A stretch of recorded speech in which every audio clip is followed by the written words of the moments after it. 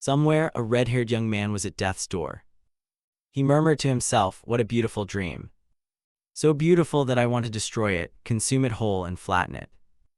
Unfortunately, he hadn't finished the sentence when a blond young man stared at him and calmly said, "Finally he's destroyed. A miserable end, well deserved for the most cruel villain." After speaking, he turned his back and left. It turned out this was the ending of a novel. Just now, Nam Woo-hein, wanting to finish his series, had arranged for the strongest antagonist to die at the hands of the protagonist. Though this ending was what many readers wanted, to him it was nothing but garbage. Clearly this wasn't the ending he wanted to write, but because of money, he reluctantly did it. When the final word was written, a strange sound suddenly rang out. Nam Woo-hein flinched, trembling. No one should be here at this hour. He went to the door to check. But before him there was only a silent void.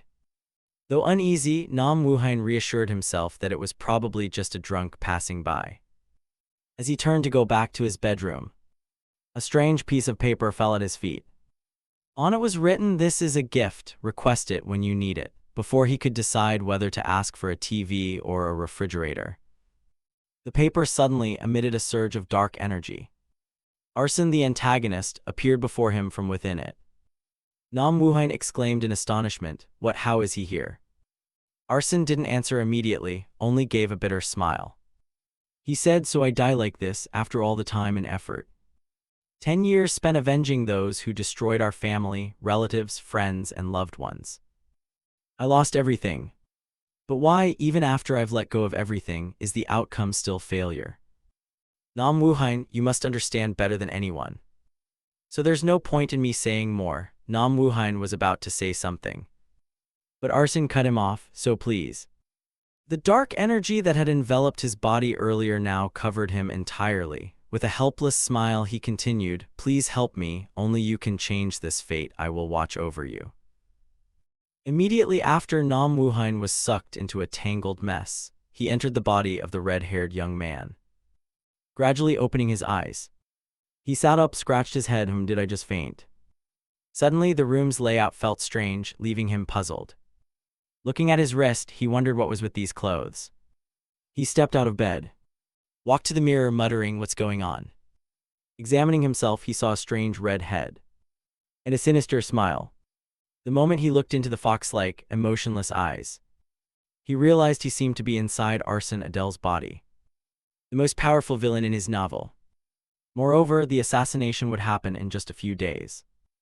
The Arson family's half-demon bloodline, descendants of demons, had helped the family become one of the kingdom's greatest houses.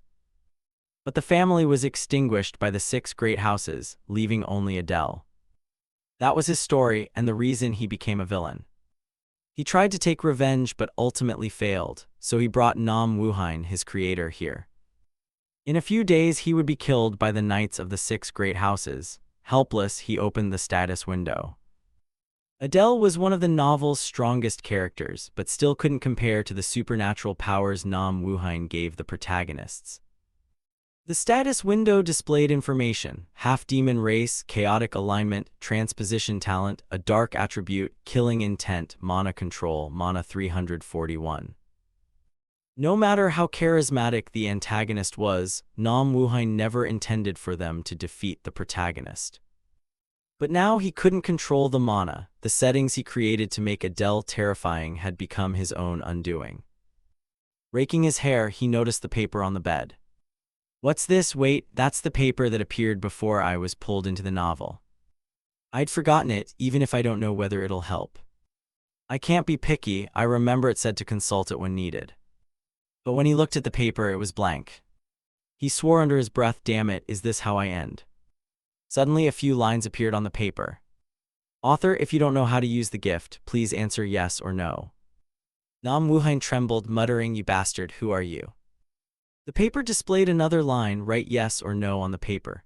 Annoyed, he thought, "What now, are you mocking me?" "Fine, I'll obey." He wrote yes, and the paper explained how to use it to buy and sell information. "I will answer anything written on this paper. Some questions require a fee." Nam Woo-hein was surprised. Information trading.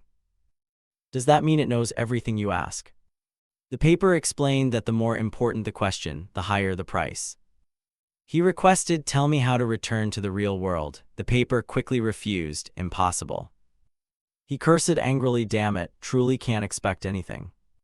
He decided, "Then at least show me how to use mana and Adele's attributes." As soon as he finished writing, his whole body exuded mana. The paper announced the question required no fee. Mana control and how to use the attributes were assimilated by the body. "Do you accept?" He answered yes. He smiled as he felt the mana. The first attribute was darkness, the ability to nullify an opponent's 5 senses. When activated, a black hole appeared in his hand. He was pleased. Success. Usually it was larger, but this would do. Next was killing intent, a power that suppresses opponents with an aura. After using it, he succeeded again. Trained knights and soldiers could withstand it, but it was still effective against ordinary people. He thought now he only needed to master the transposition ability, the power to swap positions with any chosen object, the ultimate assassination skill. When activated, a magic circle appeared beneath his feet. He was satisfied but could only transpose within a 20-meter range, far weaker than in the novel, if he trained. He looked ahead and decided to try it with his armor. He used transposition, expecting his body to merge with the armor. But he was thrown backward. A loud bang sounded and he fell flat on his butt. "Damn it, guess you can't pull it off in one go." Outside, the sound of hooves and voices grew closer. The soldiers shouted, "Move, this time we must kill him." But Nam Wuhain was resolute. "I'll try again 10, no, 100 times if needed, I will survive." Meanwhile, at the Arson family estate, a group of people entered. Seeing so many people, the 2 servants grew anxious. One was a tall man. His gaze full of killing intent, he looked down and asked, "Where is he?" This was Count Leon, captain of the Peltz Knights. The servant stammered, "In this room, sir." Inside, Adele heard the commotion but said nothing. Leon asked about his condition. The servant reported that the boy hadn't moved for days. Hearing this, Leon grew more curious. Without hesitation, he kicked the door in. Adele sat calmly in his chair to receive them. "You've come. You don't intend to let a child live, do you?" Leon sneered, laughing scornfully. "How ridiculous. Eliminate him." A soldier immediately obeyed and stepped forward. "Yes, sir." Refusing to be bullied, Adele quickly used transposition 1. The soldier's sword glowed, startling him. Adele used transposition 1 again, teleporting in front of the soldier. He plunged the blade into his throat, blood spraying everywhere. Leon was taken aback to see him defeat the soldier in an instant. He folded his arms and ordered, "What are you doing? Charge." The soldiers obeyed and rushed forward. Adele quickly leapt out of the room, threw the short dagger to the ground, then used transposition to teleport. His body landed safely. He decided he had to reach the Arson forest. Seeing him escape, Leon ordered, "He's fleeing, pursue him quickly." In the Arson forest, Adele ran for his life, gasping for breath. As he ran, he calculated, even if he miraculously escaped the knights and left the territory, he still couldn't survive. "So I'll go through the gate in this forest to reach the demon realm." The demon realm was currently suffering heavy losses due to war with humans. If he demonstrated enough talent, they might accept him, but the problem was... Adele stopped to rest and suddenly heard a noise. He worried, "Have they caught up with me?" Leon's soldiers had entered the forest. He ordered them to split up and search for him. Adele hid behind a tree to observe. The problem was he didn't know exactly where the gate was, but it had to be nearby. As he moved, he unfortunately stepped on a branch, making a noise, and he immediately grew anxious. Leon's ears were like a dog's. The moment he heard the sound, he unleashed his power, rendering the forest a wasteland. He said, brimming with killing intent, "You sneaky bastard, so you were hiding here." But Adele had already used his power to escape. "I have 1 or 2 transpositions left, must find the gate quickly." "Damn it, there has to be a way." He wrote on the paper, "Tell me the exact location of the gate to the demon realm in the Arson forest." The paper replied that information is not free. Pay 100 gold coins or an artifact of relic rank or higher. Faced with such a large gold demand, Adele panicked. "Damn, where am I supposed to get that now?" No sooner had he finished than a shockwave barreled toward him, sending him crashing to the ground in pain. Leon stood before him with his sharp sword. You ran to live, did you? Adele, today you will die here, whether you want to or not. Though beaten until blood gushed, he kept his mouth shut. Don't make me laugh. I won't die, he thought there might still be a way. Whether I live or die, I'll take the risk. Seeing him like that, Leon wondered, you still resist to the end. After all, you are the head of the house. Adele tightened his grip on the sword, annoyed. Why do you act so noble when you're just a bunch of grown men hunting down a kid? Or become a nanny, I guess that's something you probably can't do on your own. Adele's taunts angered Leon. I intended to send you off without pain, but now I'll drive this sword given by the Count through your heart. Leon charged with his sword. Die. Adele grinned triumphantly. Now's the time. As Leon thrust, Adele quickly opened the paper to block it. Words appeared on the paper. Thank you for paying the price assessed as sufficient, exceeding the required amount, leading you to the gate to the demon realm in the forest. Adele smiled smugly, leaving Leon bewildered. What? Beside him, a door appeared. Adele immediately used transposition 1 and lunged toward the gate. Leon, startled, shouted, Stop. But Adele resolutely ran on, thinking, that freakish bastard, can't believe he chased me all the way here. Seeing the door, he rejoiced, found it. Leon quickly snapped off a branch, determined, I won't let you go anywhere. The branch flew straight at Adele, and as it neared, he was about to vanish. Adele smiled and said to Leon, see you next time. Before leaving, he gave Leon a parting gesture that drove him insane with rage. Damn, he's gone to the demon realm. After arriving in the demon realm, Adele chewed on jerky and wondered how much time had passed. After waking from passing through the gate, I was in a dungeon. This was an artificial dungeon created by someone, a secret place for researching demonic arts. He was puzzled why there was jerky and a stone bed in a place like this. Was it made by the treasure guardian? Not to mention a red barrier blocking frontal attacks and a stone guardian as well. I don't know which high-ranking clan created this place, but it's full of strange aspects. Just looking at that guardian is terrifying. If I rushed in now, I'd probably be crushed. Suddenly, the paper glowed, drawing Adele's attention. The paper read, this is the only time you are forgiven for using items not belonging to you as payment for an exchange. If you do not comply, the information exchange will not occur. Adele broke out in a sweat, thinking this thing was insane, so he's letting it slide this time. Suddenly, he noticed something odd. That stone wall looks unusual. I can sense these things. Suddenly, a voice echoed. You have no right. Hearing that, Adele thought it must be the barrier disable function. What a pity. He began to think, I need to find another way out of here. The stone had fallen from the guardian. If it was truly stone, things might go my way. He immediately used transposition 1, swapping places with the stone. Get out of there. He rejoiced, good, it worked.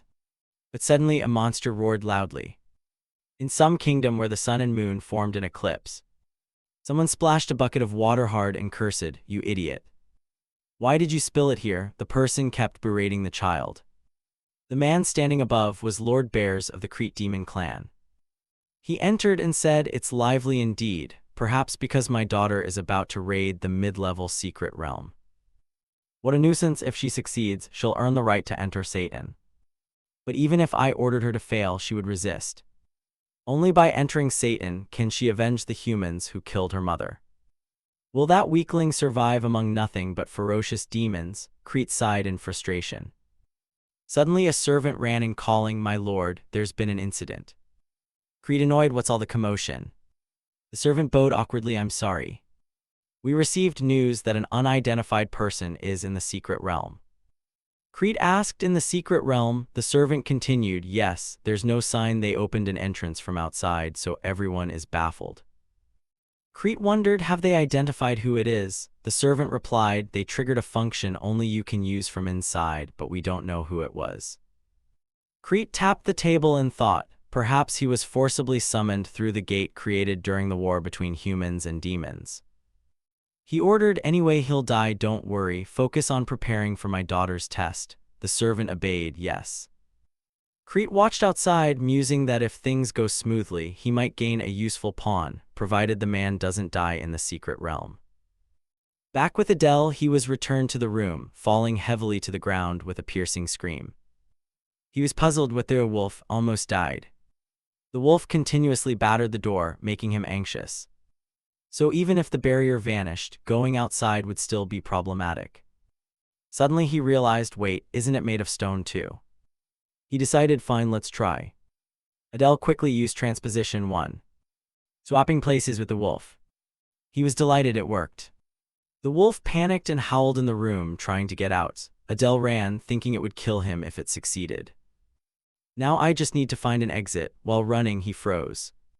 A praying mantis appeared in front of him. This might not be good. Each stage has tasks, and this one is more dangerous than the wolf. He curled his lips smugly, just as I thought, they're just mindless things. This is doable as long as I have transposition 1. He sprinted and stopped before the final door. A voice rang out, welcome, you have reached the final destination. Adele was puzzled, what, you're welcoming an intruder? What the hell, it seems this is the boss's chamber. Is anyone in there? Inside was another monster, a death knight. Adele swallowed nervously. Judging by its strength, it seemed on par with an elite knight. The death knight spoke, I express my respect that you have come here. Adele immediately used transposition 1, just as the knight finished speaking. He had already teleported it outside. Adele greedily stepped forward. Ooh, a treasure chest bigger than I thought. There was also an ornament carved with a black dragon. Suddenly he realized, wait, the black dragon ornament. I've seen it somewhere before. He wondered. The black dragon among the highest noble clans are sloth, lust, gluttony, wrath, envy, greed, malice, and pride. Like a black dragon bears the 7th of the 7 deadly sins, pride. Thinking that, he ground his teeth and cursed, damn, if he catches me, I'm dead for sure. Without hesitation, Adele opened the chest. At this point, grab everything and run, there must be useful items to escape. As soon as it opened, demonic energy poured out, clinging to his face. It forced its way into his stomach. Adele in agony clutched his belly and vomited everything up, then screamed in pain.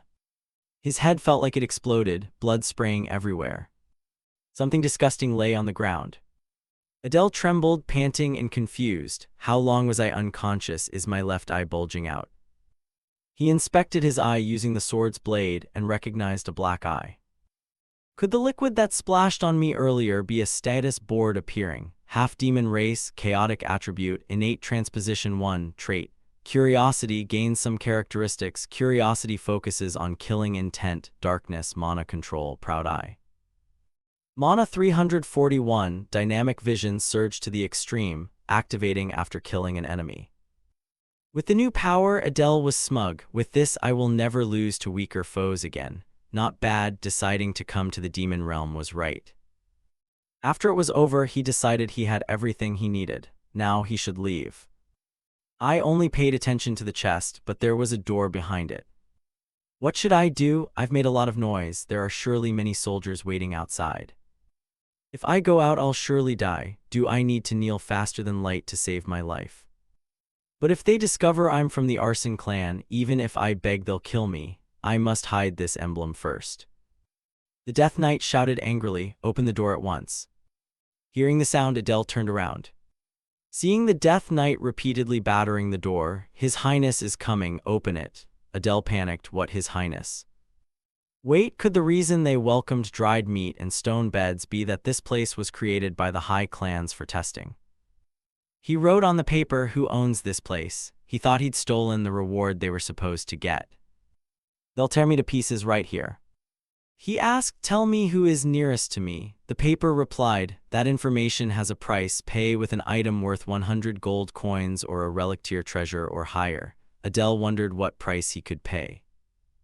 He decided, mana, I'll pay with 100 of my max mana points. He thought it would be hard, but he could recover after surviving. The paper accepted, deeming it satisfactory. I will take 100 of your mana, author.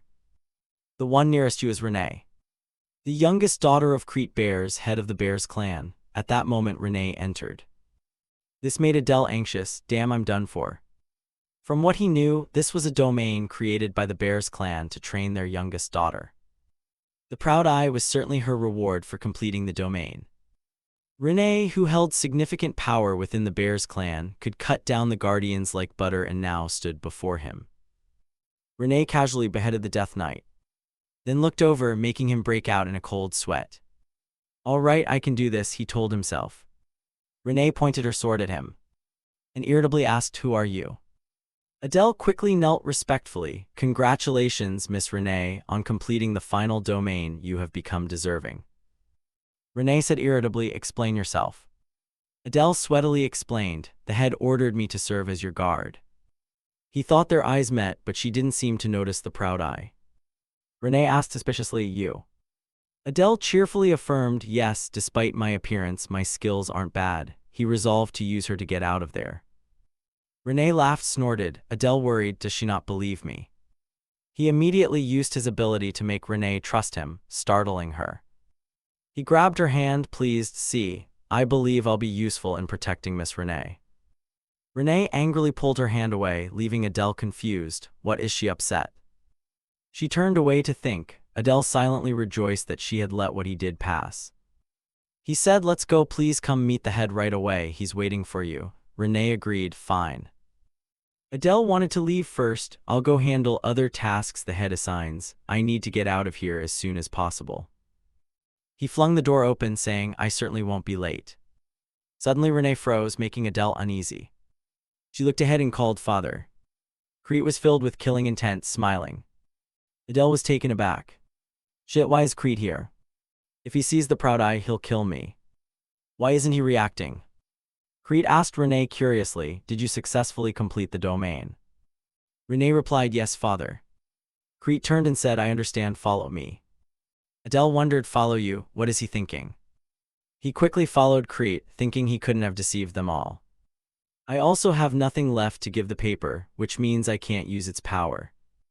He followed Crete to the palace, so this is the bear's residence. Crete paused and ordered, "Return to your room." The people obeyed, "Yes, sir." Crete told Adele, "You wait here, I will call for you later." Adele inwardly rejoiced that he was left alone. "This is my chance." "No, of course not." In the office, Renee stood before Crete. He asked, "Have you completed my final task? You must enter the Satan training area." Renee affirmed yes. Crete pondered for a moment and then asked, "Setting that aside, how is he?"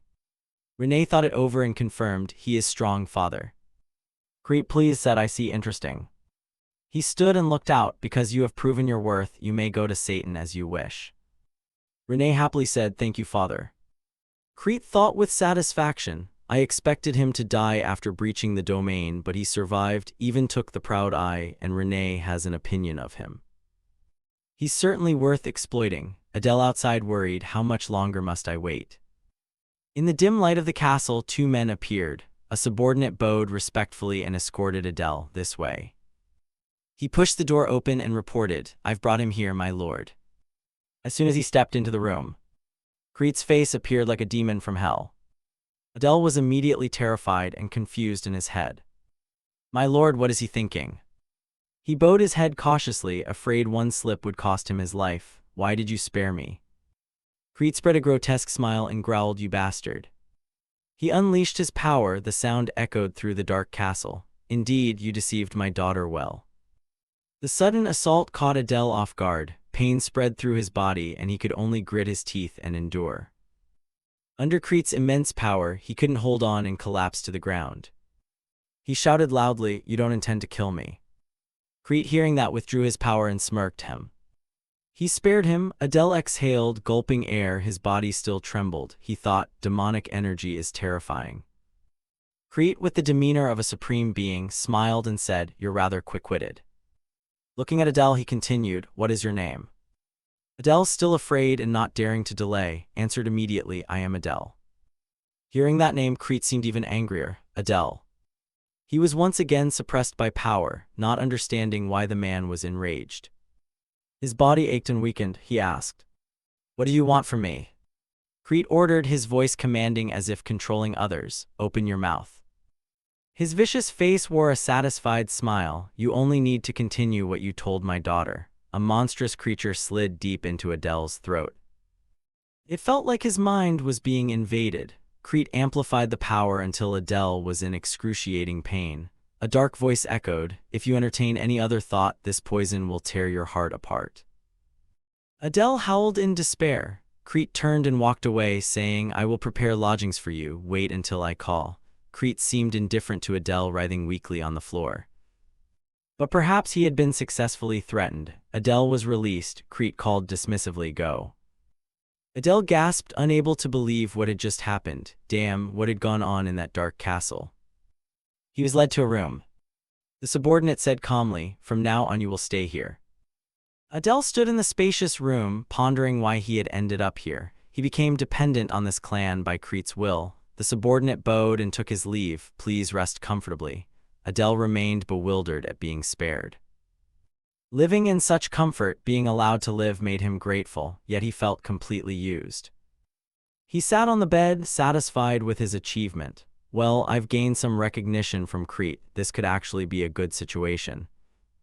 But above all, that creature still lay deep within him. Adele clutched his chest, sensing the life of the alien. He resolved to remove it. He was certain it must succeed. After forcing the parasite out with his power, he shouted with joy, "It's done." Just as he thought it was a mindless thing, seeing it sleeping and oblivious, he realized if he killed it, Crete would notice immediately. So what should he do now? Adele was startled when it opened its eyes. He gradually understood it had woken because the mana supply from his body had been cut off. He immediately let a drop of his blood fall for it. "Eat this." While it gorged on the mana, he said helplessly, "So I have no choice but to soothe it like this." He urged, "Go back to sleep quickly." Adele, exhausted, collapsed onto the soft bed and sighed, "Finally, I can relax." He wondered how many of the traps on his neck had been removed. He was about to faint. A status window appeared. Race, half-fiend attribute, chaotic, talent transposition level 1 increased to level 2, trait, interest absorption, focused interest trait, dark murderous intent, mana control, proud eye, mana 341 reduced to 241. Looking at the numbers, Adele watched carefully. "I should still run a check." After finishing, he was pleased. Transposition 1 reached level 2, but the mana amount was the real issue. Compared to protagonists, it's just a grain of sand in the desert. How to increase mana? After thinking, he found a method. All right, there is that way. Renee appeared with a cold, gloomy, empty expression. "I don't like this." Adele asked nervously. "Yes," he thought helplessly. "It's been 3 days since I was assigned as Renee's guard." He trailed behind, observing. She always reacted coldly. Staring at her back, he mused. As a child she was bright, but after losing her mother to humans she changed. As the author, I feel guilty. From afar a man shouted, "Renee, Adele, the Lord is calling for both of you." Adele flinched, probably still haunted by the previous incident. At the summons, he and Renee approached Crete. He realized the Lord had called them because of Renee entering Satan. Although Renee hoped for it after successfully breaching the domain, Crete would not allow it.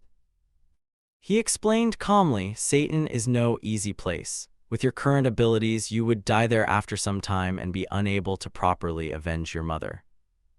A terrifying energy radiating from Renee made Adele fearful. He regretted being here. Crete continued, "However, if you take him as your guard, I will allow you to enter." Both flinched, unable to believe what they heard. Renee shook her head in refusal. "No." Adele wondered, "Does she hate me that much?"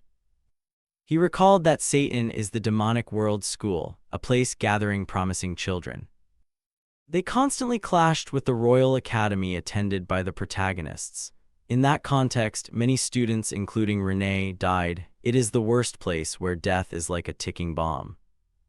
Seeing Renee's determined expression, Adele wondered why she would insist on going to such a place. But he dismissed his initial thought and instead concluded firmly, "No, it's the best place to amass forces.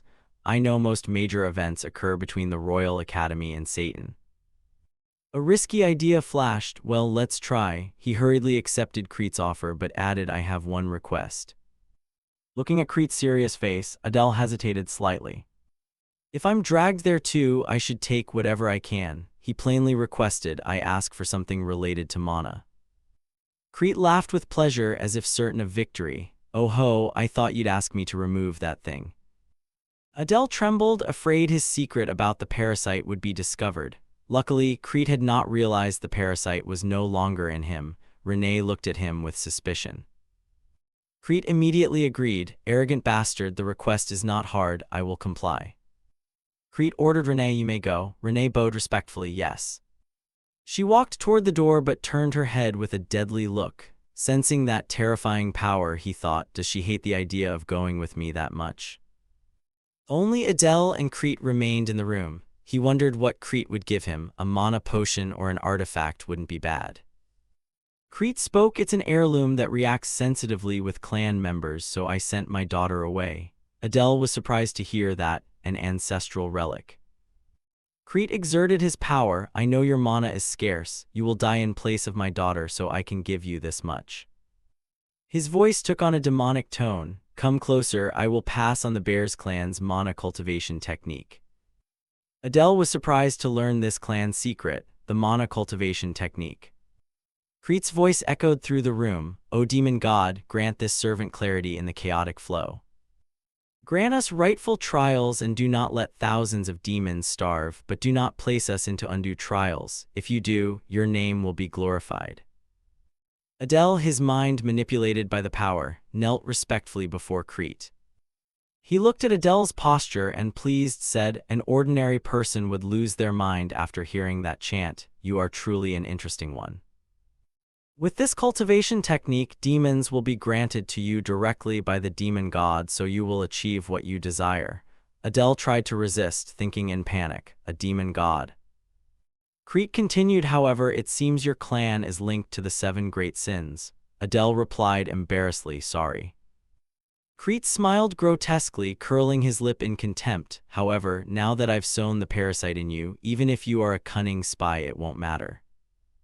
Adele heard this with a dazed look. The details I've written was the clan linked to the 7 great sins. I don't remember establishing that. Crete said, you may go now. Adele answered yes. In the wonderful atmosphere of the forest, he sat to train. He decided he would practice here because his mana might spiral out of control. He adapted to the dark power seething within his body. O demon god, he gradually realized that once he accepted the demon god's Maki, he would no longer be able to use human magic. I also had no other choice. From somewhere a deathly voice rang out, you are a mongrel. Adele was bewildered and surprised at what had appeared before him. Stammering, no, don't tell me that thing has life. It said, I didn't think you carried that child's blood. It seems you bear the blood of a filthy traitor. Adele flinched at the vast energy, looked at it and asked, are you the demon god? The voice in the space replied, yes, it seems the world calls me the arrogant god. Adele asked, seemingly certain of the outcome, do you intend to kill me? The creature explained, if I wanted to kill you, you'd be dead the moment you opened your mouth. For some reason, I do not wish to kill you. You seem burned by the same sin as me. I feel a strange sympathy for you. I will grant you a sigil, you who walk the path like mine. This mark proves you can use my power, O arrogant traitor. Make sure your pride does not cost you your sanity. Adele raised his hand, feeling the power absorbed, his mind reeling.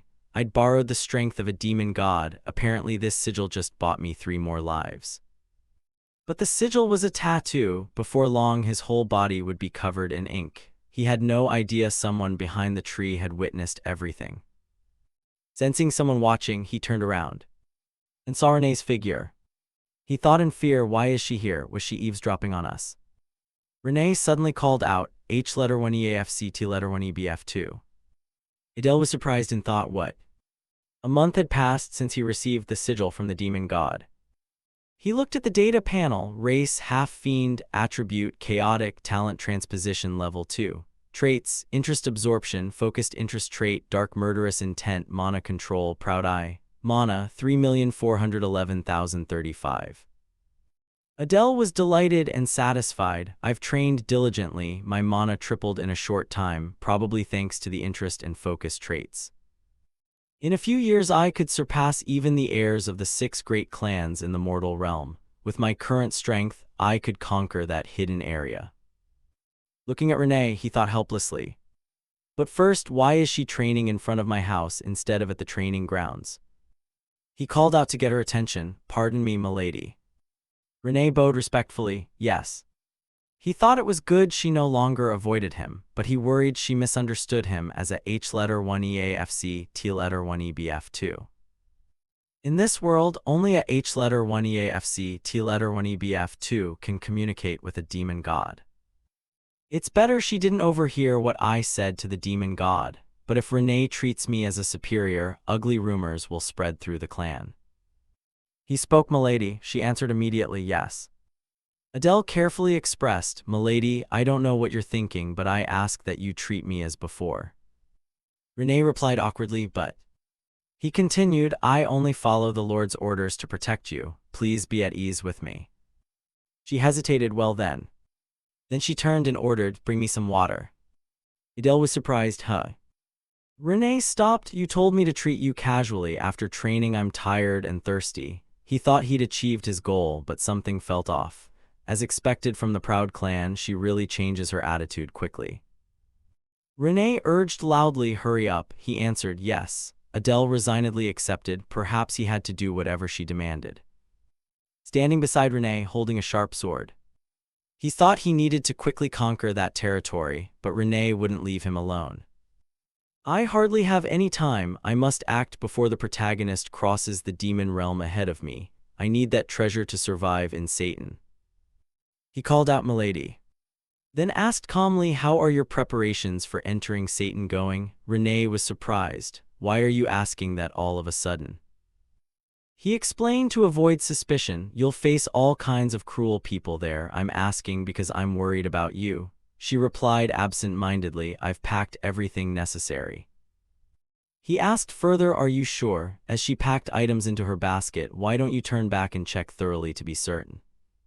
He coaxed, if later you discover you forgot something important, I don't want you to get into trouble. Renee looked at him suspiciously and said bluntly, what are you trying to say? Get to the point. Adele immediately denied it, making excuses. I'm only saying this out of concern for you. After all, I'm your escort. She seemed to see through him and exclaimed, liar. Where do you plan to go behind my back? Adele thought angrily, damn, she isn't fooled. Renee spoke gloomily, do you hate me? Adele cursed silently, damn. He tried hard to explain. Actually, I heard there's a territory around here, so I plan to conquer it. Please understand, it's for your safety. In his head he begged, please believe this reason.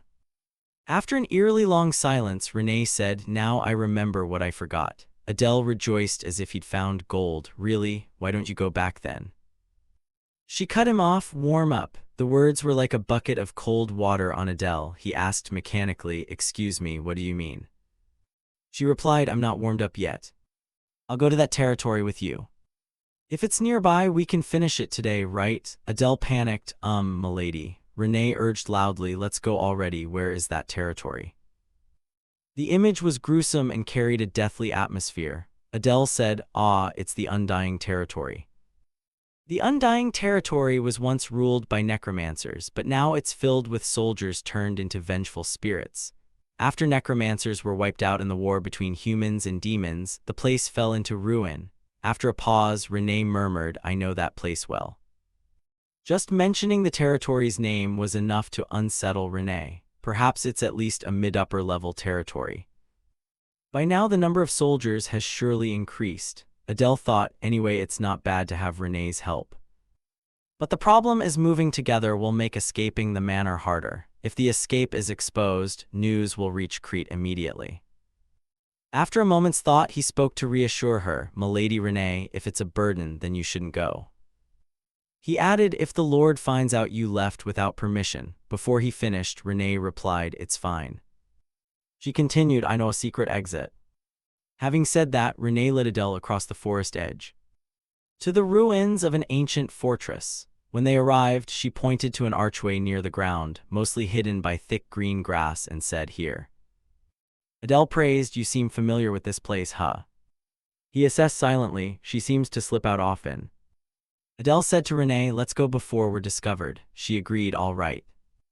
After passing through the shortcut, they were met by a vista of towering, majestic mountains. Below was barren, stony ground. A gloomy, frigid atmosphere hung over the landscape. After looking around for a moment, he asked, milady, how much farther do we have to go? Renee did not answer immediately. She turned to look at him with an inscrutable cold expression. Seeing that, he hurried to explain, I have no reason to leave the grounds, so I'm not familiar with the surrounding terrain. Only then did Renee reply, we're close, just need to get past that spot. After a long, silent trek over mountains and hills, Adele hesitantly broke the silence. We should be nearly there. Renee maintained her cold demeanor, answering curtly, aha. At last the two arrived at the territory. Adele said, it seems we've reached the place. The scene outside the territory was indescribably desolate, shattered buildings and debris strewn everywhere, the ground barren of any plant life. Witnessing the desolation, Renee couldn't help but seethe, damn it, you son of Cerberus. Adele thought to himself that she probably meant bastard. I must hide from Renee at all costs the fact that I'm of Arson's bloodline. He continued thinking that only he knew the way into the territory. After scouting for a while, he told Renee, I think we can get in by digging here. She replied immediately, okay. Beneath the largest stone statue were rotting soldiers guarding the land. After digging, a hatch leading to the undying territory was revealed, its surface carved with intricate ancient symbols and patterns. Adele concluded it was definitely the entrance. Adele offered, I'll lead the way, but Renee refused, no, I'll go first.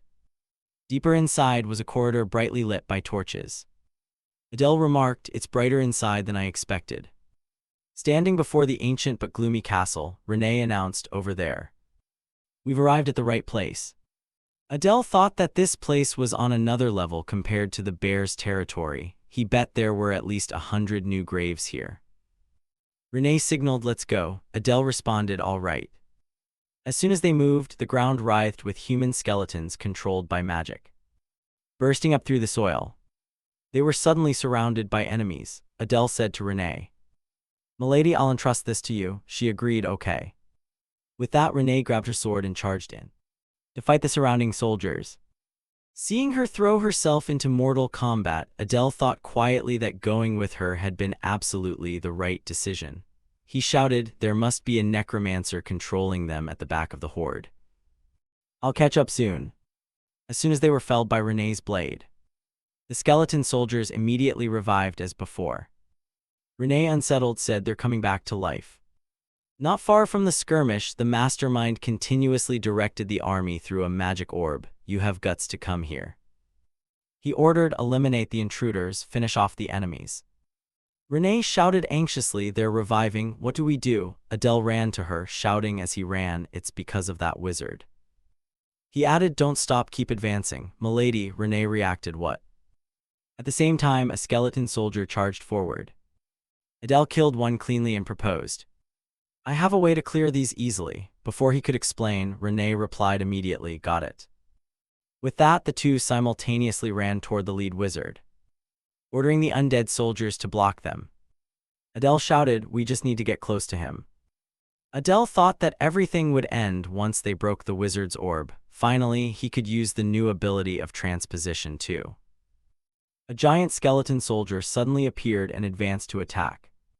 Adele thought it might not be that easy. He yelled, Milady, Renee, charge. The giant skeleton was struck head-on by Renee's blade. Its body shattered into pieces. Seizing the opportunity, Adele and Renee coordinated to execute the plan to eliminate the wizard. Transposition 2 designated the displacement.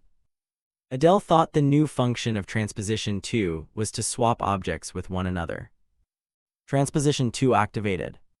For a long moment the orb seemed to vanish, causing panic. Remembering the new function, Adele successfully caught the magic orb in his hand. He thought to himself, got it.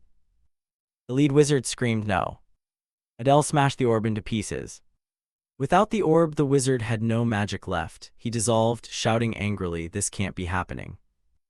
After the wizard vanished completely, Adele rejoiced, we did it. Milady, Renee, still catching her breath after the fight, replied lightly, yep. The voices of the vanishing spirits suddenly echoed, thanks. Looking around, Adele whispered, the tragedy here, all of this happened because of what I wrote, please rest in peace. Suddenly Renee asked Adele if there's anything else to do. He answered cheerfully, yes, it's time to claim the reward. Before them was an ancient chest not far away. Adele was delighted, finally I have the item I need. The Dark Fang, a dagger forged from the demon world's black iron that converts darkness into mana, increasing sharpness and speed in the dark. Eternal Full Moon, an art ring that absorbs and senses mana and moonlight. Adele marveled, wow, with this dagger, I'll exploit the darkness attribute to the fullest. The ring is nice to have, but I don't really need it. He turned and asked Milady Renee, why don't you take the ring, I'll take the dagger. Renee agreed, all right. Adele continued, fine, then let me. Saying that, he gently slipped the ring onto Renee's hand. Immediately she pulled her hand back, her face flushing bright red. Adele thought inwardly, why is she reacting like that? Does wearing a ring have some meaning to demons? He asked, how does it feel? Renee replied bashfully, this is awesome. Adele laughed, good that you like it. Then he sat beside the chest full of gold coins and said, since I dealt with the boss, I'll take all the gold. The tip of Renee's sword immediately pressed against his throat. Adele hurried to patch things up, we'll split every last coin equally. After clearing the territory, the two returned to the mansion. Adele spent his time doing chores for Renee or practicing mana. A month passed and his status panel appeared. Half-demon race, chaotic attribute, innate talent, transposition 2, interest trait, miscellaneous intake, focus interest trait, dark killing intent, mana control, proud eye, mana 10,351,297. Adele was pleased, almost 1,300 mana, this is mid-tier among demon ranks, I've improved significantly. A few days later, Crete summoned Adele and Renee. At the mansion, her father stood before them. In a stern voice, it's time for you to advance to Satan. The moment has come, he continued, today the two of you will go to the capital to enroll in the academy. Crete asked, are you prepared? Adele and Renee answered in unison, yes, sir. Having heard that, he said, go, I don't think farewells are necessary. Renee fell silent, sorrowful, then bowed and departed. Adele replied, at your command, I will accompany the lady now. Crete gave a private admonition, Adele. I hope you will do well. He responded respectfully, yes.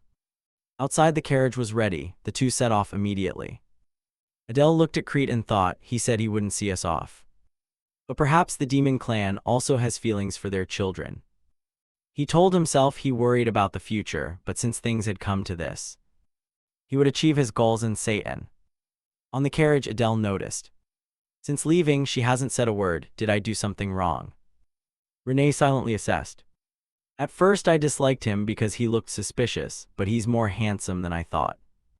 Sensing the atmosphere was too chilly, Adele spoke up, haha, nice weather today. Renee continued to think that his actions and words lacked weight, and in terms of power he was far from the required threshold. Is he really a Tessie priest? She reassured herself, so foolish. I saw him speak with the demon god, why doubt him?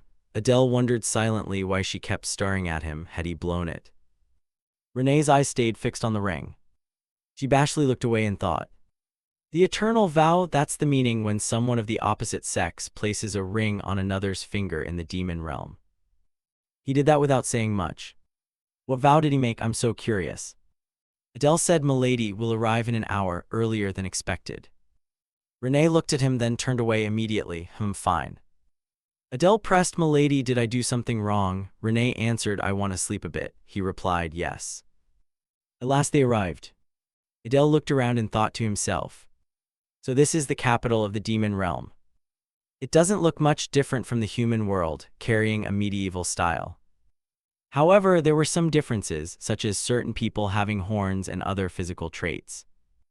He noticed an elite demon who had a tattoo on his neck like his own. Seeing Adele dazed, Renee reminded him, what are you waiting for? Hurry up. Adele flustered, yes, milady. He asked, so where are we going now? Renee replied, the entrance exam is in 2 days. We need to register first. Adele quickly, if it's in 2 days, why don't we tour the capital until then? Renee coldly, I'm not interested. Receiving the cold answer, Adele's constant smile vanished. He tried to persuade her, milady, perhaps you could. Renee cut him off, we don't have time, let's register. Adele thought, didn't she never leave the house after her mother died? Good grief, I don't understand her. Looking over Satan's grounds, he exclaimed, so this is Satan. Amazing, it's 3 times larger than a normal university. From the front, the registrar announced, "You're registered, return in 2 days." When it was Adele's turn, he said, "We're here to register for admission." The registrar examined him and asked, "What's your status?" Adele, surprised, said, "Huh." The man continued, "You don't look like a demon." Gripping his pen, he snapped angrily, a half-demon daring to register. He shouted, "We may have lost the war, but what do you think this place is?" Hearing the harsh words, Adele thought to himself, "I see a bleak future ahead." The enraged registrar didn't hesitate to insult Adele to his face. "Like scum such as you," Renee's voice rang out, "what's going on?" She stepped up to the registrar. Adele turned to her, embarrassed.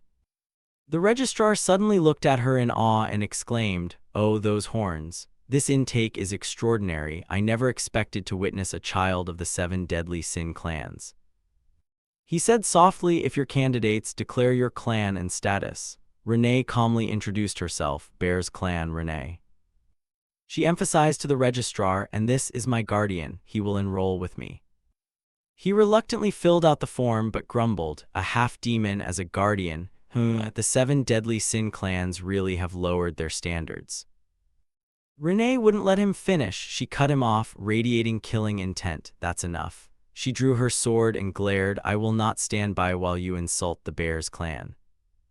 Panicked, he changed his tone and dodged, whispering, We don't discriminate among candidates, so forget what I said." He then called out loudly, "State your clan and status." Adele answered, "Clan Pixie Adele." He completed the procedure and reminded them, "Registration complete. Attend the entrance exam on the scheduled day."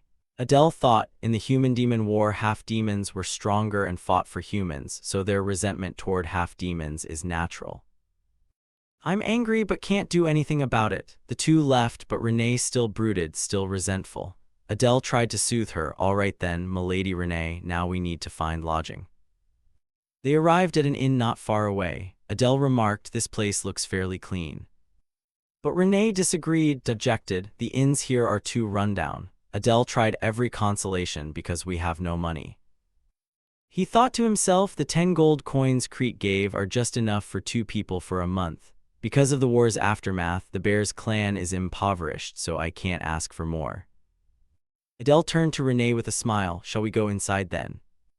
The door opened and greetings rang out. Renee looked around as if inspecting conditions, while Adele politely asked the innkeeper, "Are there rooms for 2 people for 2 days?" The innkeeper replied, "Yes." The innkeeper then asked, "Will you share a room?" Renee startled, blushing shyly, truly an innocent girl inexperienced in the world. Adele, still smiling, said, "No, please give us 2 separate rooms." Renee, embarrassed, couldn't bring herself to look back. The innkeeper, surprised, said, "Oh, yes."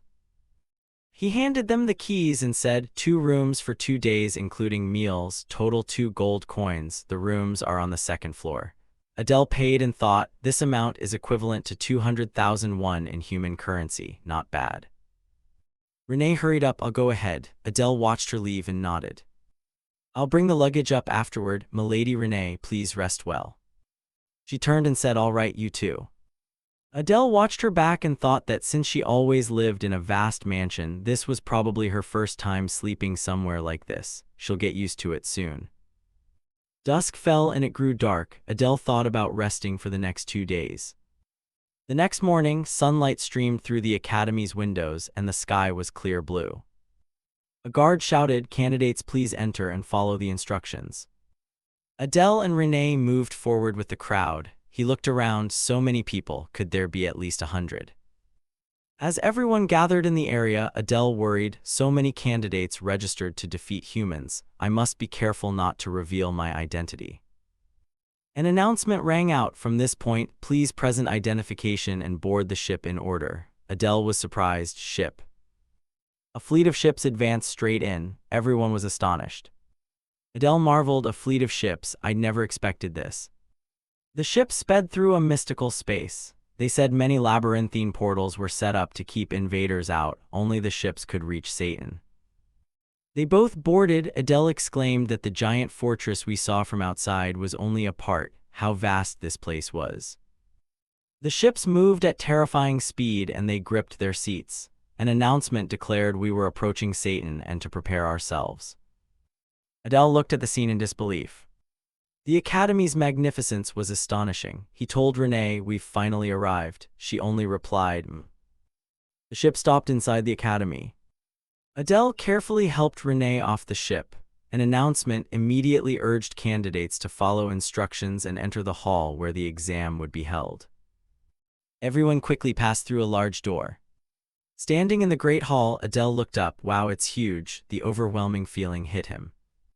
He observed the crowd, mostly young demons. He wondered if there were any other heirs of the 7 deadly sin clans here. Suddenly, 3 people in unusual attire appeared, a purple-haired man with a large sword at his waist, looking fierce.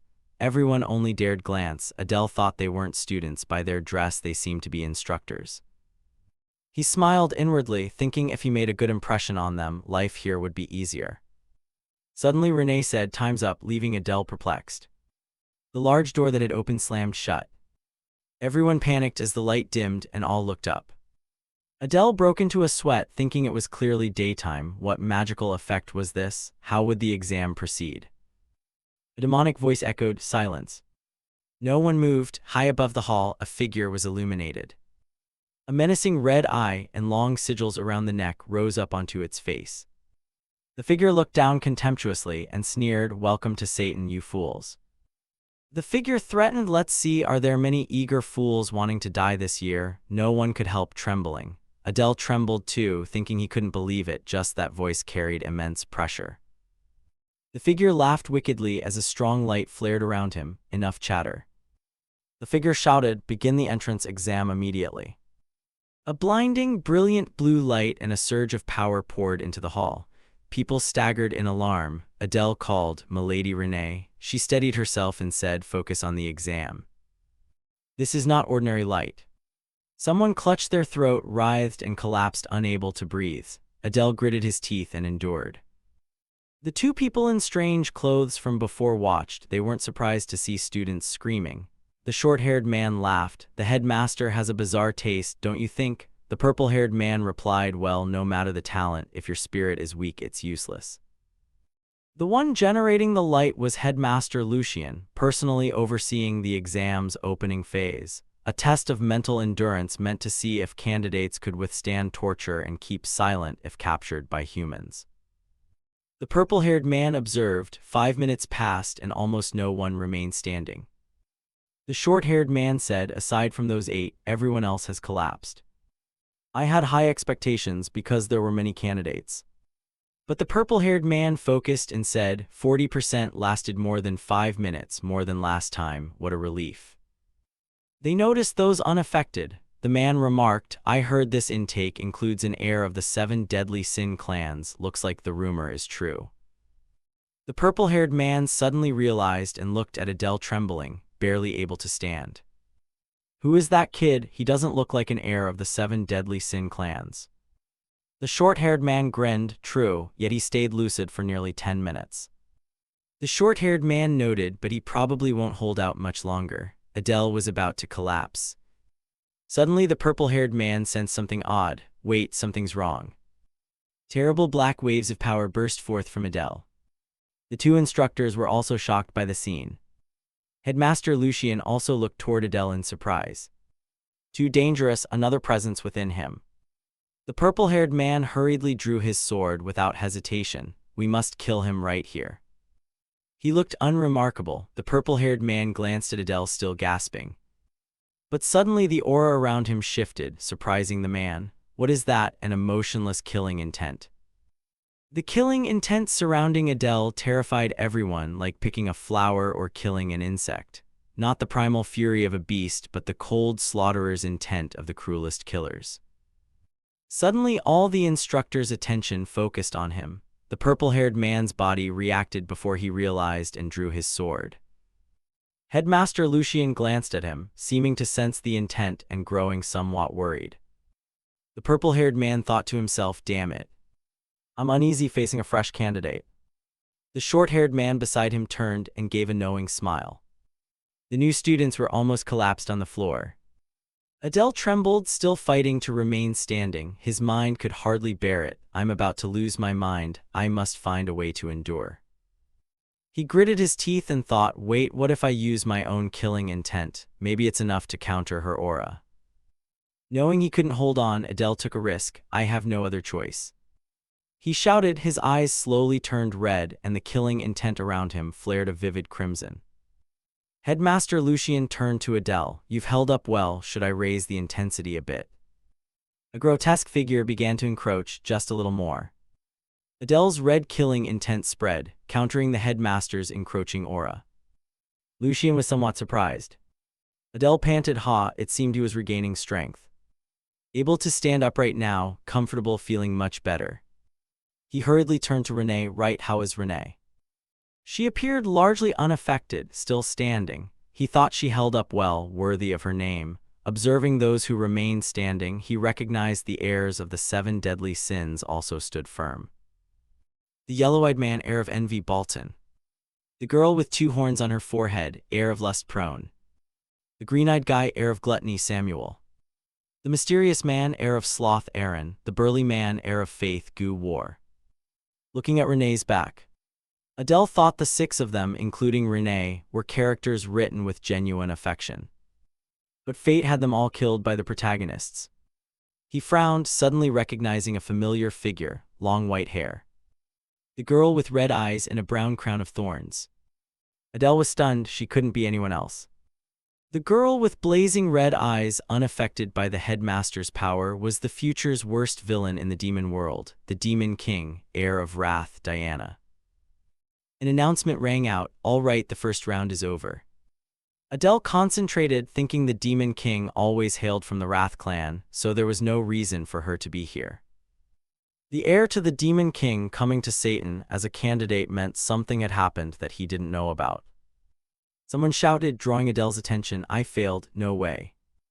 The purple-haired man stood with arms crossed. As students protested, what kind of test is this? Don't you dare touch me, do you know who my father is? A large hand grabbed that man's face. The purple-haired man glared, I don't care what your father does, understand?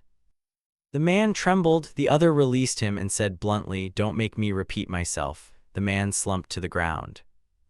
The man proclaimed decisively, those who can't endure 5 minutes in the first test are not needed here. Failures are eliminated. An announcement sounded, close the gates. Adele smiled with relief. Satan truly showed no mercy. Luckily he had passed. He turned to look at the headmaster, thinking that girl was Satan's headmaster. I knew it, I've seen her somewhere before. He judged that despite her cute appearance, she was one of the strongest in the demon world. Lucien, headmaster of Satan. He gripped his sword. He was lucky to pass the first round, but needed to be more cautious, as he could fail at any time. Fewer would pass the second test.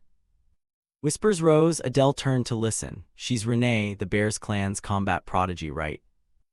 Renee stood there as people around buzzed and glanced back, thinking Renee is famous. An orange-haired young man with a proud expression was surrounded by people. Adele thought it made sense. They were heirs of the 7 deadly sins and had resisted the headmaster's overwhelming killing intent. He felt a sting of emotion that no one paid attention to him. 2 figures behind watched and judged. Renee approached and asked, you passed too, right? Adele replied, yes, I passed. He thought he should be satisfied for having given the impression he wasn't an ordinary candidate. Certainly the instructors and headmaster would remember him. The purple-haired man shouted, attention, everyone quickly focused. He spoke loudly, I'll introduce myself. My name is Aries, the instructor responsible for training you.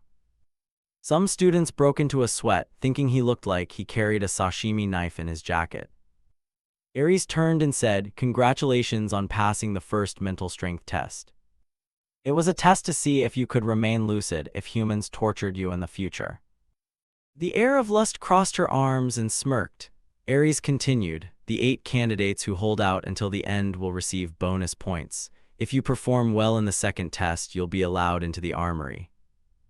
Adele rejoiced, an armory, how lucky, thank heavens I lasted until the end. But he sensed killing intent in the envious stares of others. Aries announced, now I will explain the second test. Renee listened intently. Aries said, in the second test you will demonstrate your abilities. Specifically, you will show us the talent and weapons you have to fight humans. Your class assignment may depend on this test, remember that. Adele thought he meant they'd be assigned to classes according to weapons and talent. He wondered what kind of humans they'd face. Aries raised his hand and cast a spell. The exercise for the second test and the humans you'll face are here. A small blue light appeared, spinning violently, forming a gigantic vortex. A figure emerged, wearing a tiger head on his chest, wielding a long, razor-sharp sword. Everyone was astonished, including Adele. Wait, isn't that the strongest human hero among the 6 great houses, Nini Cell? The resolute face of a legend. Adele was shocked. Why would that human be here? What a coincidence. But Renee remained calm and asked, do you know who that is? He thought to himself, of course I know. It's Nini Cell, head of the Cell House, closely connected to the protagonist in the original story. Not only close, the bloodline was predestined from the birth of the protagonist's father, the Sword Saint, who founded the mightiest house purely by talent. The 2 boys beside him whispered, that's the Sword Saint, aren't they trying to eliminate us from the start? Adele looked around, thinking others also recognized him. Well, he'd defeated quite a few demon houses after all. Instructor Aries explained nonchalantly, of course we don't expect you to face the Sword Saint's full power. He will use at most 10% of his strength. Everyone listened. Renee turned and said, 10% isn't too easy, is it? Adele smiled, not at all. Even weakened, a monster is still a monster. He glanced at the Sword Saint with unease. 10% of his power could still destroy a city. He wondered how this intake would survive such a brutal test. An idea occurred to him. There must be certain standards to pass. If possible, he'd like to use an information scroll, but they didn't have much money and the number of questions was limited. The instructor continued the announcement. At your current level, you cannot face him alone, so we will form teams of 4. To ensure fairness, the top 8 from the first test will be placed separately, the rest assigned randomly. Adele pondered. The top 8 must include heirs of the 7 deadly sins and me. Well, guess I'm being favored. Renee was watched by admiring gazes from the male students, but she paid them no mind. Adele recalled those looks. He was used to them now. Instead, he received unfriendly stares, as if people thought he got lucky in the draw and the rest were trash. A small hand touched him. Renee whispered, get through it and come back safe. Adele smiled, yes, I wish you success too, Miss Renee. An announcement rang out. Now I will call the names, starting with Group 1. Adele's group was announced. Group 33, leader Adele, members Kina, Chris, Sanchez. He approached his team, thinking he didn't recognize those names. Weren't they minor characters with little significance in the original? Adele introduced himself gently. I am Adele. Nice to meet you all. The white-haired guy greeted excitedly. Hi, I'm Chris, this is Kina. The blonde girl waved hello. The remaining one scowled. Chris introduced, and that's Sanchez. Sanchez looked at Adele and sneered, a half-demon as team leader, an insult to my family. Adele gritted his teeth in frustration. Even anonymous nobodies looked down on him, insulting his family. Did he think he was an heir of the 7 deadly sins? He turned to the other 2. Well, let's just do our best. He took the initiative. First, we need to assign roles. Share the type of weapon or ability you use. Start with you, Chris. Chris activated his ability. My power is mana transformation. I can form a triangular prism that becomes armor or a sword. He wielded it flexibly. It didn't have high damage but was very versatile. Adele was pleased. Not bad at all, you pass. Next is Kina. Kina excitedly said, I'm not suited for fighting, more of a support type. Adele asked, support, huh? She crossed her arms and cast, I pray to the demon god to boost allies' speed. Magic appeared. Kina panted, huff, so do you feel lighter? Adele nonchalantly, yeah, I think so. Kina annoyed, you're so mean. Adele backpedaled, huh, I'm kidding, don't be upset. But he thought better than nothing, though so weak he could barely feel it. Honestly, he didn't know how she passed the first test. He turned to Sanchez, how about you finally? Sanchez demonstrated, boasting with satisfaction. My ability is hardening. Adele smiled, oh, perfect for the front line. Sanchez barked, now it's your turn. With a whoosh, Adele vanished and reappeared right beside Sanchez, taking him by surprise. Adele introduced teleportation. That's my ability. He held his sword lightly and Sanchez went pale. Kina and Chris applauded. Oh, amazing teleportation is truly great. Adele laughed, haha, thanks for the compliment. But he thought still, who knew what variables might occur? He wouldn't reveal all the details of his power yet. Adele assigned roles, very simple. Chris and Sanchez handled defense up front. I'll be in the middle. Kina supports from the rear. Everyone okay with that? Kina agreed, sounds good. Sanchez had no objection. An announcement rang out, we will begin the second test. Each group prepare. Adele turned, finally starting. The instructor called Group 1 to step forward. Adele watched intently, even facing the Sword Saint, their eyes still burned with fighting spirit. The Sword Saint swung his blade, just one strike. And Group 1 was sent flying in all directions. One member took a blow to the stomach, rolled onto the ground and screamed. Adele was stunned, he hadn't even seen him move. Was that really only 10% of his power? The instructor called next, Group 2. Just like Group 1, Group 2 took the hit. Seeing that, everyone grew worried. Group 3 and Group 4 stepped forward. Two members of Group 4 approached the instructor and said, "It's useless, we'll definitely lose." Ares was silent for a moment, then said, "All right, you two may skip the test. The remaining two, will you continue?" One replied, "Yes, we'll try." Adele realized they would actually continue. He understood that was likely the condition to pass the second test. Chris was surprised, what, they don't have to take the test? Adele smiled, of course not. The remaining two students of Group 4 prepared. The instructor signaled the group to begin. Adele watched, thinking those two couldn't handle Nini Cell. Watch a bit longer. Once again, with just one strike from the Sword Saint, both were blown away. One of them screamed in pain. Adele felt helpless. If he had used true sword chi, they'd have been split in two. Chris panicked, can we really defeat a monster like that? Sanchez was still blustering. Humph, are you really afraid of a mere human? Adele saw Sanchez smile, but he could hear the man's legs trembling from here. With still only one strike from the Sword Saint, Group 5 was defeated, strewn across the ground.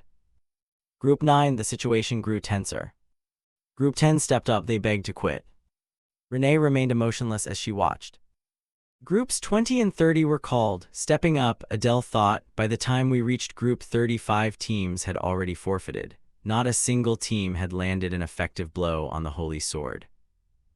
The next group formed ranks and focused on fighting, a battle against an unbeatable opponent, with no leaving midway allowed. A trainee used his sword to parry one strike from the Holy Sword. Chris was astonished, wow, he blocked it. Adele fell silent. As it went on, the matches lasted longer and their skills were better than those before. He looked at the Holy Sword and said, I get it now, this is the real condition to pass the second test. Sanchez shouted arrogantly, it's almost our turn. Chris replied, yeah, I'm nervous. Adele said, I figured out how to pass the second test. Sanchez was surprised, what do you mean? Adele smiled, the criterion is that even if you lose to overwhelming force, you must stand up and fight to the end. Judging by how the instructors treat those who forfeit and the Holy Sword's power, I'm certain of that. Sanchez wondered, but... Instructor Aries shouted next, Group 33. Adele drew his sword, smiled, let's try to beat the Holy Sword, with our strength, we can do it. Sanchez hesitated, what? Kina and Chris were excited, sure, let's try it, yeah, losing is fine. Adele smiled inwardly, so what if I'm just a sellout with the talent of the strongest villain, I can win. The group took their positions and shouted, come on, let's begin. He thought, unlike the protagonist, I don't have much information on Nini Cell because it wasn't specified earlier. What should I do now? Then he reassured his teammates, don't worry, hold your positions and fight. Chris and Sanchez trusted him, all right, I know. The Holy Sword attacked. Adele shouted, he's coming.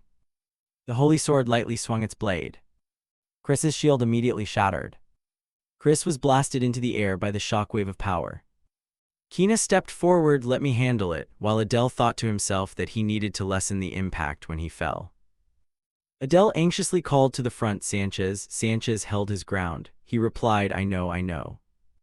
The Holy Sword swung another strike. Sanchez stood firm to block the blow, saying, I can hold.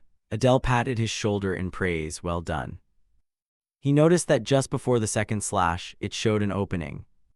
But he thought the opening was too obvious. Instinct told him not to take the risk. He sensed, could it be that it was a trap? Does it have an AI inside? The second attack was coming. Get into position. Chris tried to form a shield, muttering one word, damn. Adele felt something was wrong. Chris had reached his limit and Sanchez's hands were starting to crack. Adele stayed calm. If one strike can do this, it's not good. Push a little more. The Holy Sword's next strike came. Sanchez began to crack, nearly unable to hold. Is it even stronger? Sanchez yelled at Adele, what are you waiting for? At this rate we'll die. Adele replied, hold on a bit longer. Sanchez was furious, cursing, you damn madman. Adele calculated we're the only team that blocked the second blow. Was that his plan? The Holy Sword quietly observed the group. Adele noticed something. Meanwhile, Chris collapsed from exhaustion. Kina worriedly shook him and called, Chris. Adele hurriedly asked, are you okay? He told the trembling Chris, I know it's hard, but trust me one more time.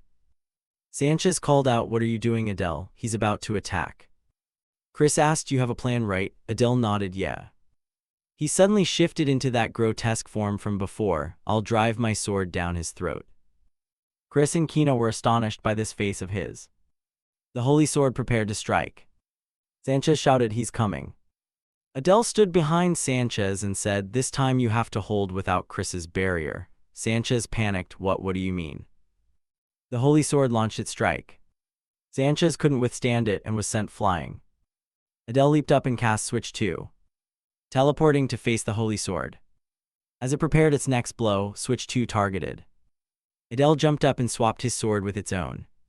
Standing before the Holy Sword, he unleashed an attack, Die Nini Cell.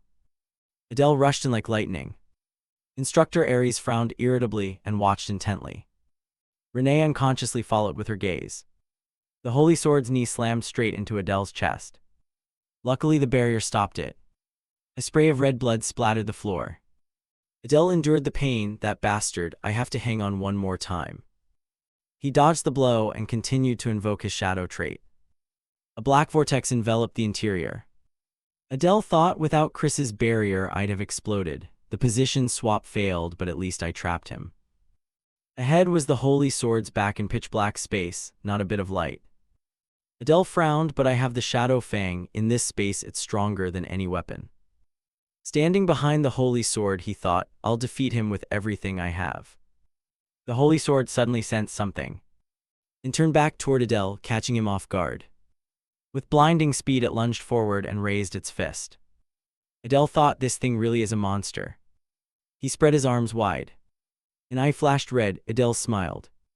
The sword in his hand suddenly appeared in a different position behind the Holy Sword. Adele held his hand out in front of it. This time the one lured into the trap is you, Holy Sword. Not just one, countless swords appeared in the space. Adele clenched his fist. The Shadow Fang activated. Dark Blade Dance. A barrage of blades shot forward, repeatedly stabbing the Holy Sword. Everyone outside focused on the vortex. Chris worried, what the hell is happening in there? Instructor Ares said nonchalantly, seems like it's about to end. The vortex gradually dissipated, leaving everything as if nothing had happened. When the vortex fully vanished, the Holy Sword fell to the floor, while Adele remained standing. Everyone was utterly stunned. Noticing his satisfied expression, Adele thought, this silent atmosphere, I did it. The orange-haired guy watched and exclaimed, how fascinating. Chris and Kina ran over, elated. Chris praised, truly amazing. Kina asked, how did you do that? Adele smiled, it was just good teamwork. He turned to Kina, what about Sanchez? She replied, he's a bit shocked, but the instructors are helping him recover. Adele raised his sword, that's good then. He stepped toward the Holy Sword, so shall we finish this? Chris and Kina blinked, finish, isn't it already over? The Holy Sword's foot suddenly twitched. Chris exclaimed in shock, what are you doing? Adele turned his head, well, don't we need to make sure it's really defeated? Instructor Ares stared intently. A seductive figure remarked, to be half-demon, you're not bad. The man beside her said, but compared to you, he has nothing special. She smiled, yes, of course. He was born inferior, sooner or later his true nature will show. Renee, full of killing intent, glared at her. The woman was flustered. What the hell, who is that? Recognizing the horns of the bear's clan, she trembled. Why is she looking at me like that? It's terrifying. People around murmured, indeed the heir of the 7 great sins. They've stepped into an intimidation contest. Who will win is unknown. The woman's fanatics cheered. Obviously it's her. That brat isn't even worthy as a side dish. She thought maybe the girl isn't that weak. Adele suddenly realized. Wait, isn't that Renee? Why is she radiating such killing intent? Instructor Aries stepped forward and called Adele. He approached and stared. Adele smiled. Yes, is there something the matter? Aries said sternly, you really don't know. Adele replied casually, no, I don't. Aries turned and walked away. From now on I'll be keeping an eye on you. Adele exhaled. What, I thought I'd be praised or something. Looks like I'll have to keep an eye on Renee instead. She's planning to fight another student again. Renee is brimming with murderous intent toward her opponent. Adele is surprised. Whoa, they're still going on. He wonders who the girl facing Renee is. Blue eyes, long hair, a single oni horn on her forehead. She's from the Laurel Prone Lust clan. But why does she want to fight Renee here? I've been following human affairs and am clueless about the demon world. Prone suddenly notices Adele watching. Shouts, pointing at him, hey, half-demon. Adele startles, why is she calling me all of a sudden? Prone says loudly, become my slave. Renee, full of murderous intent, rushes forward. She leaps up, draws the sword from her back, aiming at Prone. Prone frowns at Renee, alarmed.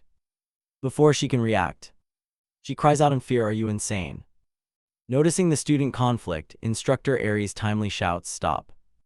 Renee looks up. Aries declares that at Satan all senseless disputes are forbidden. Prone luckily parries Renee's strike. Aries continues, personal grudges are to be settled outside. Adele breathes a sigh of relief. Luckily nothing happened before the enrollment ceremony of the 7 great sins. Renee sheathes her sword, turns and walks away, unconcerned. Prone trembles, thinking. She must really have something wrong with her head. Adele breaks into a sweat, steps forward. Milady, are you all right? Renee stares, only nodding because it's nearly her group's turn. Then she rummages through her things as if to take something out. Adele is flustered as Renee pulls out a handkerchief and gently wipes his sweat, saying, well done. Prone is astonished. Ooh, what is your relationship? Are you dating the half-demon? Adele beams. After passing, she treats me better now. He thanks her gently. Milady, Renee. Renee looks at him. You hide your strength, don't you, to seem weaker? Adele is surprised. An announcement sounds. Group 34 step forward. Renee turns. I have to go. I won't tell anyone. Adele falls silent, thinking he used all his strength to get through. Do I look that weak? Maybe she thinks I'm a sacrificial lamb of the clan. A voice rings out from behind. State your name. Adele is surprised. Me. She nods. You. Adele replies, my name is Adele. Prone considers Adele not a bad name. He wonders, why did you call me over? Prone thinks you interrupted me earlier. She folds her arms seriously. Leave that vile bears and serve me. Prone calmly, witness my irresistible charm. I will steal you and smash that girl's nose. Adele turns away, not interested. Sorry, but it's my lady's turn now, maybe next time. Prone is stunned. Wait, not effective. Adele is delighted. Finally, I get to see the full strength of Renee. Her group looks pretty strong. Just how powerful is she? He thinks. I'm looking forward to the remaining children of the 7 deadly sins. The Sword Saint and Renee radiate killing intent toward each other. Adele and everyone are astonished. What a tense confrontation, even more amazing than I expected. Renee stomps her foot. Her group is calm, showing no tension at all. The orange-haired guy laughs loudly. She's pretty amusing. Renee steps toward the Sword Saint. Adele panics. She's heading straight for him. What is she thinking? Renee stares at the Sword Saint. Their killing auras explode. Silence falls. Renee bursts forth, and so does the Sword Saint. Tick-tock, both launch attacks. Renee slices across the Sword Saint's body. Everyone is stunned by the sight. Not only does the sword break in two, his arm falls to the ground. Renee turns and walks away. And a thunderous cheer rises from the students. Instructor Aries is pleased. Not bad. Everyone chants, Renee, Renee. Adele is stunned. No way did I see that wrong. Did she really win that easily? He realizes, so that's why Ninny Cell didn't attack Renee when she approached. He had recognized her power level. Prone stands beside them and comments. Renee snorts, "It's a pity I didn't see her mocked by the Sword Saint, but at least if she wants to face me, she must have that capability." Adele is amazed. "You mean if all the children of the 7 deadly sins gathered, they could really defeat the Sword Saint?" Prone replies, "What are you talking about? Right now no one can beat the Sword Saint. Maybe if the previous Demon King were alive, perhaps." Adele presses on, "But what if the kids have skills exceeding 10% of the Sword Saint's power?"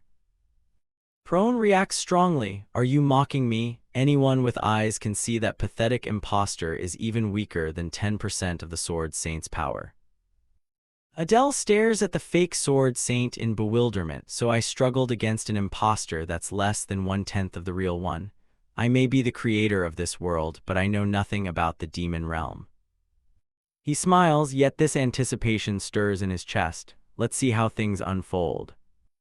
An announcement sounds. Next is Group 35, only the 7 deadly sins remain. The test becomes easy for them. Perhaps influenced by Renee's trial, the other kids also defeat the Sword Saint. Group 40 passes. The orange-haired guy laughs, "Ha, too easy." Next is a girl. The matches are so one-sided it's hard to tell the power differences among the children of the 7 deadly sins. Adele thinks, "Even so, I know who the 2 strongest are, so no worries." Instructor Aries announces, "The entrance test is over. Everyone gather before the lectern." The students listen. "We will announce the results of the second test. All who participated in combat pass regardless of win or loss." Adele thinks, "Just as I guessed, the ones who quit have failed." Renee is nonchalant in contrast to the others' joy. Aries continues, "Congratulations to those who passed. From now on, you are officially members of Satan and official trainees."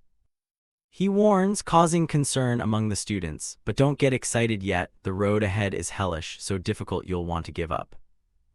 Finally, Aries says loudly, "Those who passed, gather for the enrollment ceremony in 2 days." Prone looks smugly at the instructor. Aries says, "The 8 who defeated the Sword Saint, remain where you are." Renee turns, "Why does he want us to stay?" Adele smiles, "Don't you think he's rewarding us with access to the armory he mentioned in the first test?" Aries descends the steps and approaches. "You all passed excellently. As promised, I'll give you a chance to enter the armory." The orange-haired guy excitedly raises his hand. "I have a question." Aries nods. "Go ahead, trainee Bolton." He says clearly, "Can we take many weapons?" Satan's weapons sound super useful. Adele watches closely. Indeed, he's like in Bolton's son. His greed and curiosity know no bounds. He'd had a decent amount of screen time in his own novel. Aries frowns. "No, using multiple weapons makes it hard to focus. You're only allowed to choose one." He instructs, "We don't have much time. I won't take more questions. Follow me, I'll lead you to the armory." Aries raises his hand and lightly touches the wall ahead. Casting a barrier, a door flashes into view before the students. The Bolton boy is ecstatic while Adele is amazed. Now this is a privilege granted by Satan. Whether you pick the best weapon or the worst is up to you. Adele watches skeptically. Is this really an armory? Why does the door look like a dungeon entrance? Instructor Aries beckons toward it. Enter one by one in the reverse order of the second test as a precaution. Each of you will be inspected on the way out. Adele doubts. "Wait, so I'm last? Can he do whatever he wants?" The orange-haired guy is still excited. "Great, I'm first." He steps to the door, waves his hand. "I'll pick the best one, haha." Instructor Aries scowls. "Shut up and go in." Renee says softly, "I'll choose an artifact since I already have a weapon. What about you?" Adele smiles. "I think I'll choose an artifact too." Then he stops, worried. "Hold on, does that mean everyone else will do the same? Will there be anything left when it's my turn?" Renee looks puzzled.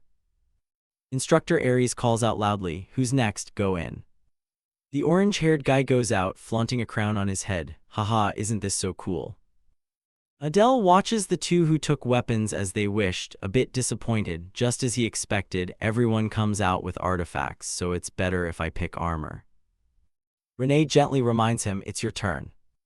Adele looks at Renee in admiration. "I see you picked a bracelet. May I ask, what are its attributes?"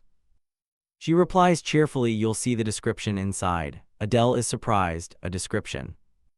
Renee smiles, "Yes, but some items don't have descriptions." Adele nods, "I see." He thinks inwardly, "Some have no description. Does that mean they're worthless?" He doesn't think so, since they're stored very carefully. Adele steps past instructor Aries. He thinks they must be special. Aries says, "You're the last one." He scowls coldly. "If you want to say something, say it." Adele breaks into a sweat.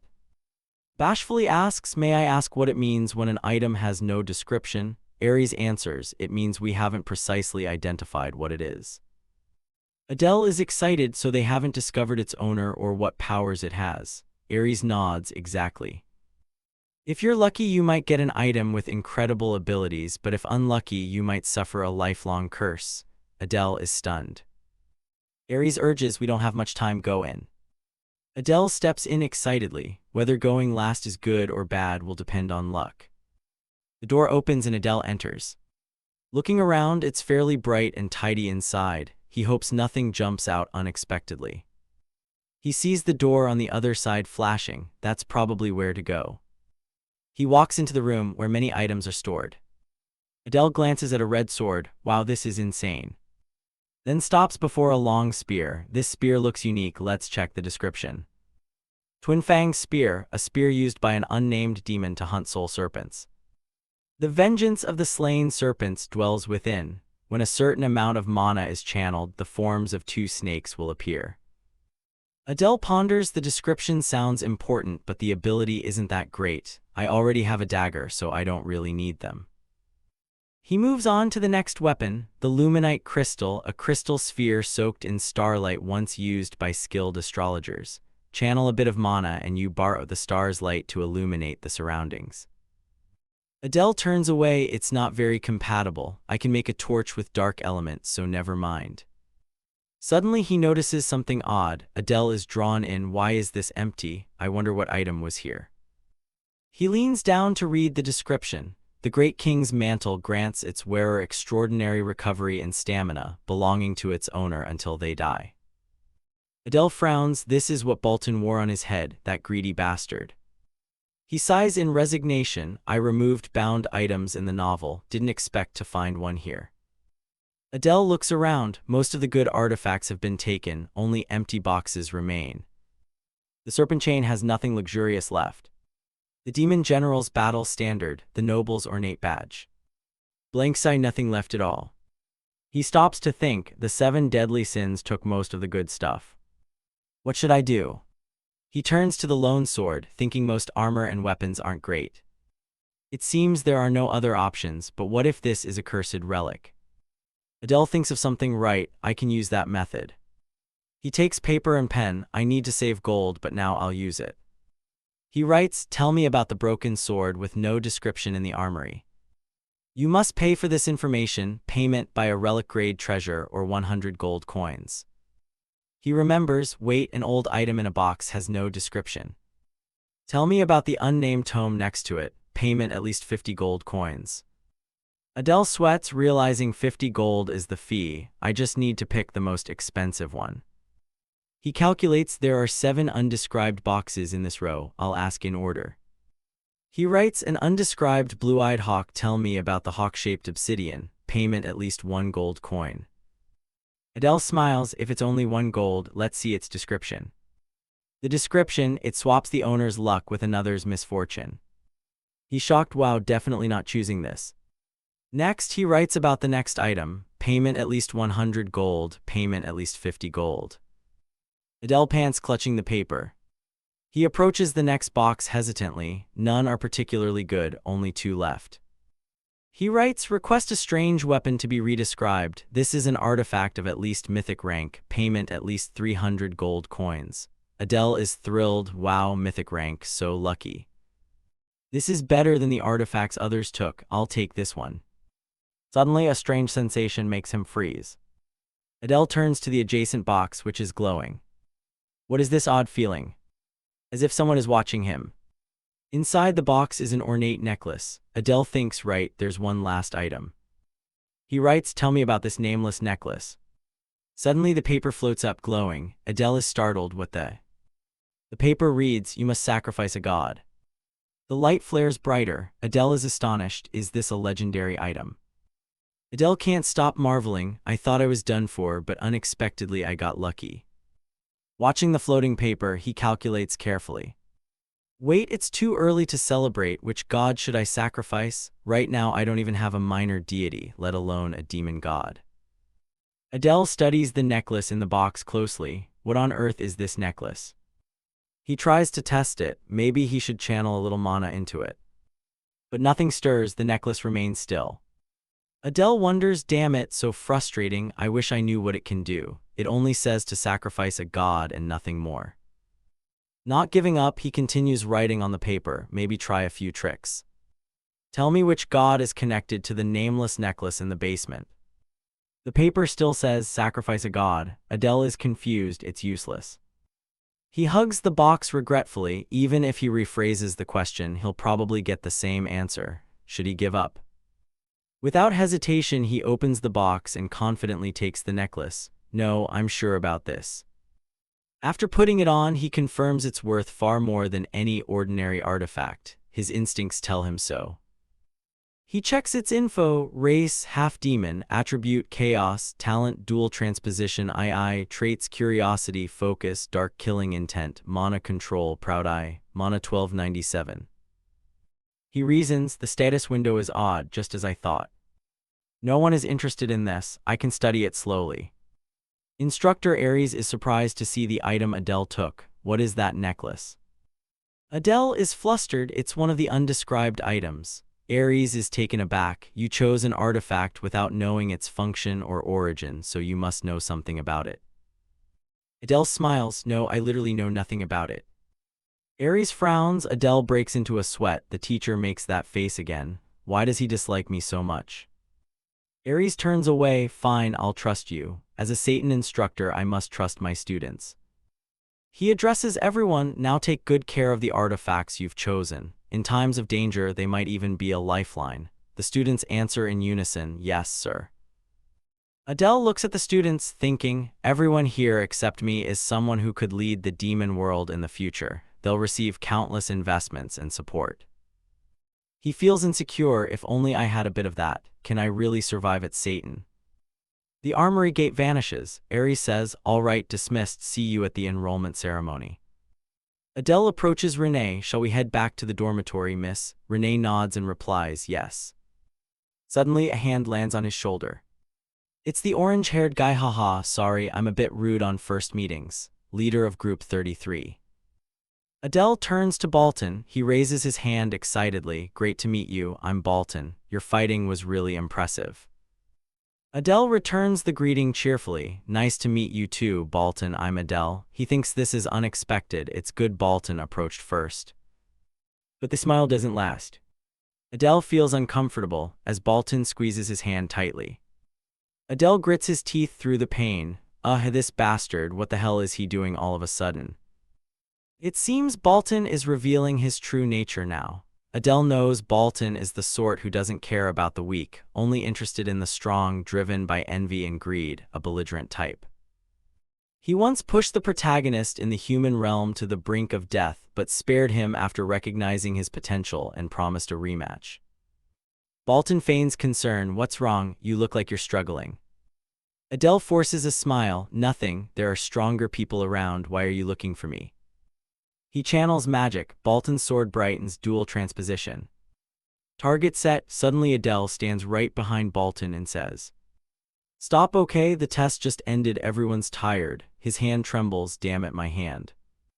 Balton laughs loudly. Haha, I didn't expect this.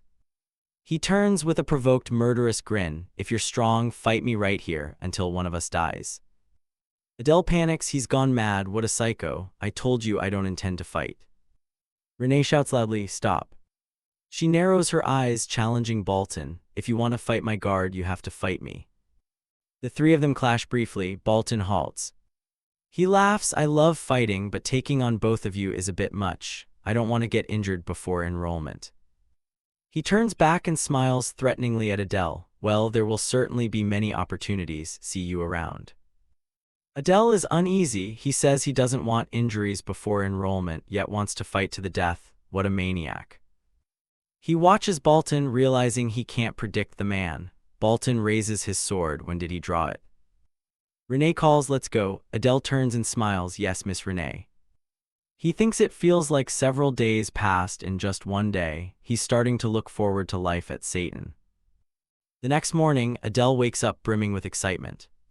Standing at the window, he keeps exclaiming, maybe from yesterday's exertion, but today he feels unusually refreshed. In front of the mirror, he inspects himself. His body looks better. He's definitely getting stronger. He cheerfully holds up the uniform. Let's try the Satan uniform they sent. They knew where we are and sent it directly. Thoughtful. Adele puts on the uniform. Oh, it's more comfortable than I thought. He notes, they said we'd wear uniforms for 3 years, but at least it's practical. He thinks of Renee. He gave her the uniform. He wonders how she looks in it. Should he take a peek? Adele knocks on her door. Miss Renee, I wanted to ask if you need anything before we go out. The door opens a crack. She says, come in. Renee stands shyly in the sunlight wearing the uniform. Adele exclaims in surprise, you look beautiful. Renee blushes, flustered, where are you off to? Adele notices her ears are flushed and thinks, shy, I didn't expect her to look so cute. He smiles, it's a rare day off, so I thought I'd stroll around the city. He bows slightly, you should rest too. Miss Renee, I'll take my leave first. As he turns to leave, Renee speaks up, wait. She's embarrassed and won't look him straight in the eye. You have something to do, right? Adele puzzled, excuse me, something I need to do. Renee blushes as she looks at him. Adele turns back to Renee, thinking to himself, wait, did I forget something? He suddenly remembers security. Adele is embarrassed, oh right, I have to protect her. I forgot that in my excitement about a day off alone. Renee turns, I'll go with you, let me change, wait a moment. She's still blushing, how long do you plan to stare? Adele realizes, oh, of course, I'll wait outside. He stands outside the door, quietly lamenting his lost day off. The city is crowded and lively, people trading and buying in a bustle. The city is clean, hard to believe a war happened 10 years ago. Adele looks around, thinking that while reconstruction continues in the suburbs, humans seem to have won the war but couldn't fully capture the capital. Renee gently tugs his hand and calls Adele. She heads for a street vendor, let's eat that. Adele sees she means street food. Skewers glowing golden, fat sizzling over charcoal. He approaches and asks the vendor what the skewers are. The vendor replies, seasoned venison and vegetables. Adele wonders if it's like chicken skewers. He says, 2 skewers please, thank you. Renee brings a skewer to her mouth. They both savor it carefully. Adele asks, it's good, do you like it? Renee nods, it's really good. He watches her closely, thinking he didn't expect reserved Renee to show such an expression. Maybe she's opening up. They pass a fountain in the city, engrossed in conversation. Adele enjoys it. A real break in a long time, this might be the last time I'm this idle. They stop before a giant statue in the middle of the city. Adele looks up, who is she? He points at the statue and asks Renee. Renee answers, you really don't know, that's the first demon king. Adele exclaims, oh, the first demon king. Now that I think about it, she does resemble Diana a bit. He thinks he won't often get a close look at the first demon king. He says, come closer to see. Suddenly the statue's 2 eyes flash. The necklace on Adele also lights up. He gasps and holds the necklace, what there, it's glowing. A beam of light transfers from the statue to the necklace. Adele grips it tightly, astonished. A gem on the necklace turns gray. He exclaims, what the hell is happening? Renee calls, what are you doing? Why did you suddenly pull out the artifact and stare? Still stunned, Adele looks at the statue, wondering if he's mistaken. He's sure he saw light from the statue and the necklace's color change. He turns to Renee. She doesn't understand what's happening. Adele thinks to himself that only he saw it. The statue returns to normal. Adele thinks, I only got that vague instruction about sacrificing a god, but now I've discovered something important in an unexpected place. He realizes this necklace is definitely linked to the first demon king. Investigating related things could lead him to clues. Renee calls, what are you standing there for? Let's go back. Adele replies, yes, Miss Renee. But he still thinks, I'm truly curious about the nature of this necklace now. The next morning at the academy, the two arrive after their day off. Adele gently urges, "Hurry up, Miss Renee, the enrollment ceremony is about to begin." She replies, "Okay." In the Great Hall, the headmaster stands on the podium to welcome new students. The headmaster and instructors are seated in the hall with about 100 freshmen. Adele thinks it's just a normal enrollment ceremony. Two students whisper below, "Can't believe that child is the headmaster. The kid is a monster who overwhelms us just by being there." One compliments, "Even so she's cute." Adele snorts inwardly, "Cute my foot." He looks at the headmaster in awe. "She's covered in tattoos, looks like a child, you're calling that cute." Suddenly the headmaster's gaze locks downwards. The students flinch in fear. A murderous aura explodes from the headmaster. Adele thinks, "I meant she was adorable, can she read minds?" Instructor Aries sternly orders silence. The enrollment ceremony begins now. Renee and Adele stand together in uniform. The headmaster's ordinary speech nears its end and the atmosphere quiets. The instructor says, "You must abide by Satan's rules." He continues. The headmaster's speech concludes. Now we begin the oath ceremony for the top and runner-up students. The two standout students are invited to the stage. Top student runner-up, please come forward. Adele watches quietly. As expected, those two take the positions. Renee doesn't flinch. He thinks the only reason she enrolled is to avenge her mother. Maybe she doesn't care about competition. Whatever people say, I must focus on what needs to be done. Suddenly Adele feels a finger pointing straight at him. Bolton, he's still targeting Adele. He sighs, that terrifying name again, what's up with this stalker? Adele forces himself to stay calm. Don't react, ignore him, stay composed, don't get pulled in. A girl steps forward, top student please. A beautiful figure walks out with a cold presence. The male students murmur in admiration, Adele included, truly blessed by the gods, the daughter of Demon King Diana. Now she takes the top spot, who can stand in her way? The two students stand before the headmaster and swear, I solemnly pledge, we who have been admitted to Satan will erase the shame and vow to rebuild the demon realm. Her oath rings out and the hall's atmosphere shifts. Adele touches the dark mark on his neck, sensing the rage of those who lost homes and family to humans. He thinks if anyone discovers he carries arson blood, just the thought is terrifying. A horrifying scene appears, Adele being brutally tortured. In the worst case, he'd be tortured forever. The ceremony ends. Instructor Aries shouts that Satan's enrollment ceremony is over. Students check the notice board at the back to find assigned classes. After confirming, proceed to your classrooms. Adele smiles brightly, let's go Miss Renee. She nods, okay. The students study the notice board intently. Adele reads the information board and says, let's see, I'm in class A while Renee. He frowns, what a pity. He announces, you're in class C, Miss Renee. Honestly, I don't want us to be separated. Renee bristles, stop that smile. She spins angrily, you're still my guard, so you'd better stay until I call. Adele replies, of course, Miss Renee. He feels wonderful, seems he can relax a bit now. Suddenly he brushes past another student. The student's eyes glare. Grinding his teeth, you wanna die, you Cerberus-looking bastard. Adele is taken aback. Wait, the name is. Adele recognizes the person before him, the greedy clan, Varys's son, Samuel. If he remembers correctly, he's quite strong among the 7 deadly sins. He bumped into me and still tried to pick a fight, ridiculous, but today I should avoid trouble. Adele brushes his hand off, smiles faintly, I didn't notice, sorry. Samuel snaps irritably, get lost, you're lucky it's enrollment day. Adele thinks, why are the children of the 7 deadly sins like this? Hope Samuel isn't in my class. Certainly Bolton isn't in class A2, right? A thud of a hand on the table rings out. Idea shouts, so you don't trust me.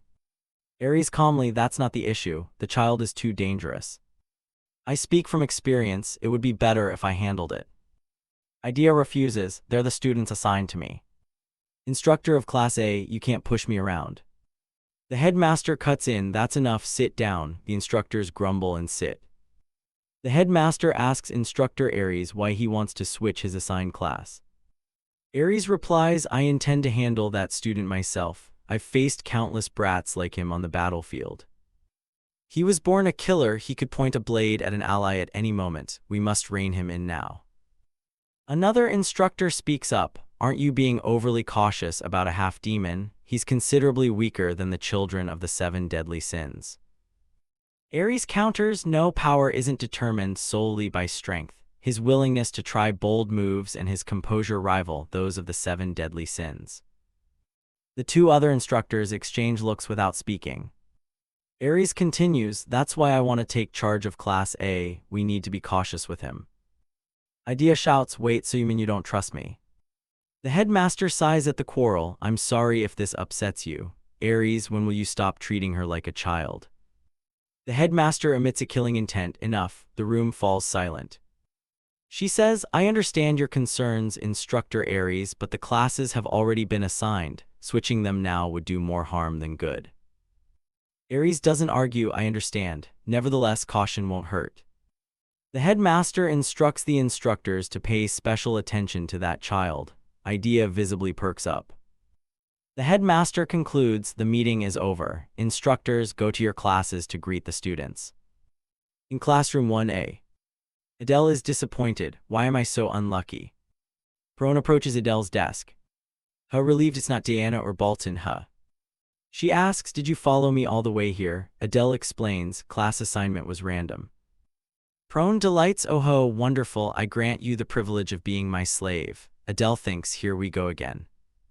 Samuel speaks up, hey you two. Don't mouth off, I'll kill you both. Prone flies into a rage, what did you say, you little named brat? Samuel replies, what my named brat, I'll kill you. Adele reassures himself, I'll get along, won't I? The door swings open with a bang and everyone falls silent. They look toward the door, the instructor enters, you lot are noisy. Not planning to start fighting on day 1, are you? Idea claps excitedly. Welcome, everyone, I'm the instructor in charge of Class A. Remember my name. Idea, your senior, is called the Legion of Calamity. Adele wonders about the name, the students whisper, Legion of Calamity. The one who single-handedly killed 10,000 enemies at the Pollux River, wasn't it 30,000? Adele smiles, having someone that strong as my instructor might increase my chances of survival. Idea says, that concludes my introduction. I'll outline how the classes will proceed. Idea writes on the board, hunting methods, I'll teach you this. We don't hunt animals, we hunt beasts. Samuel grits his teeth. A bold student asks, what do we hunt? Idea replies, one of the reasons you're here, humans.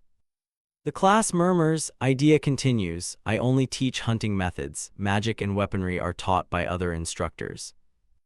Prone thinks to herself, she has a pretty face for an instructor. Idea says, I also handle basic physical training. Adele falters, his weakness.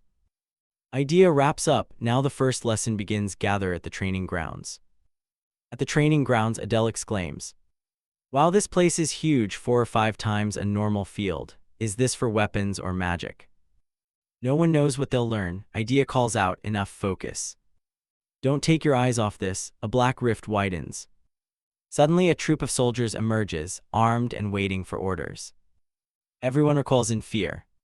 She smiles, they're not real, just illusions I created with magic. She amusedly touches a soldier's face. Oh, I created a holy sword in the entrance exam. A replica with about 1/10 the power of the holy sword. Adele thinks to himself, she's a monster. Satan is formidable, but the Royal Academy surpasses it. Idea says, the task is simple, get past these men and reach me. Who wants to start? She fixes a bewitching tone. What's your name? Why not try stabbing my throat like you did with the holy sword?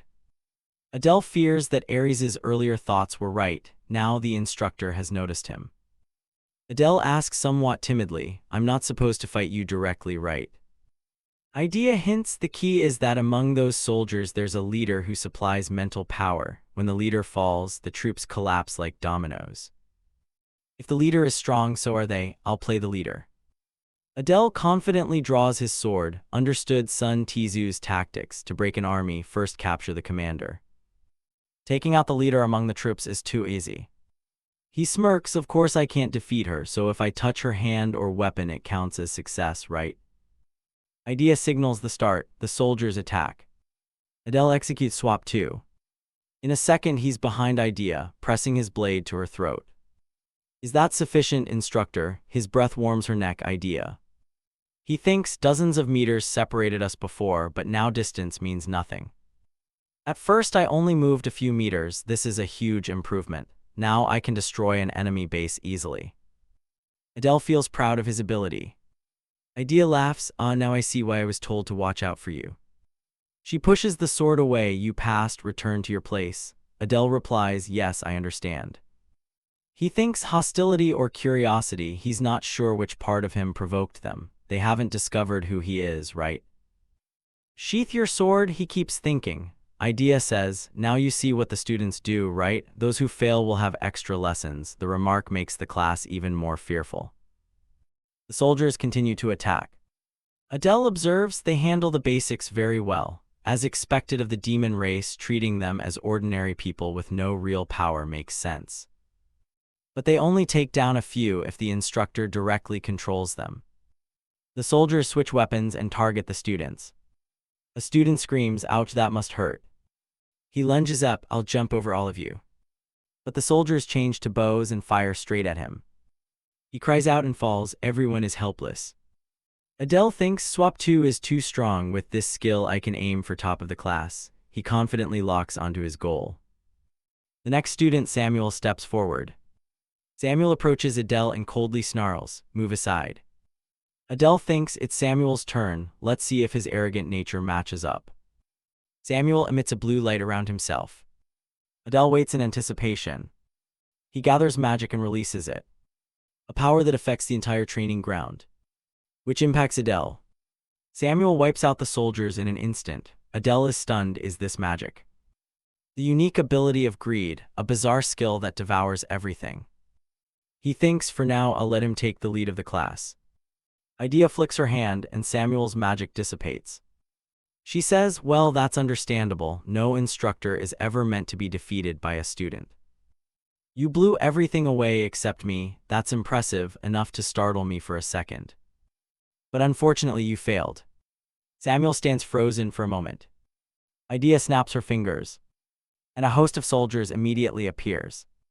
She says, I told you, if you don't kill the leader, the troops will always replace him. No matter how many you kill, they'll be like this. At least 200 soldiers surge in. Idea praises, your magic is quite strong for a first year. Samuel's hands tremble. He angrily returns to his place, face full of displeasure but accepting the result. As he passes, he glances at Adele. Adele thinks his confident expression angered him. Adele says, Samuel, overconfidence is why you failed. If you'd focused on the target like I did, you would have passed easily. Prone laughs loudly, haha, it's finally my turn. Adele thinks, Prone of the 7 deadly sins, I wonder how she'll manage this. Students whisper. Prone points at the soldiers, pathetic minions, how dare they block my way. She laughs ho-ho but still stands motionless. Everyone wonders what she's doing. Prone turns purple with fear, what should I do? Adele thinks, as expected, Prone, child of lust, doesn't fight directly. She controls minions like a queen bee. Without them she can't do anything. Prone remained frightened, motionless. Adele thought she needed to do something. Suddenly Prone turned her head and looked pleadingly, help me. My slave. Adele was taken aback by her action. He was bewildered. Slave, people nearby whispered, did she just call him a slave? Adele looked at Prone, thinking non-stop, insane words, what is she thinking to say that? Prone turned back and shouted, hurry and help me. Idea wore a stern expression and ordered 2 subordinates forward. Prone, terrified, edged backward. Shouting help, Adele realized she had no defensive ability. Could she not strengthen herself? But the thought flashed, impossible, maybe she has a special reason. On the other side, Prone endured a barrage of blows, helplessly crying, Adele, save me. Another source of energy drew Adele's attention. He turned around and saw a girl treating a young man's wounds. He said, thanks a lot. She replied, it's nothing, I'm glad you're not badly hurt. Adele was surprised, healing magic. But that was a power only humans used. So this child is also a half-demon, unexpected to have a rare healing talent in the same class. I don't remember her name, but I need to connect with her. Should I approach now? Idea called out, student prone asks you for help. Now that the test is over, it's great to help her up. Adele replied at once, oh, I understand, I'm coming.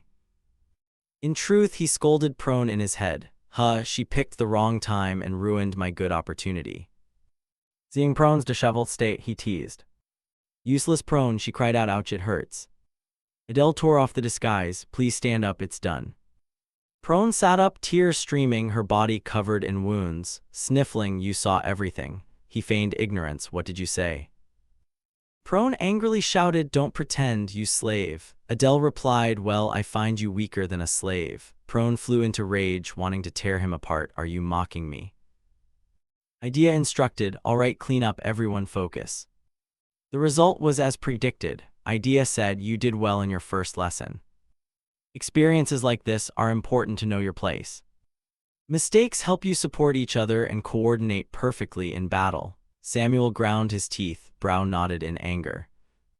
Adele thought, listening to the explanation, at the Royal Academy humans are sorted by ability. But at Satan classes are randomly assigned, so coordination is key. Her idea emphasized that. Idea announced loudly and about the only student who surpassed Adele. He heard this and proudly replied, yes. With deep expectant eyes, I look forward to your progress. Adele replied without hesitation, thank you, I'll do my best to learn. Around him were looks of envy and jealousy. Class over, Idea turned and returned to the classroom for the next period. Adele hesitated, thinking, she praised me, didn't she? But why did her tone sound hostile? She's always looking for opportunities to cause trouble, trying to make herself Prone's slave. Can I build a faction here? The clock struck 10. After Idea's period, the following lessons proceeded. A teacher in a neat uniform stood on the podium. Very pleased to meet you. I am the instructor in charge of theoretical education. We study the history of the demon realm and the weaknesses of humans. The demon race revolves around the first demon king. Their bodily structure is similar to humans. Adele pondered, being hit there hurts the same for demons. The teacher announced, next we have a test on today's material. If you don't want to repeat the class, memorize it. Adele closed his book and tired, collapsed onto the desk. Really, oh heaven. It's just like school days, already discouraged from the start. Watching everyone laugh and chat happily, he felt depressed, as if he were separated and alone. There are still no friends, just like back then. He shed tears. But he suddenly noticed the girl with healing ability. Excited, he thought, right, there's that girl. He stepped forward, this time I'll start a conversation. He greeted her, nice to meet you, I'm Adele. The looks around him made him uneasy. Wait, why is everyone looking this way? The girl seemed unaware, casually, yes, nice to meet you. Adele thought, when two half-demons interact, it certainly attracts attention. She's uncomfortable, I should leave the conversation for another time. Feeling disrespected, he said goodbye, I'll talk to you another time then. She flustered, okay, goodbye. As he left, he reassured himself, maybe I should go to the restroom to replenish mana or something for loneliness. Just before he touched the door, Samuel swung it wide open. Adele cursed his luck, really bad timing. Samuel saw him and angrily, it's you again. Adele didn't want trouble, I was just about to go, you go first, I'll follow. But Samuel brushed past, insulting, you low creature, disgusting. Adele couldn't let it go and struck back. Your family must be wonderful, huh?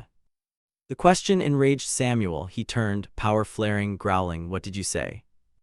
Adele continued, I mean to produce walking, talking trash like you. The insults poured out, filthy, petty. Samuel ground his teeth and roared, I'll tear you to pieces. Adele's eyes showed deathly intent, a cruel plot formed. Unlike Bolton, this one expressed pure hatred. If he obstructs the plan, better eliminate him now.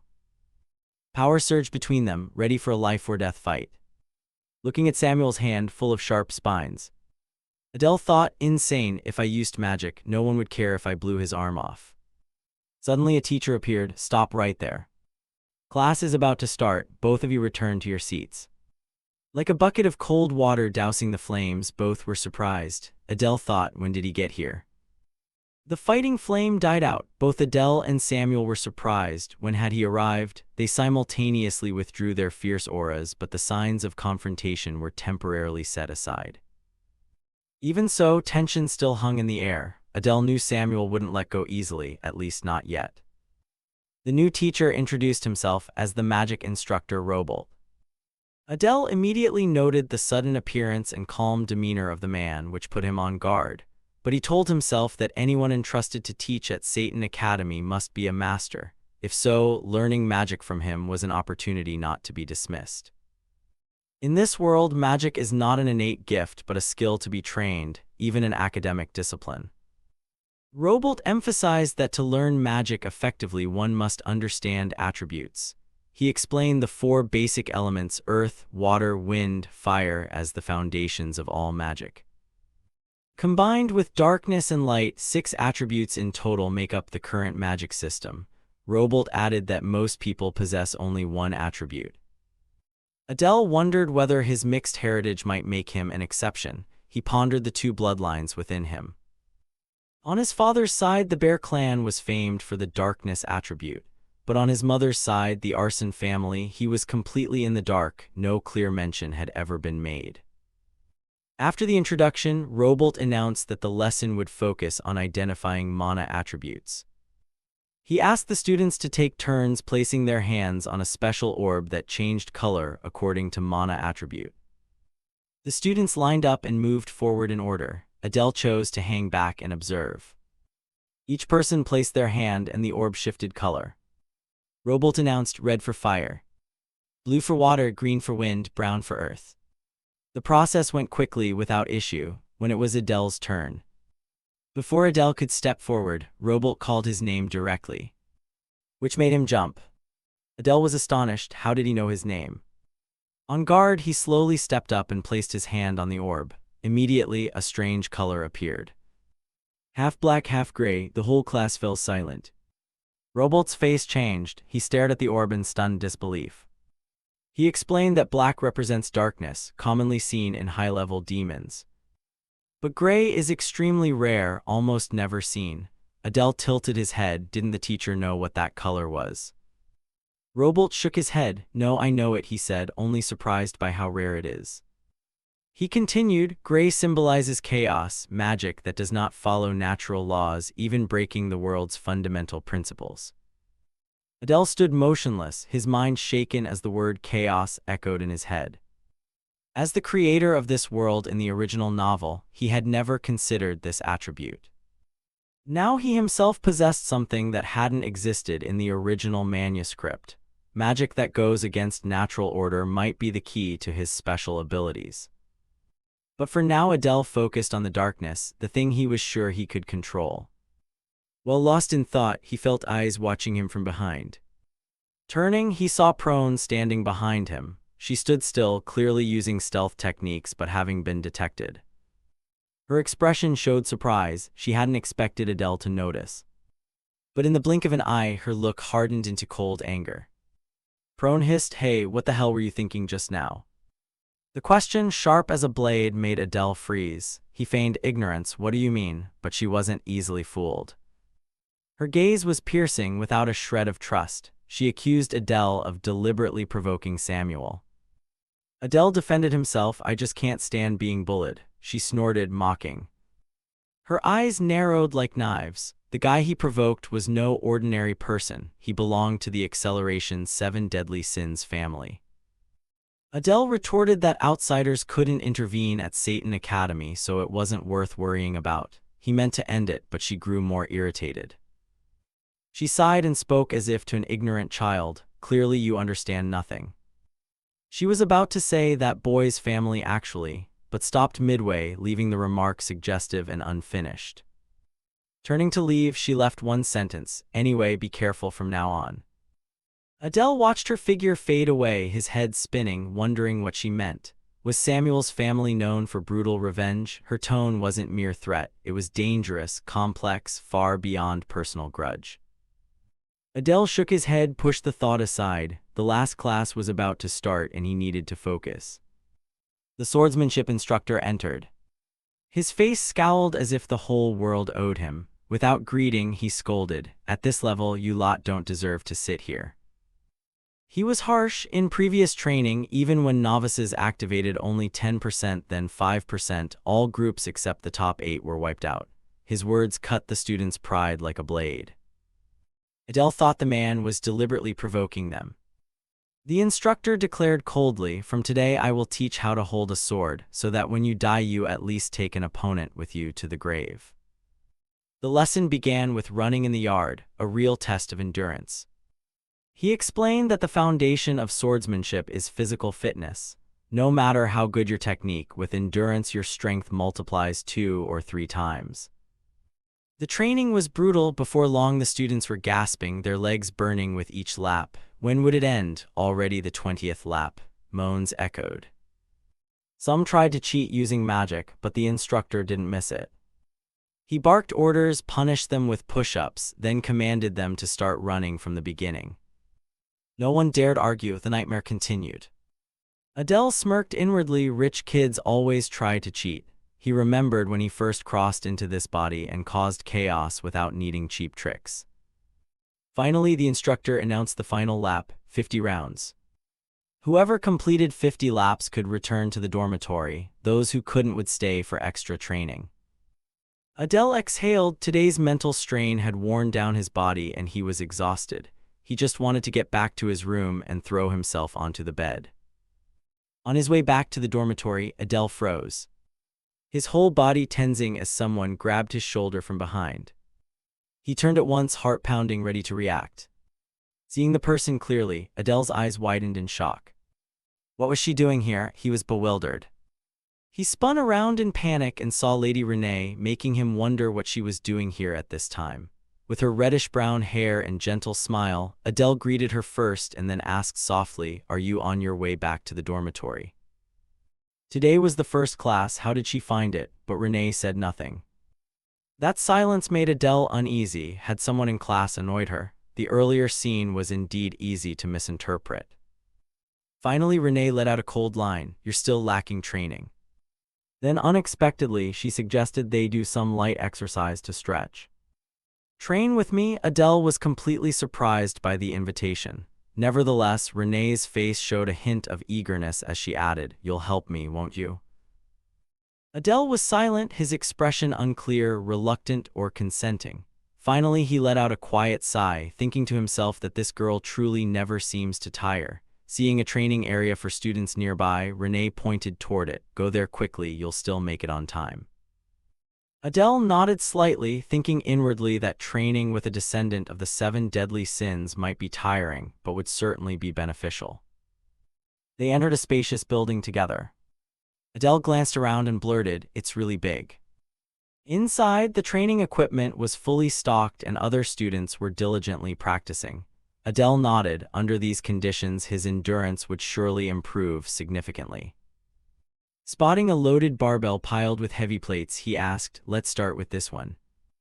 Then offered to try first, eyeing the clearly hefty weight. With a mix of confidence and pride, he reassured Renee, "I've trained for years, this is nothing." Saying that, he stepped up and bent into position to lift. Veins bulging, face taut, he strained with all his might to lift the bar, emitting a raw, rasping groan. "Ugh." Lady Renee stood with her arms crossed, observing coldly, then finally said tersely, "Too weak, don't push, you'll tear a muscle." Adele gritted his teeth in silence, cursing under his breath at this damned body. After so many years trapped, his current endurance couldn't handle such strain. He collapsed onto his hands, panting, sweat dripping onto the floor. Unfazed by his struggle, Renee walked over as if nothing, bent down to grab the bar and said casually, "This one, huh?" With a single light hip thrust, she hoisted the barbell up from the floor with no difficulty. Adele gaped in astonishment. What the hell? This kind of strength was truly unmatched. He realized that even using all his raw power, he might not keep up with her. He needed to train seriously. A determined smile quietly formed on Adele's lips. 2 hours passed under the harsh afternoon sun. Finally, he approached Renee, who was still lifting. "It's late, we should stop." Renee set the bar down with a solid thud. Without protest, she merely nodded and said, "Okay." Adele gently said, "I'll walk you to the dormitory gate." She didn't refuse, silently walking beside him. On the way, he watched quietly, thinking that she had clearly been training a lot lately.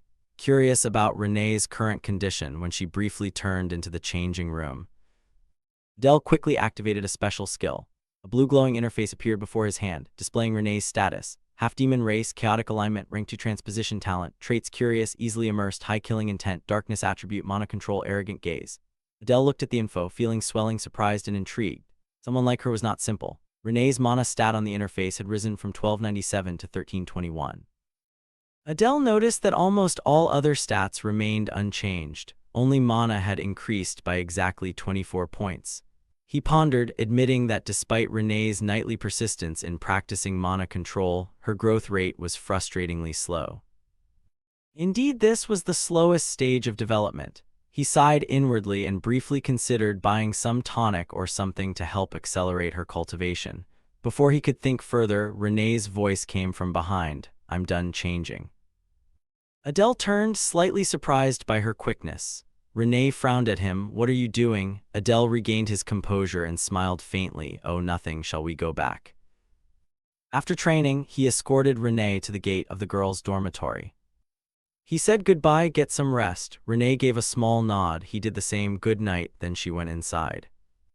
Adele stood watching, exhaling a heavy sigh, his body nearly collapsing from exhaustion.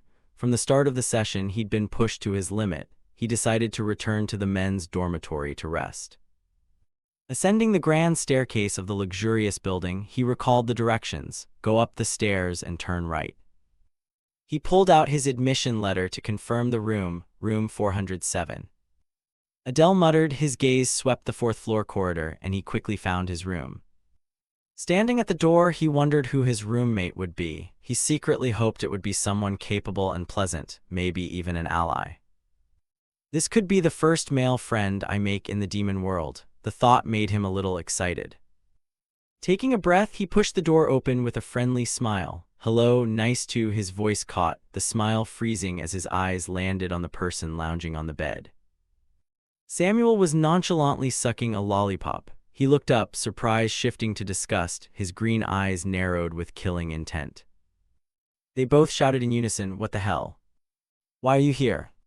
Adele nearly collapsed into the doorframe, hand on his forehead, fingers tapping nervously. He couldn't believe that out of hundreds of students, he was rooming with this guy. Samuel was equally furious. He bit the candy hard until it shattered, clearly not amused. The two adversaries locked eyes, the air thickened with hostility as if a single spark could ignite a brawl. From the bed, Samuel curled his lip in contempt, spitting, "Filthy mongrel." Adele remained near the door, teeth clenched, battling the urge to make him disappear right then and there. But he inhaled deeply, suppressed his anger, and exhaled heavily. Then he walked to the desk to put his things down. Samuel sprang up, fists clenched, shouting, "Want to fight right now?" Adele sneered and shook his head. "Are you crazy? Fight in the dorm room?" His voice dripping with sarcasm. Then he calmly turned away. "I'm just stepping out for a bit." Samuel said nothing, only stared with murderous eyes. As he touched the doorknob, Adele tossed off a light, slightly mocking line, "Get some good rest." Then he decisively stepped out and the door clicked shut. Inside, Samuel ground his teeth and muttered, "Damned unlucky bastard." Outside on the school grounds, Adele sighed again. He had hoped for a peaceful rest, yet he ended up sharing a room with that guy. No chance of calm. He decided to take a walk and return after Samuel slept. Walking slowly along the shaded paths of Satan Academy, he considered Samuel's strange hostility. He wasn't a descendant of wrath, yet he always seemed to erupt in anger. He shook his head in annoyance, truly baffling. Then a thought struck. Wait, Samuel is a descendant of gluttony, so his rage is instinctive, like my chaotic inclination. Adele recalled the notion of innate alignment that teacher Robolt had mentioned. What exactly is chaos, a mana attribute or something deeper? He considered querying the magic resource database for answers, but shook his head. If it knew anything about chaos, it would have mentioned it when teaching skills. Buying extra seals would be a waste. Frustrated by the lack of information, Adele went to find a quiet spot to practice his mana purification skill. He wandered into a small grove near the east field. Under the blazing evening sky, his eyes rose unconsciously to a tree.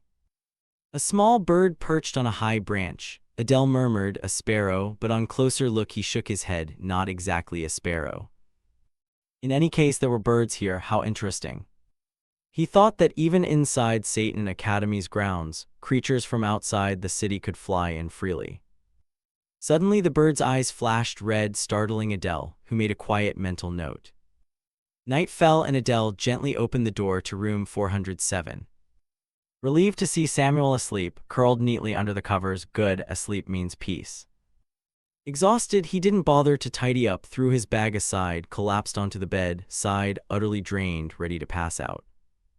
Though his body was wrecked, he still forced himself to think he should practice mana a little before sleeping. Lying on his back on the pillow, Adele regulated his breathing and focused. Mana flowed gently through his body, but his consciousness drifted towards sleep. Suddenly, a pitch-black figure loomed over the bed. It was Samuel. His eyes glowed green, eerily staring at him as if to pierce his mind. Meanwhile, Adele, unaware, slept soundly. Samuel's face was full of contempt. In his head, he thought bitterly that even when sleeping, that guy's face looked stupid and obnoxious. Anger welled up as old memories flooded back, sarcastic remarks, insults Adele had flung at him, even slanders against his family. Samuel clenched his fist and swore inwardly that even if he was wrong, he would never apologize first.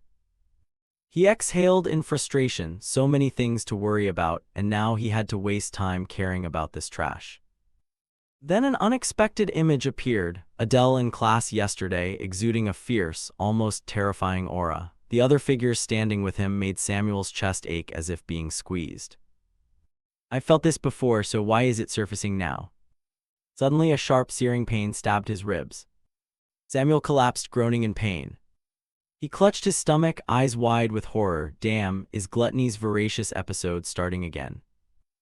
Cold sweat poured out as he gritted his teeth, enduring it. The ravenous hunger spiraled out of control. His belly flickered with a dim green energy, like a toxin gnawing inside, leaving his body feeling drained and unbearable. Just then Adele shifted slightly in his sleep, muttering something.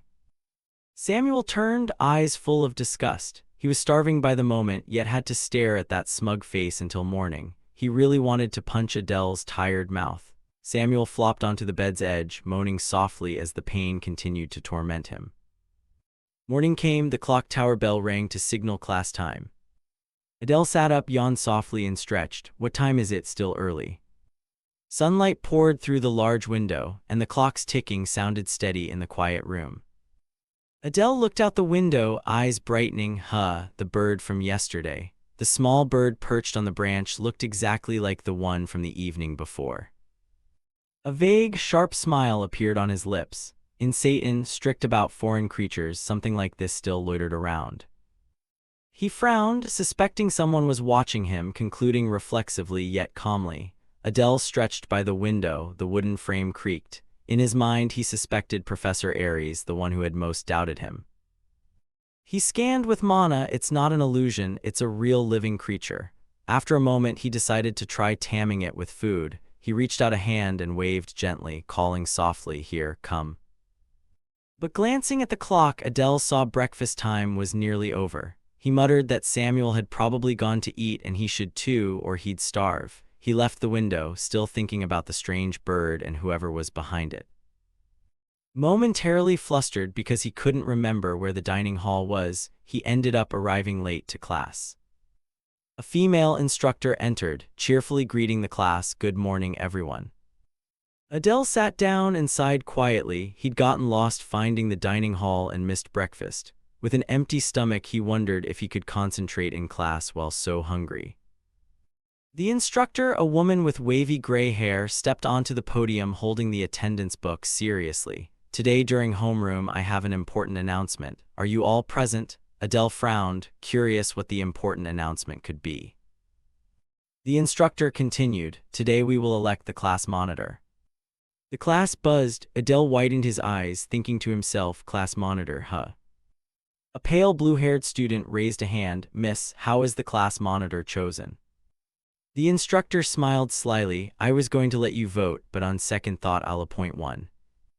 The room fell silent for a beat. A horned female student sprang up, pink aura glittering like a stage effect, declaring an absolutely brilliant decision. Adele started, recognizing her as prone, just like in the novel. He gave a wry smile. With that personality, there's no way he'd be class monitor. Prone turned and proclaimed grandly, from now on let me lead this class, serve me as your king. Adele quietly nodded. Prone was a sensible choice, lacking in intellect perhaps, but unmatched in charisma and coercion.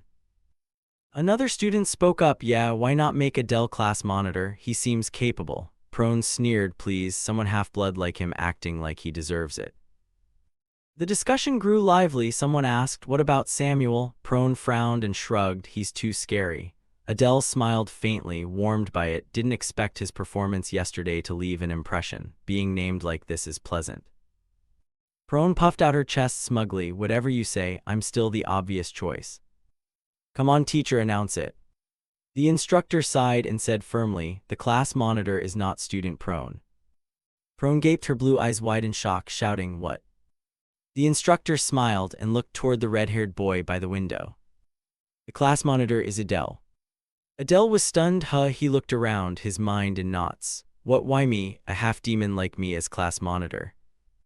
Before his thoughts finished, the instructor's voice, eyes faintly glowing blue, rang out, Adele, try to lead the class well.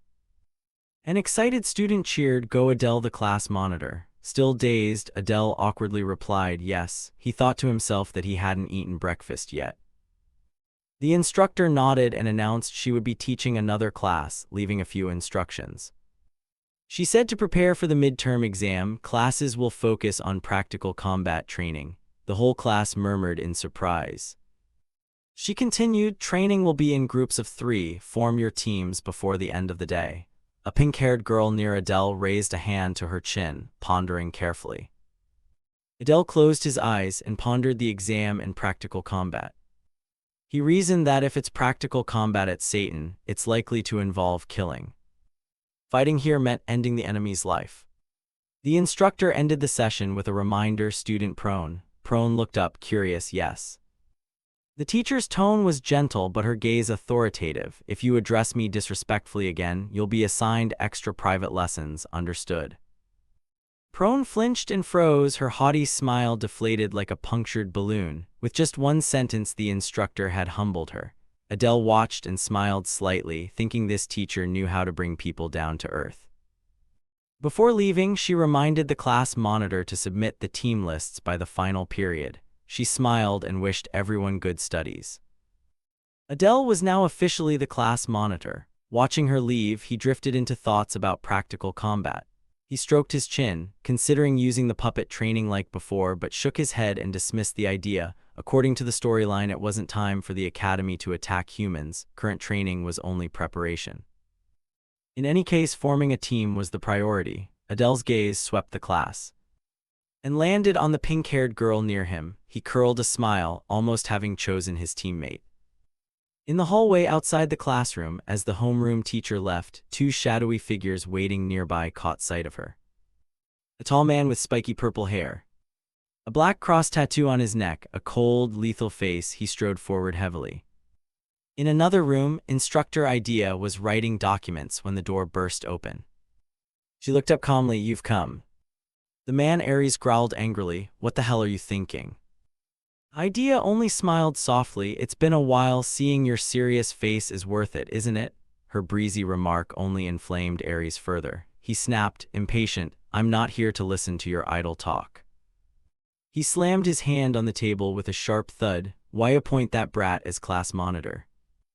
Idea kept a calm tone, this just happened this morning and you already know. She smiled, you really do have an information network across Satan. Aries gritted his teeth, eyes like knives. She must understand the implications of letting him be class monitor. Idea nodded without hesitation, of course I understand. But Aries shouted, even temporarily handing control of Class A to him is like handing over the whole world. Are you insane? He slammed the table, trembling with anger, teeth clenched. It's not too late, change him for someone else or else. He left the sentence hanging, an overt threat. Idea did not flinch from his knife-like gaze, looking back with calm but determined composure. She didn't need to shout, her steadiness spoke for itself. Aries grabbed his head, raking his hair in despair. God, this is enough to drive me mad. Idea continued calmly, I like that student. She explained that he had outstanding ability yet wasn't arrogant like the descendants of the 7 deadly sins. Moreover, he had his status guaranteed by the bear's family, clear identity and backing. But Aries was unconvinced, insisting, a clear status doesn't mean trustworthy. You should know that better than anyone. He added, the most dangerous sword is the blind one. Idea sighed lightly and folded her arms. I'll take care of my class myself. Don't interfere anymore. Though a new instructor, she trusted her eye for choosing people. Aries slammed his hand on the table in fury, but said nothing, quietly left the room, leaving a seething Idea alone. Once she was out of sight, he muttered a curse, damn it. He growled inwardly in regret. He should have fought for that class. Leaving someone so dangerous to her was a mistake. A fleeting memory surfaced, a half-blood clan that left wounds never forgotten in a brutal battle. He thought the aura Adele gave off yesterday was strikingly similar to that person. The probability that the boy was a descendant might be low, but it was too coincidental to ignore. He hadn't yet clarified what the boy wanted. Just then, a small bird landed on Aries' shoulder and chirped. He turned his head, eyes cold. So far he hadn't seen anything unusual. But don't take your eyes off him for even a second, understood? Elsewhere, seemingly the library, a group of students chatted boisterously. A pale purple-haired boy with pointed ears smiled. Beside him was the heavily tattooed-necked one and a blonde student with small horns projecting friendliness. The atmosphere was everyday and cozy, like student friendship. None of them knew they were being closely watched in their every move. In class, during break, everyone bustled to form groups. Adele sat still, observing the lively scene. He smiled faintly, half joking, half sad. I'm the class monitor and no one has invited me to a group. Maybe it's because my face looks suspicious. Just then a student approached, hesitating slightly. Hey, do you want to form a group with me? Samuel, sitting nearby with another student, glanced over and said coldly, just don't drag me down.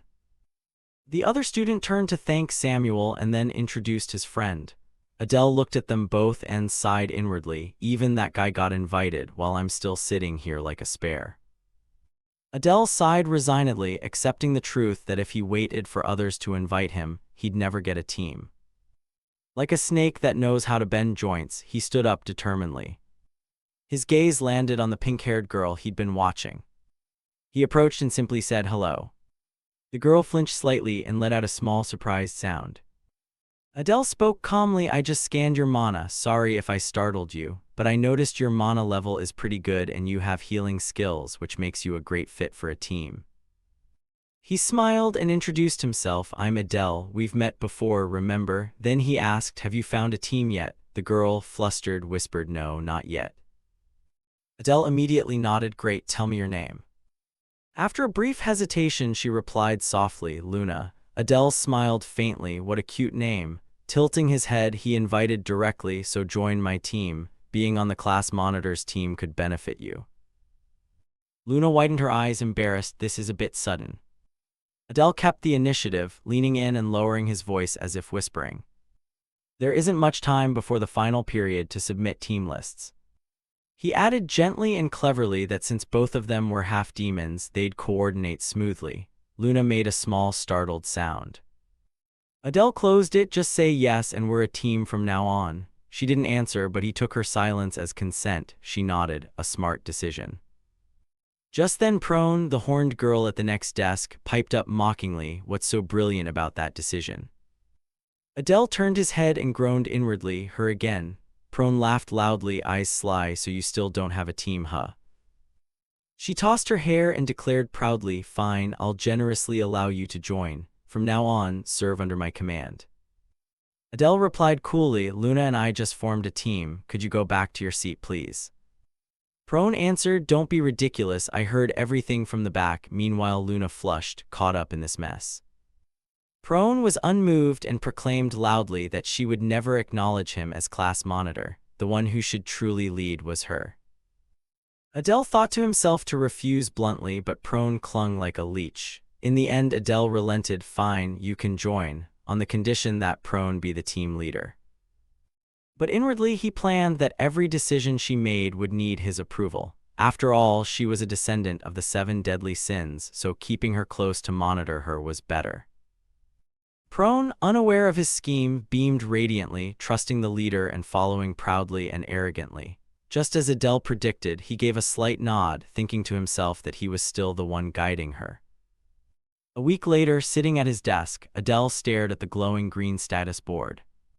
His mana increased from 1321 to 1332, at least it rose a bit, he noted. But he muttered that it wasn't enough and he needed to find a mana elixir soon. Mana was manageable, but he still didn't understand what the chaos attribute meant. He hoped the magic class this week would provide clues. A weary aura radiated from him. Thinking of other matters, Correlative, the small dragon-shaped relic. Sleeping in its box had been unstable lately. It seemed he had to carry it with him. Adele sighed. The more complicated things got, his mana was unstable, chaos unchecked, and now a relic to deal with. But one relief remained. Samuel was unusually quiet. Adele glanced at his roommate, who only grunted ambiguously with unreadable emotions. Despite mounting worries, Adele clung to a thin thread of optimism that things would get better. The next morning, the bell from the clock tower rang to signal class. The instructor entered with a bright smile. "Good morning, everyone." Adele glanced at her, thinking she looked unusually cheerful today. There must be good news. Idea clapped her hands. "Today's class is a bit special. We're going out for practical combat training." Adele raised an eyebrow. "Finally, it's time for practical combat." Idea explained, "We are leaving Satan for an area called Oregon." Adele's eyes widened. He remembered clearly. In the storyline, Oregon is a prison that imprisons humans fighting between humans and demons. No one returns. We're heading to a detention camp. He thought as Idea continued with a bright expression, "We'll travel by interdimensional spaceship. Follow me." Students buzzed excitedly. "Going out? Sounds fun. It's not a holiday, but it's like a trip." Adele glanced around, sighed, and his expression darkened. Everyone's thrilled just because they're going outside to learn. If they knew what Oregon really was, they'd be stunned silent. Moreover, what matters most is what's waiting in Oregon. There's a special opportunity the protagonist in the original novel should have discovered. If I go first, I could get to it before anyone else. But he worried whether he could find it without drawing attention. He knew Oregon's guard forces were not ordinary. While he was contemplating, Prone appeared, smiling and teasing. "What's up? Why's your face frozen like a statue?" She giggled and tilted her head casually. "First outdoor training, so excited." Adele nodded. Prone was surprised. You can be anxious too." She eyed his somberness, thinking it's funny that someone so gloomy could be nervous. She puffed out her chest proudly. "Don't forget your super captain is here. Follow me and you'll be fine." Adele inwardly sighed. She truly never tired, but he smirked, wondering if she'd still be so confident once they reached Oregon. Even so, he admitted her loudness made him feel a bit lighter. The interdimensional spaceship shot forward, its wheels sparking magical fire as it pierced the gloomy space. Sitting in the cabin, Adele looked through the fogged window as a violet, skeletal landscape slid by coldly. Before them, Oregon appeared, a giant, icy fortress looming like a scar across the world. Adele clenched his fists, eyes sharp. This was a once-in-a-lifetime opportunity. "No matter what happens, I have to seize it." The locomotive roared, sparks flew from the wheels as it thundered into the station while an announcement echoed. "Passengers, we have arrived at Oregon. Please disembark safely." The voice rang through the carriages. Adele and the other students disembarked and stood before a massive structure, solemn under a violet sky full of ridges. Idea told the group, "All right, we've arrived. Please follow me closely. This is the human detention camp, Oregon," she announced, her gaze sweeping the worried faces. Observing the cage-like structures reinforced sturdily, one student commented on the tense atmosphere. Another voiced unease, asking if they were really training here because he had a bad feeling about the place. Idea, with a bright face and confident smile, confirmed, "Yes, this is your training site, Oregon." She reassured them, "No battles are expected, so don't worry too much."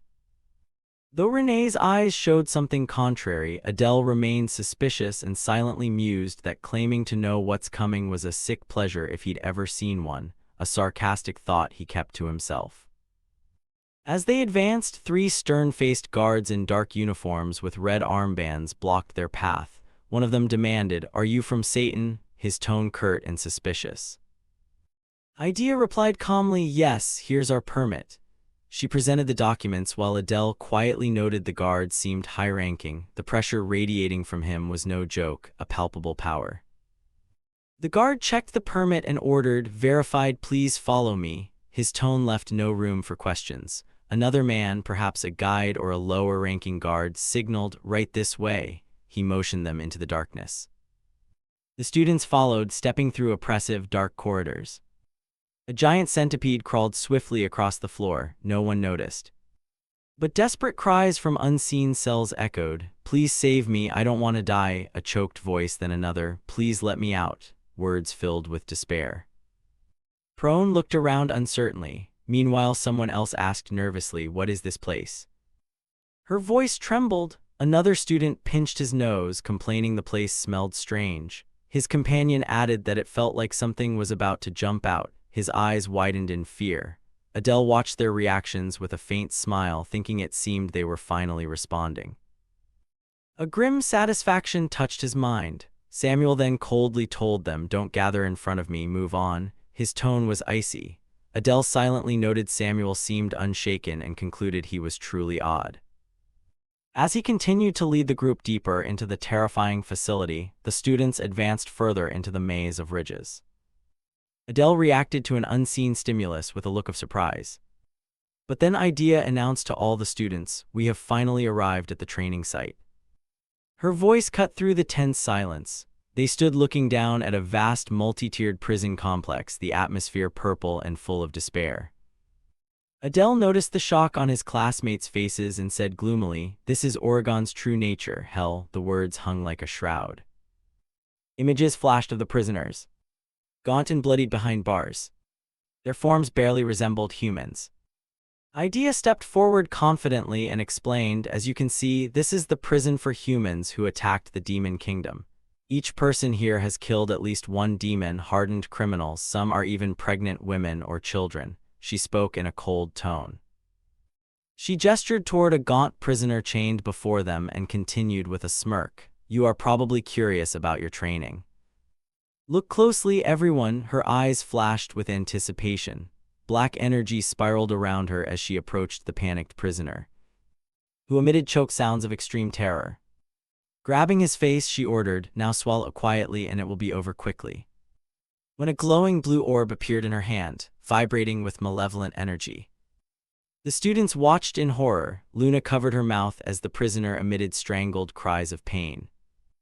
Suddenly, the prisoner screamed as his head began to swell and convulse violently, bursting apart across the stone floor with a revolting sound that echoed in the stunned silence.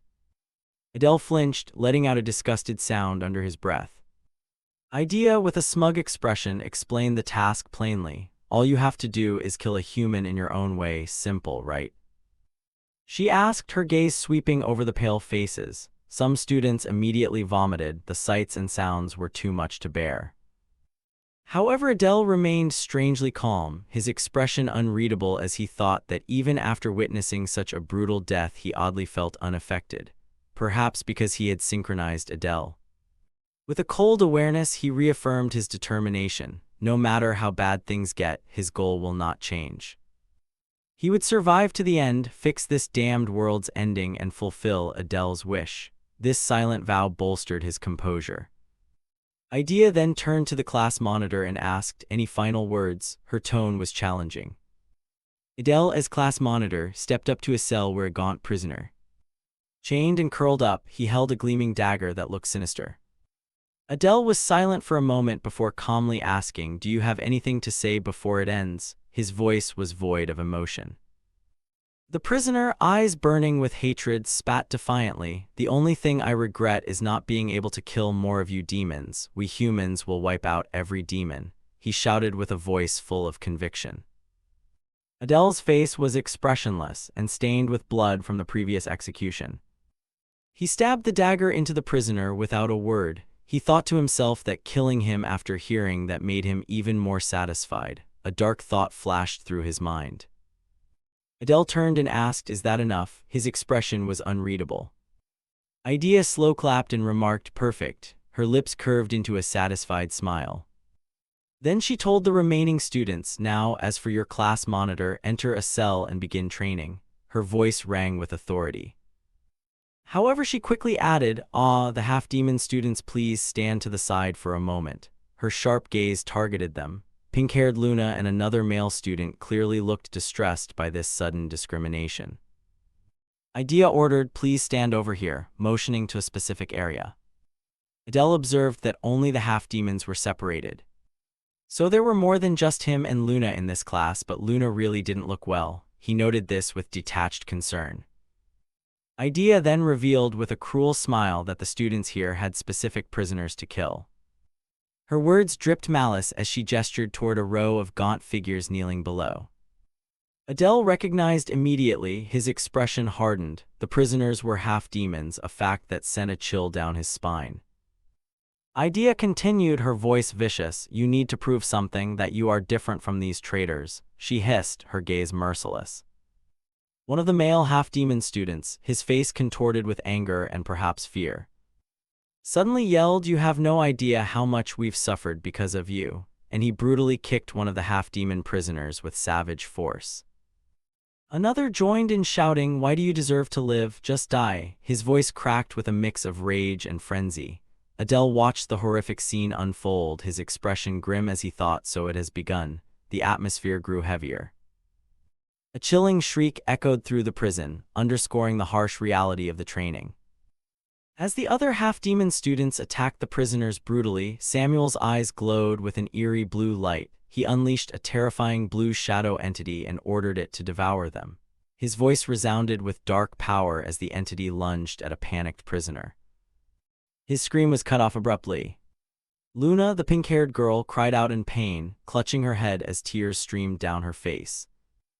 Overwhelmed by the brutality, Adele observed Samuel's action, silently noting that Samuel didn't need to kill them that way with his magic, and wondered whether he was eager to rip humans apart or if this was a display. Luna continued to sob, clearly shattered by the surrounding violence. Adele noted that Luna was completely broken, and that it would be very bad if Idea noticed her like this. A practical concern arose. Prone stepped up to Idea and said to her, "As long as she kills using her ability, that's acceptable, right?" Seeking clarity on the test's parameters, Idea confirmed, yes, technically." A faint, nearly imperceptible smile appeared on her lips. With a steady look, Prone said simply, "Understood." Then Prone ordered a human, "You are now bound to me. Kill the human beside you." Her voice was absolute and without warmth. Prone did not hesitate as she reached toward a panicked, gaunt prisoner, her eyes glowing with a frightening pink light as her power took hold. The prisoner screamed and another cried out, "Don't do this." Their pleas were lost in the oppressive atmosphere. Prone remained emotionless as the prisoner choked, life ebbing away. After a moment, Prone asked, "Finished?" Her tone was even. Idea replied, "Yes, she's fine. We can fix the weakness over time." Her assessment was clinical.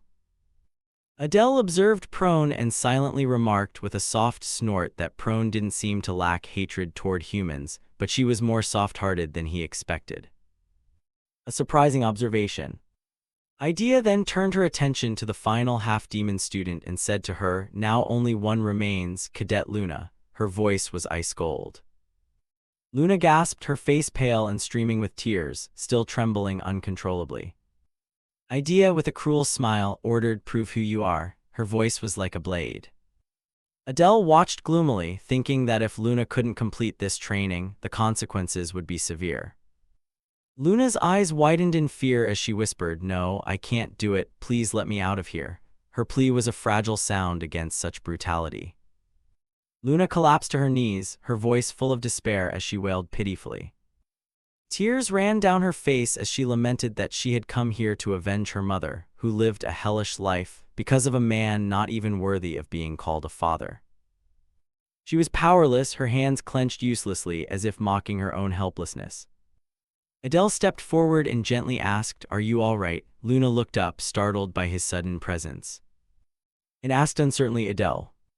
Adele smiled reassuringly and said, "Wait a moment, I'll help you with your training, Luna." Turning toward a bound prisoner, Adele declared with calm determination, "Now begin." Luna stared, wide-eyed and shocked, her breath catching in disbelief. Adele then handed Luna a dagger that looked sinister. As he handed it to her, he explained that although fear was natural, she had to do this. Luna trembled with fear, holding the dagger, her hand shaking uncontrollably. Adele gently placed his hand over hers, urging her to relax, softly reassuring her that if she kept moving forward like this, she'd be okay. Luna gritted her teeth, her face contorted by intense inner conflict, tears welling in her eyes as she struggled to find resolve. Adele gently patted her head and offered simple words of comfort. "Well done." Then with a knowing smile he whispered, "That was almost bad." Elsewhere, Idea stood with her arms crossed, her expression stern as she plainly declared what would happen to a half-demon who couldn't kill a human, at best expulsion. At worst something far worse. She stepped closer to Adele and Luna, her tone sharp and disapproving. "I don't understand what you were thinking." The class monitor was silent while Luna looked on anxiously. Idea continued, "You don't expect her to pass after that, do you?" However, Adele smiled confidently and declared, "Cadet Luna passes." Idea's expression twisted in disbelief as she snapped, "What did you say?" Adele calmly explained, "She clearly said that if we kill a human using our ability, we pass. Cadet Luna is the only healer in all of Satan. I helped her because I recognized the value of that talent." Idea gave a dry, bitter laugh, a laugh of disbelief. "So by that logic you're saying you wouldn't help a student without talent?" Adele affirmed coldly, "Of course, if they have no talent, I'll leave them behind." A subtle, calculating smile appeared on his lips as he spoke. Idea's expression hardened. She coldly remarked that he only remembered what he wanted to remember, but she would be sure to remember those words. She then announced she would go check the others and ordered the two to wait there. When Idea left, Adele breathed a sigh of relief and thought silently that the crisis had been averted. He thought himself lucky his answer had satisfied Idea. If it had been Aries, Luna would have had no chance. Turning to Luna, who was still recovering, he gently said, "Miss Luna, it seems you got through safely."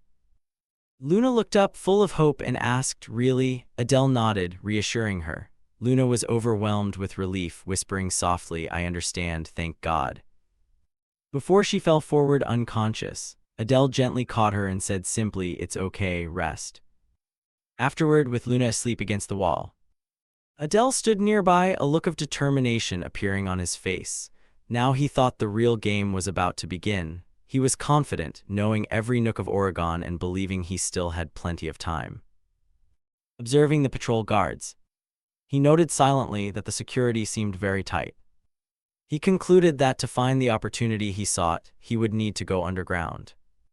Determined in his purpose, Adele decided to cloak himself in darkness. As black energy swirled around him, he watched with satisfaction. "Oh, it's working. I'm definitely more advanced than before." Confident that the darkness would let him slip in unseen, he focused on reaching the entrance to the underground tunnel. Moving stealthily through the dim corridors, he suddenly froze as a stern-faced guard spun around, his gaze sweeping the area. Adele wondered to himself if he'd been spotted. The guard paused, but eventually turned away, seemingly unaware of Adele's presence. Adele exhaled in relief, silently impressed by the guard's keen instincts. He sensed a subtle difference, definitely a guard from Oregon. Realizing he needed to move quickly, Adele pressed on and soon found his target. "Found it," he whispered. The only empty cell on the first floor had an inner passage. Activating his ability, swap positions, move, he teleported into the cell in a swift, shadowy streak. Upon landing inside, he immediately noticed a pressure mechanism on the floor. Just as he expected, hovering in the air before the floor collapsed, he wondered how to get down safely. Recalling the depth the protagonists in the novel had reached, he timed it precisely, 1, 2, 6. Just as he neared the bottom, he reactivated his ability. Swap positions, move. and landed smoothly on his feet as the sound of something piercing the ground echoed in the dark. He had reached the sewer. Next would be. Adele muttered as black energy swirled about him, black venomous slime. Suddenly, 3 fearsome black venom slimes with glowing purple eyes emerged from the darkness. He knew their poison was lethal on contact. Quickly forming a strategy, he thought, in that case I'll target the slime cores from afar. With a sharp, focused motion, he unleashed his ability. Dark fangs, black-bladed tongues, several blades of dark energy sliced through the slimes, hitting their cores with precision. Knowing their weakness made dealing with the venomous black slimes easy. Standing at the edge of a murky, dark pool, he murmured, "Now I just need to dive into this water." Immediately, Adele plunged into the water, sinking deep into the unknown. As he dove, he remembered that according to the novel's protagonist, the final resting place of the great evil was said to be here. But he wondered about the great evil. I'd never written anything like that. He recalled this was where a demon who led a rebellion centuries ago had been sealed. So the great evil meant a demon even the Demon King couldn't handle. He thought, well, I'll find out when I get there. He surfaced from the water, drenched and panting. Adele looked around and wondered, is this the place? Before him, chained to the wall, hung a gruesome white skeleton. He quickly realized there was a beating heart in its ribcage, the heart inside the white skeleton. Perhaps it held an opportunity. I'm about to get it. Reaching out with quiet confidence, his finger drew closer. However, as he closed his eyes to concentrate, the heart suddenly began to beat erratically, glowing with a fierce red light. Alarm swelled as his eyes flew open. Wait, the heart. He stammered in his mind. Without warning, the ground beneath his feet shook violently, throwing him off balance. Staggering, he thought inwardly, this is insane. The moment had shifted from opportunity to chaos, and Adele realized whatever came next would not be easy. For a few short seconds, the skeleton before Adele seemed to come alive. Its whole body suddenly lifted into the air, hovering menacingly. Behind it, a blazing golden sigil appeared, shining like the sun. Adele could only stare, stunned, unable to believe this was actually happening. And that sigil, it looked exactly like his family's tattoo on the back of his neck. Wait, could the traitor of the Demon Kingdom be connected to your family? The skeleton, as if running out of time, began to speak hurriedly, its voice echoing directly into Adele's mind. Child of the arson line, listen closely to what I say. If you can hear my thoughts, it means we now share a burden. Chaos was born from me. Do not let yourself be swallowed by that very chaos. Chaos is what distorts the natural order of the world. If you lose yourself chasing its meaning, you will end up like me. With that final warning, the skeleton slowly disintegrated, dispersing into gray dust. The message delivered, its existence vanished. All that remained was the heart and dust. Silence returned. Adele reached out and took it. Holding it in his hand and studying it closely, he could feel within it a will that fiercely hungered for destruction. It was surely the final desire passed down from his ancestors. The heart shattered, turning to fragments in his palm. Curious what he'd gained from it, Adele quickly opened his status window. His eyes lit up when the words appeared, soul transfer, a new skill. He couldn't help but shout, soul manipulation skill, finally this exists. I've waited too long, let's test it now. Without hesitation, he drew his trusty dagger and tried to move it with his will alone. Clang, the dagger hit the floor with a jarring metal sound, unmoving. Adele blinked, then knelt to pick it up. It's not that I lack ability, I'm simply not skilled with this yet, I need more practice. But still, I've made huge progress. I have a clue about the chaos and unlocked a new skill. That's a major win. He looked around, there was nothing useful left here. Better return before someone notices he's missing. Without delay, he rushed back to the rendezvous point. Unfortunately for him, Prone had noticed. The moment she saw him return, the proud white-haired girl stepped forward and snapped, "Where have you been sneaking off to?" Taken aback, Udall gave an awkward smile. "I just went for a walk, stretched my legs a bit." Prone didn't buy it for a second. "Really? You expect me to believe you went for a walk alone in a place like this?" Undeterred, Adele merely waved his hand. "What can I say? Seeing people locked behind bars is pretty striking." His indifferent attitude only made Prone angrier. "Hey, I'm talking to you. Where did you sneak off to?" But Udall had already started looking around, clearly bored with the interrogation. Wondering where he'd gone, he murmured. Just then, Luna appeared nearby. Her voice was calm as she greeted them. Adele turned to her with a smile. "Oh, Luna, did you sleep well?" The girl nodded slightly. "Yeah, I slept well." Seeing her so composed, Adele breathed a sigh of relief. "Good, you slept so soundly. I was worried someone might carry you off without you noticing." Turning back to Luna, she didn't forget Adele's earlier help. In a gentle voice, she murmured, Thanks for helping me. If it weren't for you, I probably—" Before she could finish, Udall flashed his usual polite smile and cut her off. "Don't worry, no need to thank me." It sounded casual, even charming, but behind that friendly mask his thoughts told a different story. "Now Luna owes me, just need to find the right moment to use that favor. A little advantage is always useful." Soon after, their wandering instructor finally returned. Idea was still full of energy, clapping and calling, "All right, everyone, gather up." Lucky for you, this time no one gave up. "I'm starting to see a spark in your eyes, but don't get cocky, we still have a lot ahead of us. Now let's head back." The students collectively exhaled, some even smiled. Adele was more than anyone else glad to leave that gloomy prison, finally free from the hell where time seemed to stop. Time passed quickly once they returned to class. And a week later things had more or less settled. The students who had trembled after being forced to kill were calmer now, some even joked around a bit. As for Udall, he had been secretly practicing his new skill, soul transfer, and fittingly, the teachers kept reminding them about the midterm exam. He glanced around the room. In the novel, first-year students from Satan had actually attacked the Royal Academy during the midterms. That meant something big was likely coming, perhaps an attack on the human kingdom. His eyes narrowed. How many of them would survive? That was the real question, and honestly worth pondering. Just then something caught his attention. Luna, she was sneaking glances at him from across the room. But the moment their eyes met, she flinched and quickly looked away. That reaction didn't escape Udall's notice. He raised an eyebrow, a flash of curiosity crossing his face. "What's going on? What's up with her that made her act like that?" Unable to contain his curiosity, Udall walked over and gently patted her shoulder. The unexpected touch made her jump. "Adele, you startled me," Luna cried, spinning around. Adele looked at her calmly, almost playfully. "You didn't answer, so I thought I'd sneak a little closer." "You look strange, something wrong?"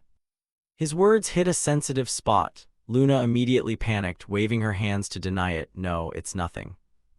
But that reaction only made Udall more suspicious. "Really?" he asked, his voice full of doubt. Luna nodded so vigorously it was almost cartoonish. "Really, I swear." Seconds passed and Adele sighed inwardly. She's definitely hiding something, but instead of pressuring her, he gave her an out. "Want to have lunch together?" Luna blinked in surprise. "Lunch?" Adele nodded. "Unless you have other plans." Her face quickly broke into a relieved smile. "No, no, let's have lunch together," she replied eagerly. That made Adele nod with satisfaction. "I'll wait at the cafeteria entrance at noon." Her reaction, especially the warmth in her eyes, reassured him. She looked more at ease, a little fragile but approachable. She was no longer afraid of him. Seems he'd scored some points with her. When lunchtime arrived, Adele waited outside the cafeteria, but saw no sign of Luna. He checked the time again, frowning. The lunch break was almost over. "Where did she go?" he sighed. "I don't usually eat alone, but it seems there's no choice. Back to the dorm and keep training then." Disappointed, he turned to leave, but only took a few steps before freezing. Two familiar figures were approaching from across the path, Renee and Diana. Oh no, his mind nearly shut down. Not now. Without hesitation, Adele activated his swap skill and vanished in a flash of energy just before being spotted. Almost Renee stopped, instincts nagging. She squinted, scanning the area. Diana walked a few steps ahead, noticed, and turned back. Diana asked, "Is something wrong, Renee?" Renee glanced the area one last time, saw nothing suspicious, and turned to Diana. "I thought I just saw my escort. Must have been my imagination." Meanwhile, a few bushes away, Adele crouched low, his heart pounding. Why are they here? His thoughts scrambled. This pair is the worst-case scenario. I've heard enough in Oregon. If they find out I'm a descendant of arson, I'm dead for sure. His mind replayed memories. I'm not just a minor character in this story. I play a central role in the fall of the Demon Kingdom. More than that, I killed the Demon King, both him and his wife. If that truth gets out, it's over. Adele bit his lip and slowly crawled backward out of the area. Only when he was far enough did he exhale in relief. That was almost too risky. He looked around the small grove behind the cafeteria and smirked. This place isn't bad, much better than the cramped dorm room. Maybe I'll make this my new training spot. Just as he was about to begin, a steel-sharp scream shattered the silence, high, desperate, and painfully familiar. Adele's head snapped up. The voice was Luna's. Without a second thought, he ran toward the sound. When he reached a small clearing, the scene before him chilled his blood. Luna stood there, face wet with tears, voice trembling. Please stop, stop it. Seeing the young woman being bullied by a crowd made Adele's blood boil dangerously. She turned to him with a flicker of hope, trying to hold herself together. Adele sized up the thugs and recognized them as classmates. He almost had the situation figured out. With barely concealed anger in his voice, he ordered the thugs back to class. They're harassing Luna. After all, everyone here is a half-demon. The ringleader had, from the start, refused to acknowledge Adele's authority. As class representative, these guys had no guts, thinking they couldn't be handled in a 3-on-1 situation. But they were quickly proven wrong. With pure mana brimming with killing intent, Adele grabbed one thug and choked him without touching him. The two remaining men panicked, sensing the terrifying hostility radiating from the class rep. These fools dared to oppose him, and upon feeling even a trace of his killing intent, were frozen in place. He dropped the other guy to the ground and looked down at the pathetic worm. To his surprise, Adele realized he'd underestimated a thug standing on the sidelines. The one with a spider web mark on his cheek showed no fear. He calmly analyzed Adele's every move. After teaching one of them a lesson, Adele told the thugs to stop making fools of themselves and run off. When they kept barking, he issued a final warning, one last chance to shut up. It's still lunch hour and he didn't want to see their entrails before his meal. Nonchalantly, the three idiots retreated with their tails between their legs. The boy with the spiderweb tattoo remained calm and measured, watching Adele with caution. Such composure was unusual for a student. Besides Luna, Class A might have another raw gem. After the thugs left, Luna ran to her rescuer and expressed sincere gratitude. Because she'd been held up too long, their lunch appointment had to be postponed. Class was about to start, so they needed to hurry back. Adele had heard they would be learning practical magic today and didn't want to be late. Day by day, Luna felt closer to her fox-eyed boy. A few minutes later, Teacher Robolt entered the classroom and excitedly announced they would begin learning magic for real-world situations. Today would focus on 2 techniques, invisibility and silence. These techniques shouldn't fall into the hands of perverts. Coincidentally, they're also Adele's specialty. The purpose of learning these 2 techniques is simple: how to deal with someone stronger than you on the battlefield. Sometimes the only way is assassination. For some, these shady methods are not an option but a necessity. At present, no student in Class A could defeat a human hero in a direct fight. To begin, Robolt demonstrated invisibility magic. He carefully explained how to cyclically warm their demon tattoos and gradually release mana. Even with low mana purity, they had to try to spread a thin, even layer of mana over their bodies. If done incorrectly, they'd fail. After performing every step perfectly, the teacher seemed to vanish without a trace. That must be why no one noticed when Robolt entered, while Adele was sparring with Samuel. The teacher reappeared where he had vanished. He assigned the students to wrap mana around their bodies. First, they had to close their eyes and focus completely on manipulating mana correctly and with difficulty. This step required time and patience. Even if someone accidentally succeeded after a few tries, the caster might still be visible. Each student did their best to concentrate all their willpower and control their mana for the task. Robolt estimated it might take more than a day for any of these kids to achieve some success. One standout student was prone. She had deep lineage and good control, not surprising for a child of the 7 deadly sins. More impressively, Samuel, the boy known for his arrogance, showed astonishing control. His body had begun to fade. He must have a natural talent for this technique. For ordinary students, a week of practice is the threshold to grasp the complexity of invisibility. Prone and Samuel were at genius level. While busy praising the wealthy kids, Robolt noticed a notable student missing from class. The boy with the chaos attribute Aries had warned him about.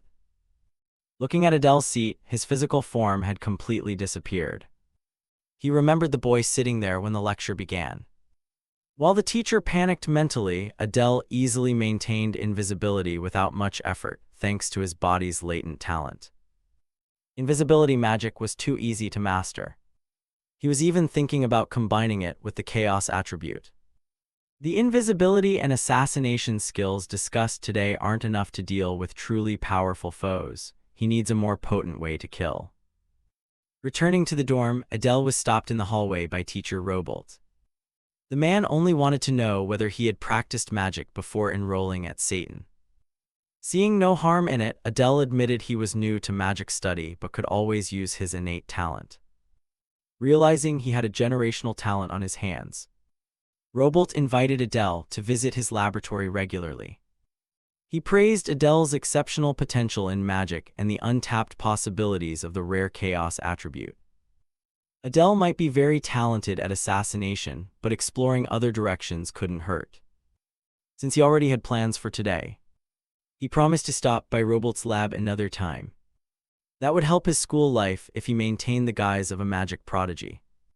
Sitting in the dormitory, Adele needed to handle something before the midterm began. To do that, he required a technique far beyond simple invisibility. Samuel was absent, making it the perfect time to practice. If events matched those in his novel, there must be a human spy hiding in the demon realm. He couldn't be detected by that person. Adele needed to find and kill that spy at all costs. A high-level spy would be hard to deal with, so mastering a trump card was key. Beyond simple invisibility, he intended to both exist and not exist at the same time. With a perfect fusion of compatible attributes and mastery of the basic invisibility magic, he succeeded after only a few attempts. The technique was so effective that he could no longer see himself. As his existence and presence dissolved, Adele felt an ominous premonition.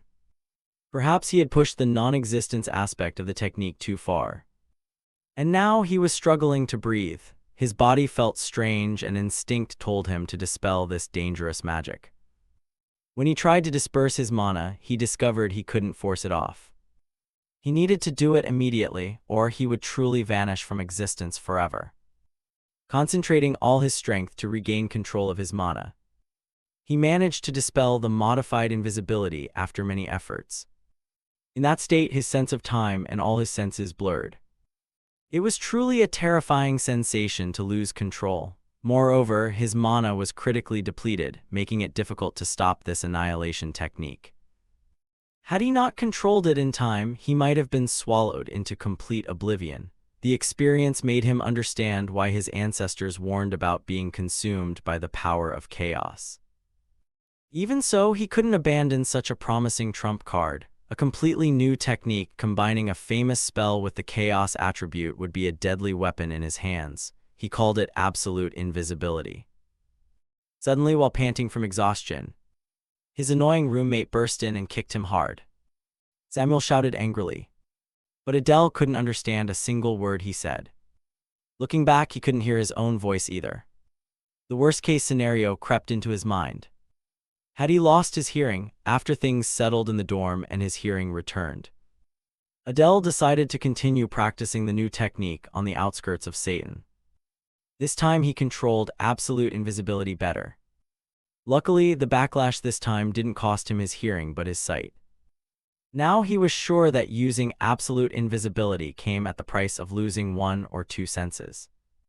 He had been experimenting with and refining the spell for a week, enduring loss of hearing, taste, touch, and now sight. Fortunately, each drawback only lasted about 2 hours at a time.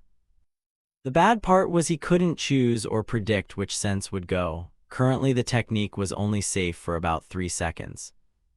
In other words, it was nearly useless. A high-risk, low-reward technique was worthless. Perhaps Adele could unleash the technique if he guaranteed a killing blow. Besides practicing absolute invisibility, he tried combining the chaos attribute with other traits but failed. The most direct way to get stronger now was to train swordsmanship and mana. Without sight, he was stuck in the woods for 2 hours, unable to see. Since he was used to coming here early, he wasn't worried about being late to class.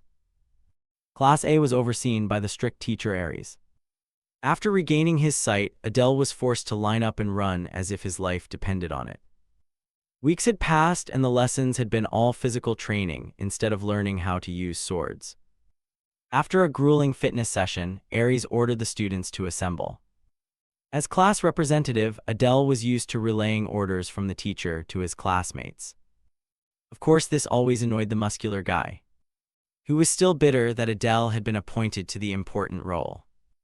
After clearing his throat, Aries announced they would reduce fitness time to begin formal sword training. Adele wasn't the only student pleased to hear running would be cut back.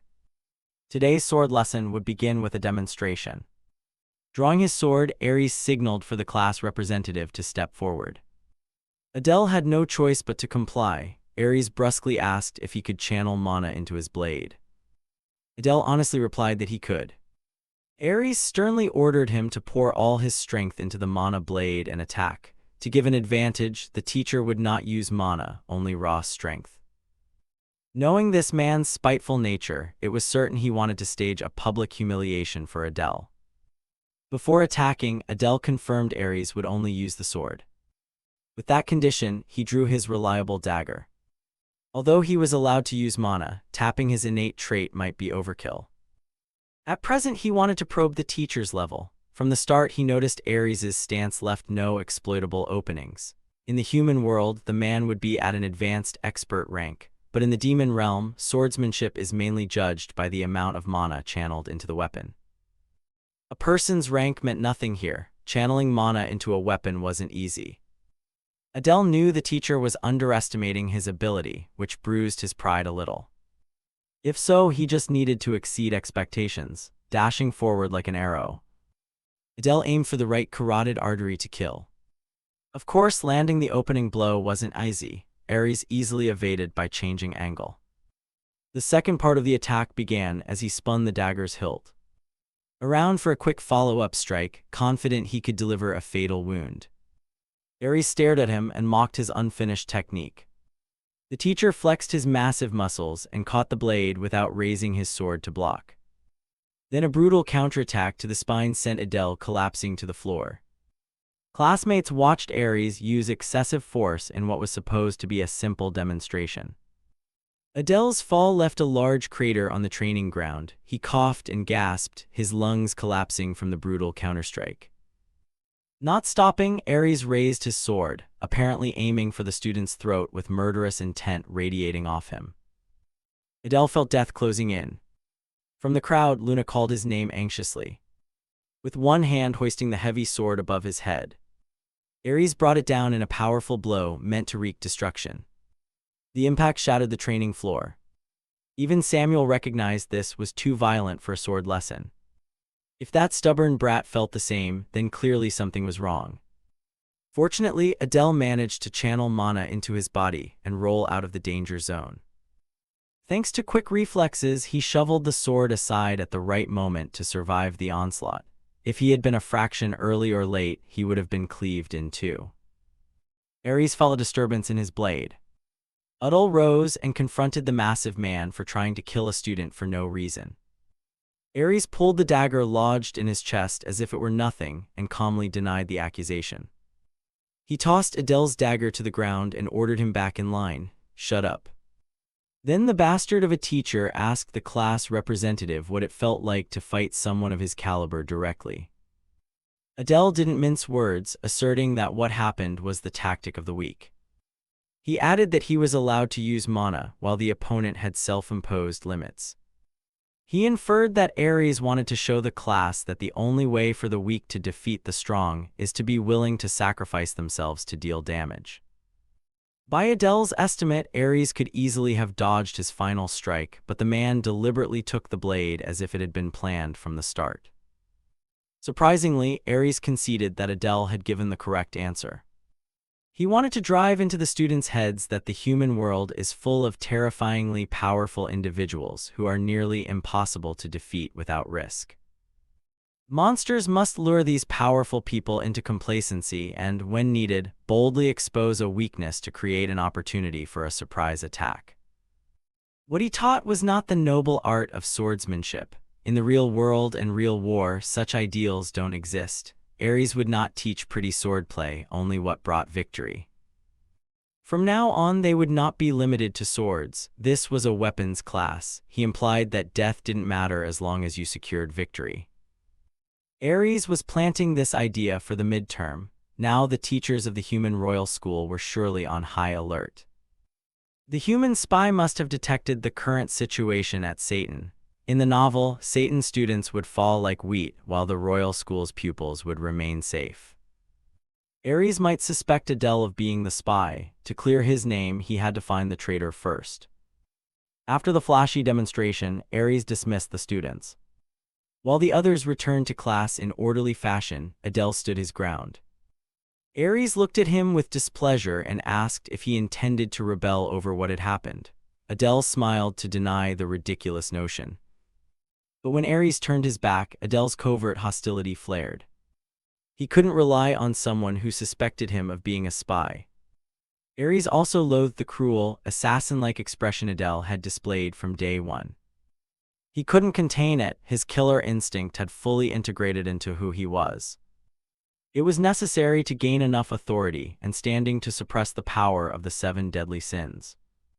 However, if Ares kept crossing the line like he did on the training grounds, Adele would do whatever it took to make that muscular man pay.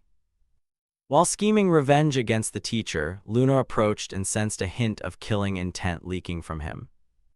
Adele apologized for startling her again. This time it wasn't intentional. She had come to make up for the lunch they had planned before. Maybe today was the right day. Adele readily agreed, making Luna's face light up. In the dining hall, they ordered lavish dishes befitting nobles. It had been a long time since he'd eaten anything so luxurious, even for lunch. The table piled with delicacies, Luna worried that leaving food uneaten might earn them the wrath of a gluttonous god. As they were about to eat, the gang that had been taught a lesson earlier walked in. They took notice of Adele and Luna. But before they could cause trouble, Adele smiled and waved, prompting the 3 idiots to decide not to get involved. Unlike the other 2, the Spider Boy remained fixated on Adele.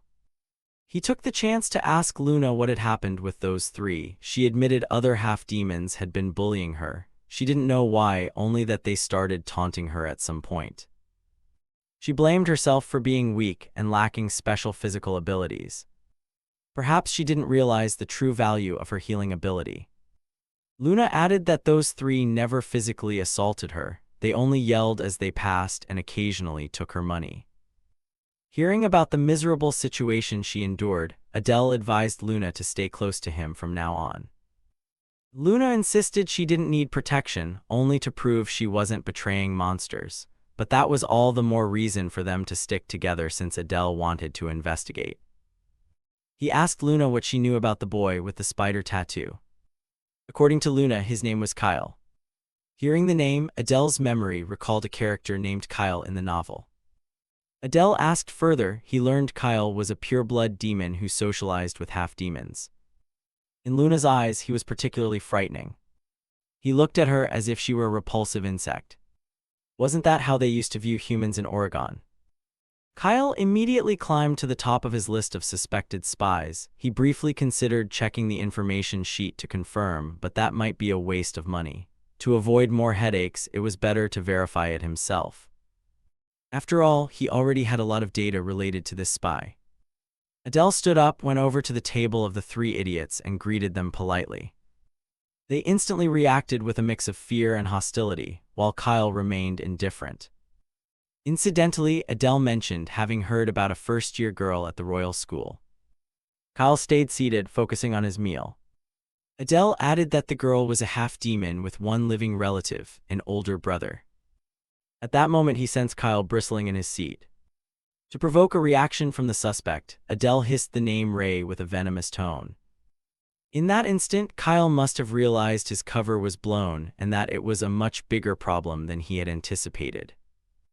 Things were about to go too far. The blue-haired guy, eyes flashing with aggression, stepped forward, his strong hand gripping Adele's shoulder, shouting in outrage, "Can't you get out of here?" As the words ended, with ice-cold eyes, Adele tightened his hold on the man's tie, yanking hard and slamming him down onto the wooden table where Kyle sat. The impact thundered like a clap of lightning, cracking the tabletop and sending splinters flying. The blue-haired man collapsed, dizzy and disoriented, his vision blurring from the shock, blood seeping from a gash on his forehead. Before he could regain his bearings, Adele twisted his wrist with practiced skill, eyes as sharp as blades, speaking in a low, threatening tone. "So that guy really is on the floor." The blue-haired man clutched his head as blood ran between his fingers, screaming in pain, his voice hoarse with fear and humiliation. After Adele's words, Kyle still controlled the boiling anger inside him and slowly stood up. His eyes a steely gray, deep like a suppressed storm, showing no hint of emotion. Without a word, Kyle turned and walked away, his tall silhouette projected against the dim corridor. Seeing that action, Adele affirmed inwardly, a discreet smile flickering across his face, "Found you." The three of them left and gathered in an old restroom, weak light from a flickering fluorescent lamp overhead. The blue-haired man's face still smeared with blood as he aggressively washed his wound under cold water, hands trembling with rage. Suddenly, he slammed his fist against the wall, the impact echoed in the cramped space as he hissed through his teeth, "Damn it, it's that damned half-breed again."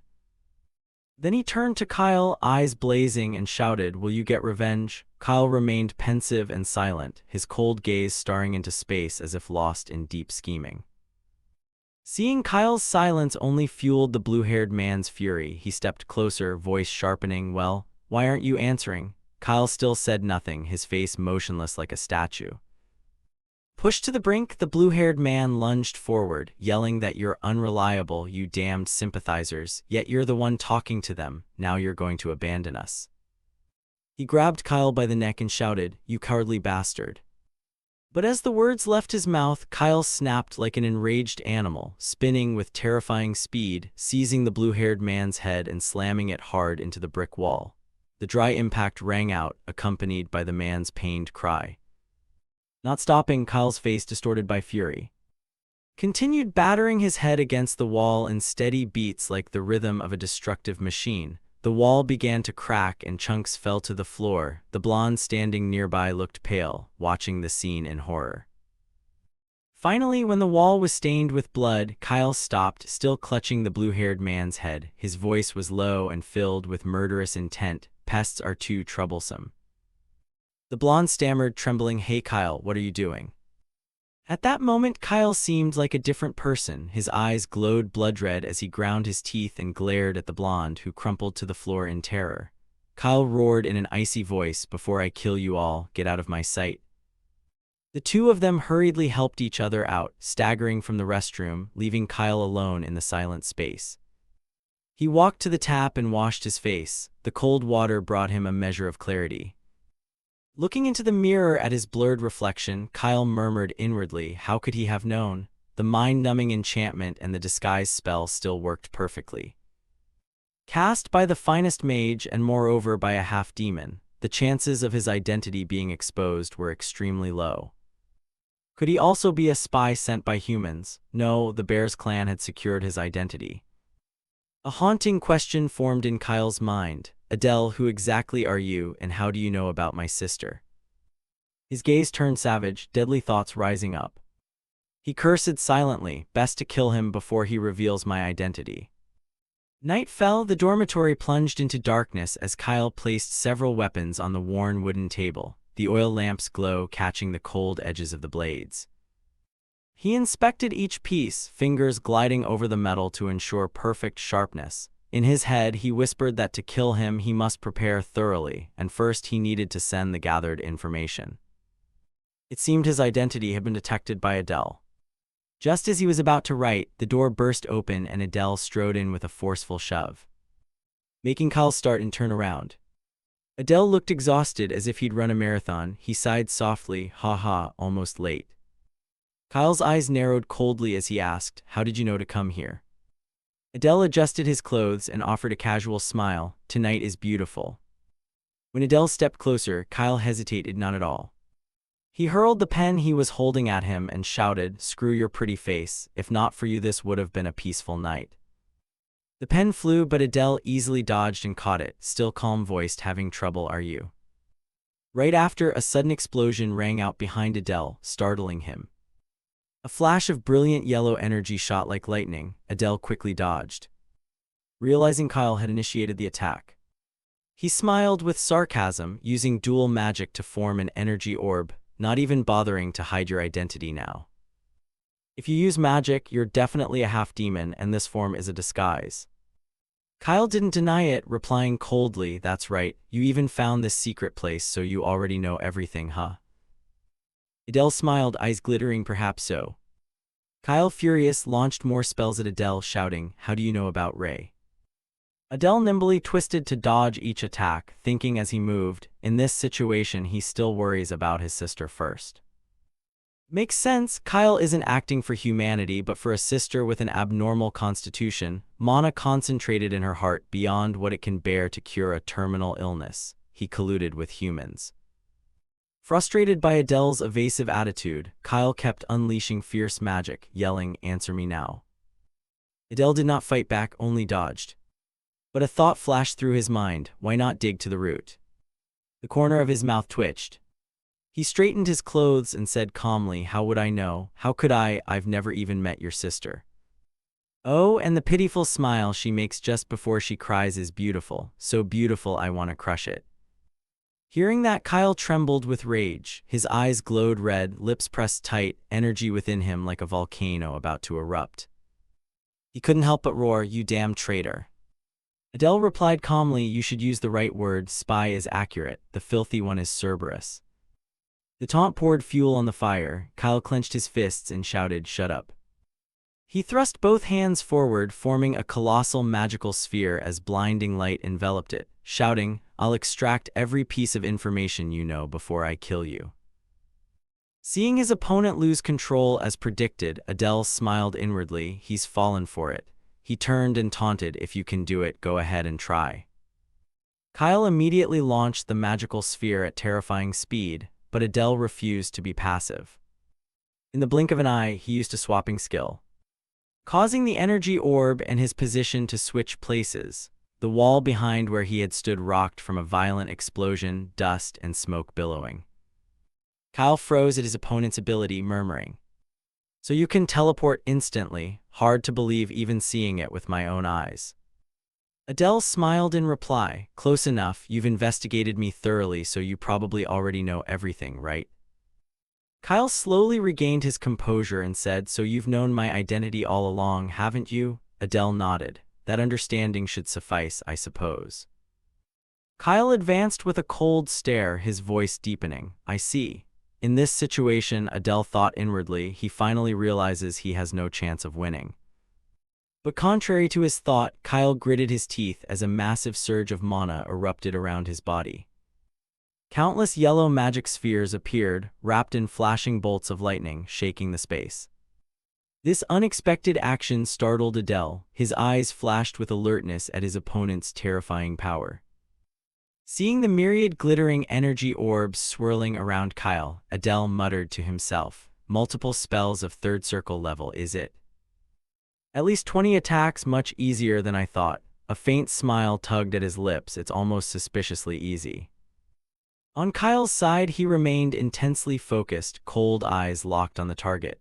The newly formed magic spheres hovered, radiant like tiny stars. Without hesitation, he swept his hand, commanding them to rush straight at Adele, roaring, "Die." The magic spheres screamed through the air toward Adele's body. But the moment they were about to hit, Adele quietly activated his swapping skill.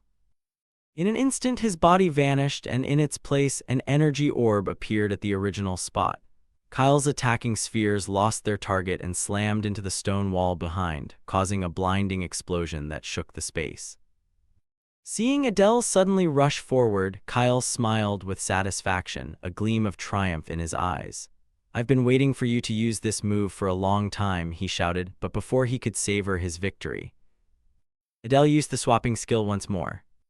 In a flash, his body materialized right behind Kyle, as fast as a phantom. Kyle froze, turned his head in astonishment. How did he link them like that? Before he could finish the thought, a dense wave of dark magic erupted from Adele, engulfing the entire surrounding space. Darkness like a living curtain swallowed the light, making the scene suffocatingly mysterious. Staring at the sight, Kyle stammered, his voice trembling, "This is..." Adele cut him off, his voice deep and cold, "Take a nap." Before Kyle could react, he raised his hand and delivered a powerful strike to the back of his opponent's neck. Kyle collapsed unconscious instantly, his body going limp as it fell to the cold floor. Adele exhaled, murmuring softly, "Finally caught him." He glanced around, scanning the items Kyle had prepared earlier, unable not to marvel. "All this preparation just to kill me?" His gaze settled on Kyle's unconscious body, and a thought flashed: should I just kill him now? But he immediately dismissed the idea. No, he needed the information Kyle held. If he killed him, Ray would become an enemy. Dealing with Kyle was easy, but Ray was another matter. In Adele's mind, Ray's image came clearly to him. The girl who had been helped by the protagonist had now become a powerful contract bearer, freed from her deadly illness. The dragon heart had granted her terrifying power, enough to control an enormous amount of mana, turning her into a great archmage, no less than a legendary heroine. If Ray poured everything into avenging her brother, even Adele would find it difficult to withdraw unscathed. Their bond was truly that strong, he thought to himself, his gaze briefly contemplative. Then he suddenly noticed a small device nearby that looked like a camera. This transmitter only sends one-way information and doesn't update status. Maybe they still think Ray is suffering. He turned to Kyle, his voice lowering, "But that doesn't mean I'll let you go. If only there were a way to make him submit to me." Just then Kyle's body twitched slightly, a sign he was gradually waking. Adele watched, a sly smile flickering across his face. "I see," he thought, "so there is a way." Kyle opened his eyes, coming to after the stupor, realizing he was unharmed. He scanned his body, then glared at Adele and shouted, "What are you plotting?" Adele raised an eyebrow, feigning surprise. "Plotting? I don't know what you mean." Kyle growled angrily, "I mean, why didn't you kill me and instead let me wake up?" Adele smiled, his voice gentle but laced with menace. I did wait. But do you think I just stood by and watched?" He finished, producing a small dragon from his sleeve. Its whole body exuded dense dark mana, making the surrounding air feel viscous. Seeing the dragon, Kyle froze, trembling and stammering, what the hell is that?" Adele smiled coldly, "So you noticed." Kyle panicked, his voice shaking. You can control parasitic toxins too?" Adele nodded in confirmation, "Yes." He held the little dragon up. "This parasite is called a paired toxin. A slight provocation is enough to kill the host, but it only functions properly when present in the bodies of two people." Kyle sprang up, eyes frantic. "Paired toxin, what the hell did you do to me?" Suddenly, a horrifying thought flashed through his mind. Kyle jolted and shouted, "Wait, don't tell me." Adele nodded, his tone calm but cutting. "Just as you think, the other one is inside Ray." Hearing that, Kyle trembled with rage. Adele continued leisurely, "Her body is truly fascinating. Her mana sensitivity is so high my heart can barely handle it." Which made implanting the parasite much easier. Those words made Kyle shake violently, speechless. As if turned to stone, Adele continued, his voice gentle but authoritative. "Although her condition is very dangerous, it's not impossible to cure." Kyle snapped awake and hurriedly asked, "Really?" Adele interrupted, "If it were me, I could cure her." Kyle narrowed his eyes skeptically. "Someone like you could do what even the nation's archmages couldn't." Adele smiled and raised a finger. A stream of dark mana poured from his fingertip, rousing the little dragon. It opened its eyes and devoured the mana like a starving beast. Adele slowly explained, "The parasites of the Bear's clan feed on their host's mana. Ray's heart couldn't withstand such overwhelming mana, but the parasite absorbs it. knowing so much about Ray, did you think I had no way to subdue you? Watching the little dragon fall asleep after finishing its meal, Kyle felt completely weak. A growing realization formed in his mind, so this parasite was actually saving my sister. He looked up at Adele, his voice trembling. So what do you want from me? You won't talk this much and let us go unless you clearly want something from me. Adele stepped closer, a murderous aura radiating thickly. He sat down and stared straight into Kyle's eyes, his voice deep and cold. I quite like your attitude. But don't forget that your life and your sister's are in my hands. Under the heavy pressure, Kyle gritted his teeth, trembling slightly, and finally nodded. Understood. Adele smiled satisfied and stood. I want two things. Kyle frowned. Two things. Adele glanced at the transmission orb nearby. First, send false information to the Royal Academy using that device. Tell them Satan is plotting to attack the third-year hero candidates. Kyle questioned, you're planning to attack different people, aren't you? I can't accept that. Adele reassured him, I understand your concern. And of course you're worried because Ray is studying at the Royal Academy. Don't worry, if you cooperate I'll ensure Ray's safety. Hearing this, Kyle's hand clenched, shaking. He nodded. Fine, I'll send the false message as you said. What's the second demand? Adele answered at once, leave this place. Kyle was stunned, his body frozen like stone. He raised his eyes, you want me to leave Satan? Adele nodded, yes, I need you to work outside. Regularly gathering and reporting any rumors about hidden regions in the demon realm to me. Faced with this condition, Kyle immediately agreed. Fine, I'll give you what you want. Feeling things were going smoothly, Adele inwardly rejoiced. It was easier than he thought. With a little deception, when the false report is exposed, Kyle will be discarded, and he can make use of Kyle's scouting skills. Very convenient. But at that moment, Kyle cut into his thoughts in a low voice. I have one condition.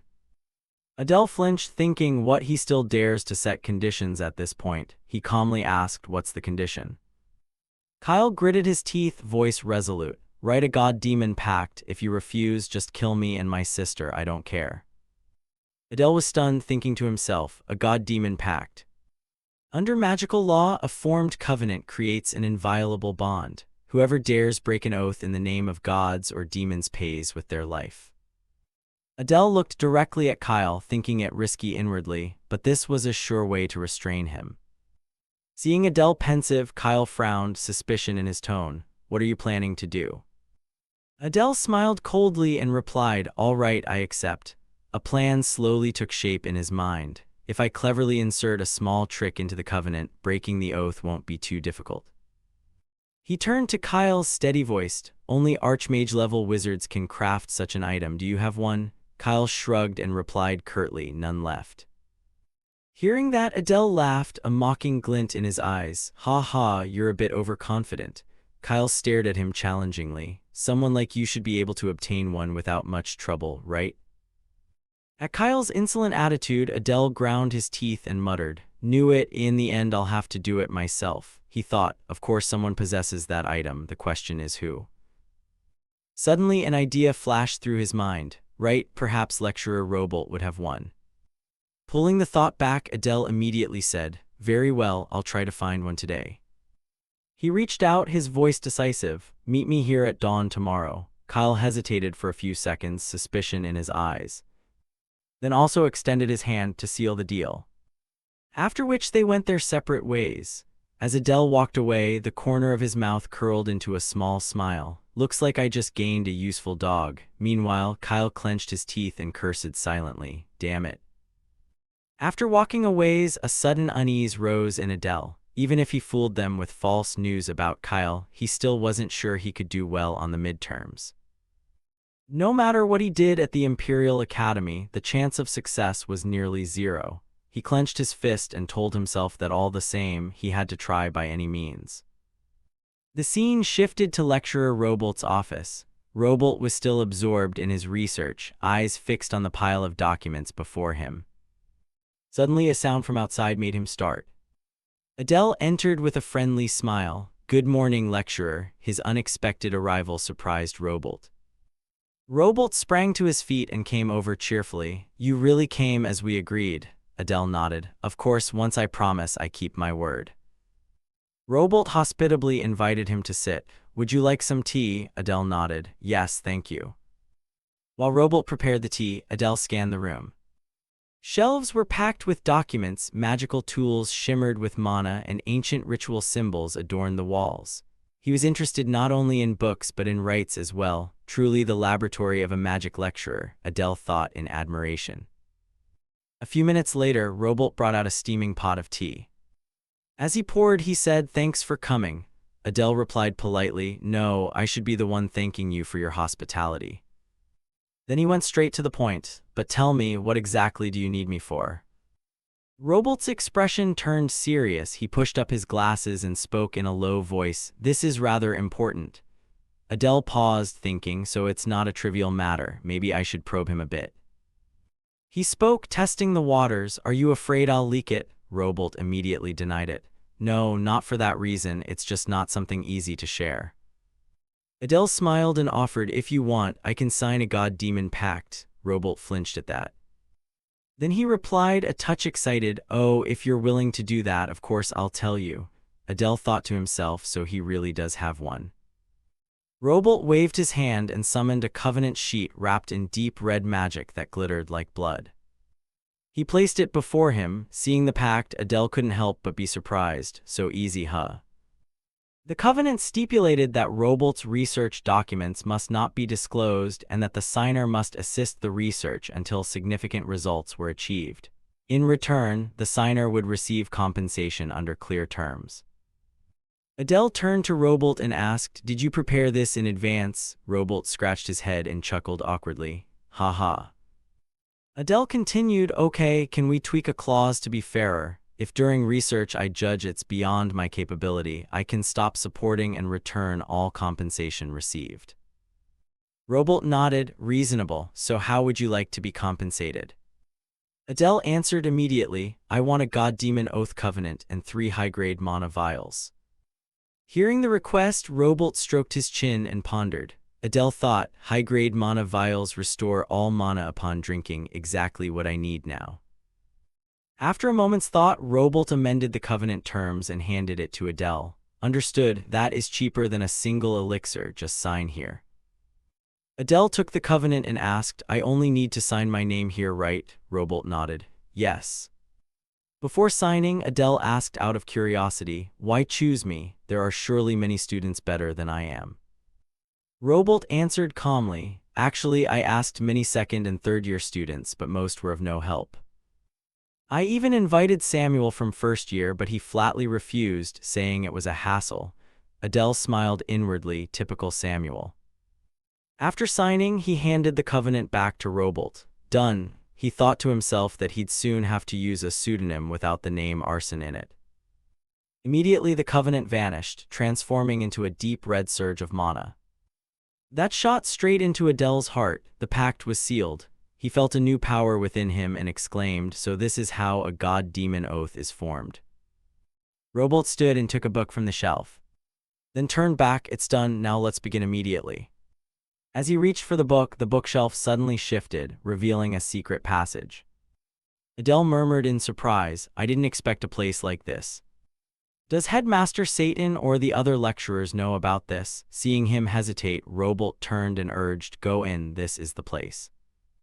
Adele followed, looking around in awe. A secret underground laboratory, huh? Robolt pointed to a book on the table. "This is the book I'm researching." Adele looked at it curiously. "This book?" Robolt nodded. "Yes, it's believed to be an artifact." Adele muttered, "An old book. It looks like an ancient manuscript." He stepped forward and opened the book, but found there were no characters on the pages. He looked up and asked, "What is this?" Robolt nodded and continued, "Yes, as you see, most pages are blank, but the final page has writing." Adele asked further, "Where did you get this book?" Robolt answered, "I happened upon it in an abandoned house in the western desert. It was buried among the fine sand." Adele frowned. "An abandoned house in the desert. Based on the large nearby oasis, I suspect there used to be a village there." Adele nodded. "So besides the book and the ruins, the entire village vanished without a trace." Robolt confirmed, "That's the only conclusion I can reach for now." Adele said with interest. Fascinating. May I see the writing on the last page? Robolt's face brightened at once and he replied, of course. That's precisely why I invited you here. He flipped to the last page. And strange characters appeared on the page, resembling an ancient tongue. Looking at the cryptic lines, Adele exclaimed, there really are characters. Robolt added, yes, but I cannot decipher them at all. Do you understand what it says? Adele stared at the squiggling symbols, thinking there's no way I'll recognize these strange letters. Robolt interrupted his thought. Now you see why the other top students gave up. Adele asked if there had been any progress in the research. Robolt shook his head. No, still nowhere. Adele proposed that perhaps the clue lies where the book was found. Robolt replied that oddly he had visited nearby villages, but no one knew of the ruins or the book. Seeing the case at an impasse, Adele frowned slightly, thinking it's hard to find answers with no leads. What if we end up empty-handed? He reached out and touched the page to feel for anything unusual. Suddenly, a violent surge of energy burst from the book. Adele startled, thinking, what is this? Why is my pendant reacting? At the same time, the lines on the page began to change in a strange way, as if they were coming to life. Staring at the squirming lines, Adele marveled inwardly, is the script moving? Am I seeing things? But no, the ancient characters on the page truly began to move, twisting like magical serpents and rearranging themselves into symbols he could read. The first line emerged clearly and coldly, he who breaks the laws of magic shall pay with a merciless annihilation. Everything will unravel endlessly until this world ends. Adele fell into thought, eyes glued to the page. He could read it but understood nothing. He touched the pendant at his throat, feeling the strange energy vibrating. The pendant's reaction was surely linked to demons or gods. Seeing Adele pensive, Robolt asked curiously, what's the matter? Adele looked up and calmly answered, I've deciphered the line. Robolt started, exclaiming, what? Adele explained slowly, this line speaks of breaking the laws of magic, but I can't clearly explain the rest. Robolt peered at the book, eyes bright and voice excited. Indeed, the phonetics match perfectly. It does relate to the chaos attribute, a rare trait well worth studying. He suddenly turned urgent, I need to study it further. But for now this is an extraordinary discovery. Adele raised an eyebrow and replied lightly, is that so? Robolt nodded enthusiastically. Yes, I think we should continue searching for artifacts and ancient texts in other lands. He paused, looking at the student. That's enough for now. Adele was about to ask permission to leave when Robolt suddenly said, the compensation will be transferred right now. Adele replied, right now. Robolt smiled, yes, please wait a moment. Adele thought to himself that while the covenant required no explanation, mana potions took time to brew. Meanwhile, Robolt rummaged, muttering, let's see, where did I put it? Hearing that, Adele suddenly froze as a thought sparked. Wait, if Robolt continues researching other ancient texts and artifacts. He touched the pendant, the 3 gems on it glowed a blood red. The influence of the text had turned the 3 jewels red. If the entire pendant is stained with blood, what would happen? He didn't know. He pondered that if it wasn't tied to demons or gods, he should keep it with him. Even knowing Robolt, the man wasn't completely trustworthy. After a bit more searching, Robolt cried out, found it. He turned and handed Adele a mana vial with a friendly smile. Adele took it, still thinking it was safer to keep it on his person. Robolt then produced a small pouch. Here, you can carry all the compensation in this pouch for convenience. Adele took the pouch and nodded. Thank you very much. Robolt stepped forward courteously. No, I should be thanking you. Without you, I couldn't have read those characters. I hope to collaborate with you further in the future. Adele smiled. I'll help as much as I can. Robolt's tone suddenly turned serious as he warned, please don't tell anyone about my research. Adele's expression briefly darkened. He muttered, that depends on the magistrate's decision. Robolt was startled. No, you intend to break the covenant. Adele stepped closer, menace thick in the air, staring Robolt in the eyes and speaking coldly. This research hasn't been approved by the headmaster, has it? If proper procedures were followed and Satan had approved it, why sign a secrecy covenant? Robolt's flustered demeanor confirmed Adele's suspicion. He smiled and softened his tone. If this research is exposed, I'll likely be expelled. But we're in the same boat. I will do everything I can to help you. Just give me the extra mana potions. Robolt broke into a sweat, stammering, I understand, I understand. He hurriedly fetched a few more mana vials, voice trembling. This is all I have left right now. Seeing the number of vials, Adele thought to himself, not bad. He accepted the payment, turned to leave, and said, thanks, farewell. As he began to step out, Robolt called after him, by the way, that covenant, what do you intend to use it for?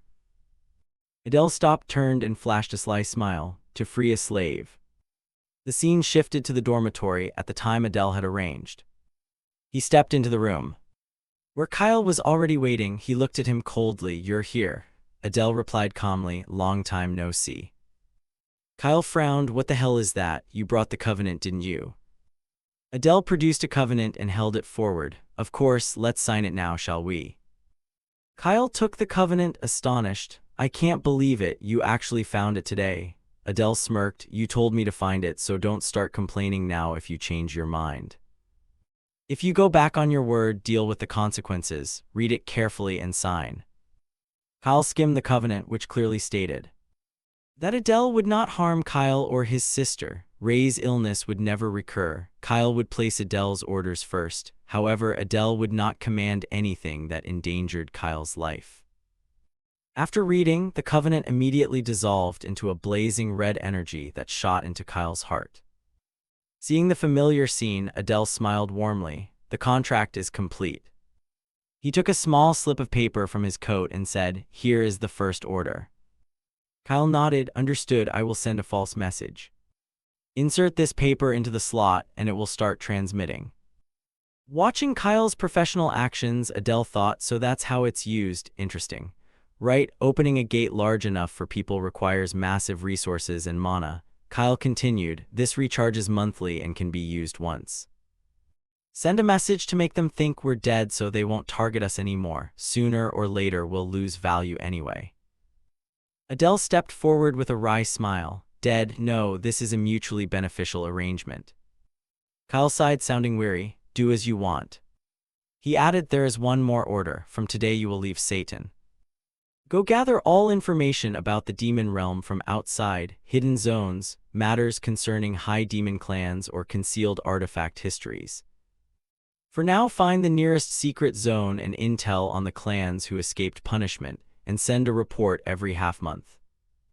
Kyle nodded, understood. Seeing his professional demeanor, Adele felt pleased. His experience as a spy likely made him quick to receive and follow orders. Kyle suddenly extended his hand. Adele was surprised but returned the gesture. Thinking Kyle offering a handshake, really, he said, I look forward to your upcoming achievements.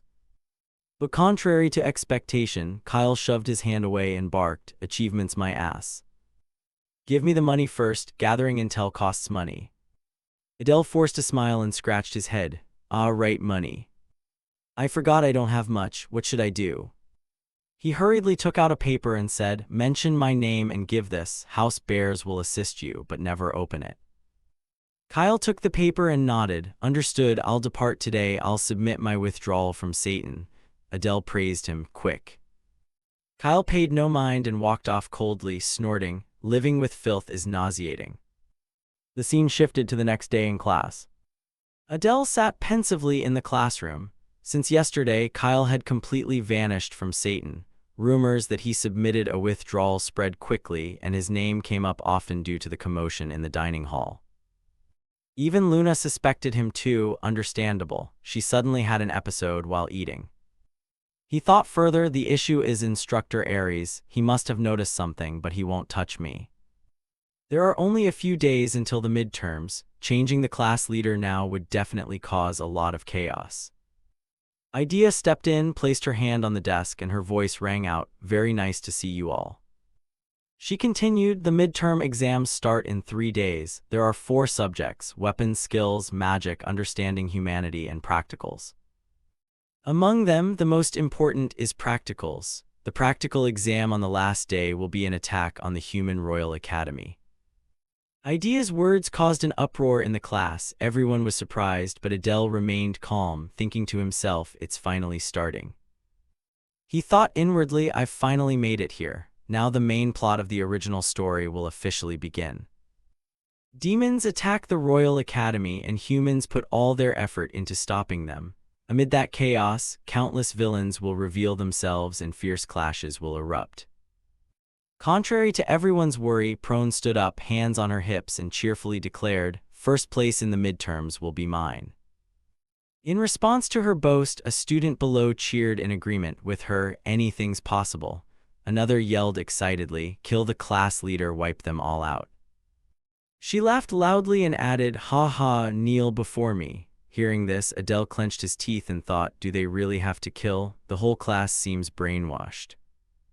The two below began to murmur. One spoke worriedly, "So the human invasion is really about to happen?" The other replied through gritted teeth, "After all we've suffered, we must avenge this." A jumble of thoughts welled up in Adele's head. Demons who lost loved ones burning for revenge against humans. Maybe that's better than trembling in fear like this. He frowned and continued thinking. If things proceed like the novel, Class A will be wiped out in the midterms, but there's still hope. I've already altered countless original plot points. I bribed Kyle to leak false information to the Royal Academy and kept Luna so she wouldn't be expelled. Destroying the Royal Academy is impossible, but at least I can save the class and prevent them from all dying. If I manage that, I'll receive lavish praise as a truly exemplary class leader, and Ares's trust will be the accompanying reward, giving me another chance to access Satan's armory. A smile appeared on his lips. The goal for this exam is to survive and score high. He resolved firmly, I'll go all in, as if staking my life. Back at the dorm, Renee stood before him and said coldly, "Long time no see." At that blunt remark, Adele slightly frowned and replied, "Yes, milady, it feels like months. I thought it had been several months since we last met." He thought to himself that she must be very angry. Her expression darkened, radiating intense killing intent. She continued in a cold tone, "Is it because you've been avoiding me?" Under this heavy pressure, Adele flinched. Thinking to himself that he'd been using the excuse of joint training to dodge her, now she suddenly summoned him before the midterms. He understood why she was angry. Even so, he glanced to the side. Diana was sitting with her legs crossed, looking straight at him. He thought, why are you two always together? Surprised by Adele's expression, Diana smiled and said, "Hello, I'm Diana." Adele didn't respond immediately, still lost in thought. They say the more you try to avoid bad ties, the more they cling to you. He didn't know what to do. Seeing him silent, Diana tilted her head jokingly. "Not going to greet me? Then I'll be very sad." He snapped out of his thoughts. Hurriedly placed his hand on his chest, bowed in a formal greeting, and introduced himself. "I'm Adele, honored to meet a noble lady." She smiled and replied, "Yes, nice to meet you." Renee immediately cut into the conversation, voice cold. "Skip the pleasantries, explain why you've been avoiding me for so long and now expect to fight." Adele stepped closer, speaking softly, "Because I feel guilty." She asked suspiciously, "Guilty of what?" He wiped his eyes lightly, sniffling, "As your protector, I failed to keep you safe, and that's been tormenting me this whole time." Faced with Adele's sincere expression, Renee, embarrassed and angry, shouted, "Stop crying like a little puppy." He continued in a trembling voice, "You don't understand how I feel." Renee's whole body trembled with anger. Adele thought to himself, "Damn, do I really need to use this tactic?" Then he produced a manhwa vial and said, "Actually, to atone, I brought you a gift, milady." Seeing the vial in Adele's hand, Diana wandered over curiously and asked, "What's that, a manhwa flask?" Adele nodded, "Yes, I had a hard time obtaining it." Diana smiled and turned to Renee, "I've heard they're much rarer since the war. Take it and forgive him, Renee." Seeing her step in to help, Adele thought gratefully, repaying hatred with favor. "Thanks, Diana." But Renee brushed Diana's hand away and replied indifferently, "No, I don't need such things." Adele thought to himself then, "She's really angry with me." He began to deploy the pretty boy act and pour out his heart. "Actually, I've been bullied by other students for being a half-demon, so I kept my distance to avoid causing trouble for you, Lady Renee." He immediately dropped to one knee, voice sincere. "If that has hurt you, I sincerely apologize. I'm sorry, milady." He thought to himself that he had said everything he could and hoped it would work. Diana stood beside them, arms crossed, adding, "He's genuinely concerned for you. He's a very good protector." Hearing this, Renee pondered for a moment, then the corner of her mouth softened into a slight smile. She stepped forward and said, "I won't accept it." Seeing her calm down, Adele slipped his hand into his coat and smiled. "Hehehe, so you accept the mana vial then?" She remained indifferent, turned her face away, and said, "I said I'm not hurt." Those words left Adele speechless, unsure how to respond. Diana moved in to rescue him again, cheerfully. "Great, it seems everything's fine now." Renee glanced coldly and replied, "Don't talk to me." Diana pointed at her eyes and laughed loudly. "Ha ha, I'll tell you, Renee's just a bit rigid. If you can fix that, it'd be wonderful." Seeing Diana's cheerful manner, Adele thought, I didn't expect Diana to have this side too. Then the group moved to the training room. Renee picked up her sword and said, "Let's spar, a match would be good, it's been a while." Adele nodded, "All right." Diana leaned close to Renee's ear and whispered, "Renee, show him your new skill." But her words accidentally reached Adele. He thought, a new skill, so she learned something while we were apart. At that moment, a dense dark aura radiated from her, her eyes narrowed, full of killing intent. "Watch carefully." She tightened her grip on the sword and mana erupted outward. The amount swelled and her eyes suddenly flashed. The surrounding space became unusually condensed. Faced with this intense, murderous aura, Adele slightly frowned, thinking, such fierce killing intent is astonishing. The sword in Renee's hand suddenly turned jet black and emitted a thick dark aura. Adele was horrified, thinking, the mana converging in the blade has turned it black. Could it be a dark blade? This is the type of sword chi that only master human knights can achieve. Normally, channeling mana into a weapon or body can activate techniques. But with a dark blade, the mana must be refined as thin as a sheet of paper, yet he can do it, truly a descendant of the sevenfold sin. She held the sword tightly for a long moment, then relaxed her grip. The dark aura gradually dissipated, returning the blade to its normal state. Seeing that, Adele stepped forward and said, "Still not perfected then?" Renee nodded. "Right, I still have to push my focus to the limit." Adele tightened the short sword in his hand and smiled. "Then let's spar and see how it goes." She happily nodded, "All right." He thought to himself that he didn't know how strong the dark blade was, so he'd try using an ordinary knife first. With that thought, he lunged at Renee and swung his knife hard. She immediately swung her sword to block the attack. The two weapons collided, sending sparks flying everywhere. Faced with the powerful strike, Renee stepped back a beat and her eyes flashed. She spun her sword and sliced horizontally. Luckily, Adele leaned back and dodged the slash. He retreated, dropped to one knee, and took a defensive stance, preparing for the next move. Thinking that with enhanced vision he could see all of Renee's movements, this could work. Across from him, Renee used the dark blade again. Her eyes flashed, the sword turned jet black and released a terrifying pressure. The knife in Adele's hand suddenly shattered. He was startled, thinking, did she deploy the dark blade that quickly? The outcome was nearly decided. Adele awkwardly scratched his head and said, "Amazing, the dark blade has that kind of power." Renee replied confidently, "Of course." Diana stepped forward to add, "A noble lady stronger than her own guard. It's not something you see every day." "Renee is truly wonderful, isn't she?" Faced with such praise, Renee fell silent and pondered. Diana teased, "What's this? Are you blushing? Doesn't suit Renee much." Renee's expression suddenly changed. Diana's eyes flashed with a terrifying killing intent as she said, "But the more I look, the stranger it seems. Something that appears ordinary but is far from mundane." She scanned Adele's body, making him flinch. She looked at him and smiled meaningfully. "What is this? I find it genuinely intriguing." Under the awful pressure she exuded, Adele flinched and began sweating profusely. Diana advanced on him with cold eyes, causing his whole body to tremble slightly. Looking into those sharp eyes, he thought that one of Diana's powers is scrutiny, the ability to observe even the tiniest hairs on an opponent's body. Having someone who will become a demon king notice you to this extent is overwhelming. How should I react now? Countless thoughts flooded Adele's mind, leaving him at a loss. He continued thinking that she might become his greatest enemy and that it would be best to keep some distance. Suddenly, a deep crimson murderous intent burst from him, which made Diana start slightly. A knowing smile curved on her lips.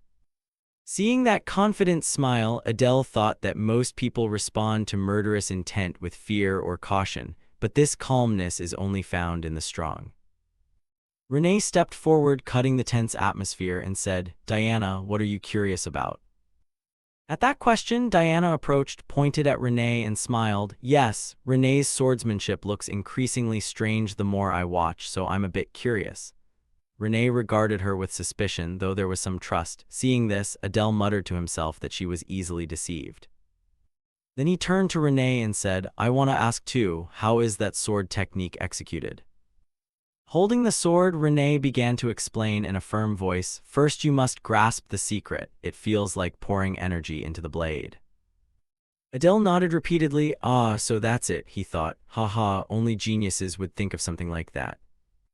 He stepped forward and added, "We still need to review for exams, so let's end the spar here." Renee nodded in agreement. "Yeah, let's do that." Watching her walk away, Adele asked, "Renee, how are you preparing for the midterms?"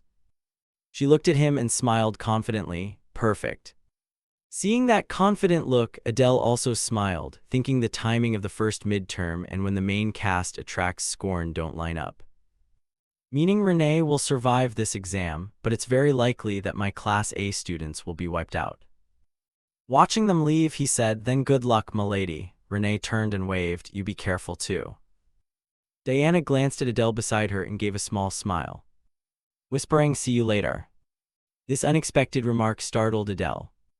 He thought, "Seems I'm being watched again." Cut to the next day, the academy appears under a clear sky. Sunlight streams through the windows, and a small bird perches on the sill pecking at crumbs of bread. Adele watched the bird and thought, "Finally the midterms start today. Aries worked me so hard he didn't even feed me. I've got exams too, eat quickly." He was nearly exhausted, face pale, muttering that the first subject is human knowledge and no matter how much he studied overnight nothing stuck. It's ridiculous for an author not to understand this subject, but he reassured himself that he once crammed in school and could probably salvage a few points. Sitting in class, Adele looked blank. He swore, just entering the room, and he'd already forgotten everything he learned. Luna came over, clenching her fists to encourage him. "Adele, you've tried hard." He looked like he couldn't finish his sentence. Adele cut in. "You'll be fine." He asked Luna again, "Are you ready?" She smiled. "Yeah, a bit sleepy, but probably not enough to fail." He turned to Prone and asked about her. Prone crossed her arms and smiled confidently. "Why bother with theory? As long as I do well in practicals, it's fine." Hearing that, Adele thought, to boost survival odds you'd better not neglect even a 1% chance. Prone laughed loudly. "Ha ha ha, anyway first place belongs to me, the lady herself."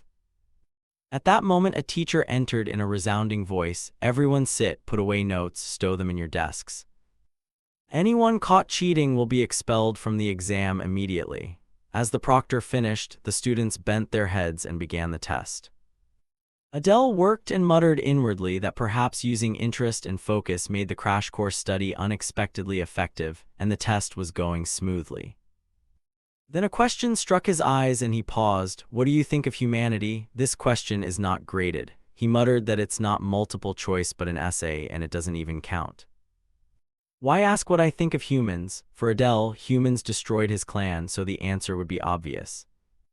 But even if I created both humans and nobility and am their father, how should I word it correctly?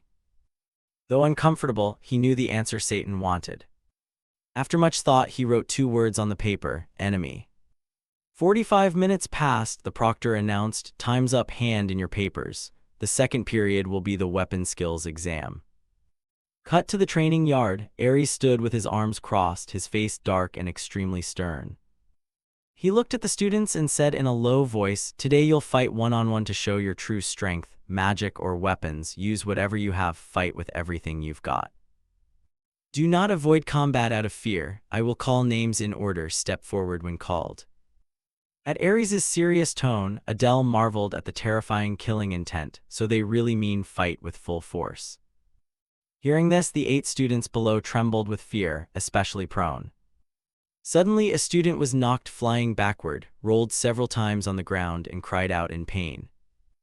Adele looked at him and said, "Pathetic, this is all they can do." Watching that, he thought to himself, they truly show no mercy. No one could withstand it. They were all taken down within seconds. Even now Ares used only his bare hands and they couldn't land a hit. Ares looked down and called the next name, "Samuel, come forward." Hearing his name, Samuel stepped up calmly. As soon as he stepped up, Ares said, "Fight with full force." Samuel nodded, "Yes, sir." At that, a surge of green mana erupted from him. From within, countless bizarre monsters howled, mingled with Samuel's cries. He then unleashed numerous magical attacks straight at Ares. Facing those attacks, Ares gripped his thunder sword and smiled coldly. "This time I'll have to use some power. I will respond seriously." A blaze of red mana burst from Ares, enveloping his sword and turning it crimson. Seeing this, Adele shouted inwardly that the sword form differs from Prone's. The red hue must be fire element. In the center of the arena, Ares swung several times and immediately cut apart Samuel's incoming attacks. Seeing his attacks easily neutralized, Samuel gritted his teeth and cursed, "Damn." He muttered that Ares is indeed formidable, acting like a drill instructor yet standing firm and unshaken. Then he clenched both fists, tilted his face to the sky, and shouted. Countless streams of dark mana poured out and surrounded his body. Seeing that, Ares ground his teeth, his face tensing, and said, "Restore your previous state if you like." But with a single charge, the grotesque monsters Samuel conjured were instantly sliced to pieces by Ares. He lunged, pointing the blade at Samuel's face, startling him. Before Samuel could react, Ares clenched his other fist and delivered a straight punch to his chest. Samuel cried out in pain. Fell to his knees, clutching his stomach, trembling. He gasped, and Ares coldly asked, "Do you still want to continue?" Samuel's trembling hands rose slightly to defend, as he gritted his teeth against the severe pain. From behind, a mana-made demon opened its huge mouth and lunged at Ares. As Ares realized it, the creature bit down hard on his shoulder, spraying a few droplets of blood. But the blow seemed to have no effect on him. He gave a slight tug and ripped the monster in two, his expression turning cold. "My shoulder's been getting injured lately, huh? A surprise counterattack, good call." Samuel gasped for breath and within seconds collapsed face down to the ground. Seeing this, Ares turned back and ordered, "Get Samuel out of the exam room." He looked at the students and said in a steely voice, "Next one, step forward." His gaze was fierce as he looked directly at Adele and called, "Come up here, Adele." The moment Adele stepped up, a deep red killing intent surged from Ares, choking the air and terrifying everyone.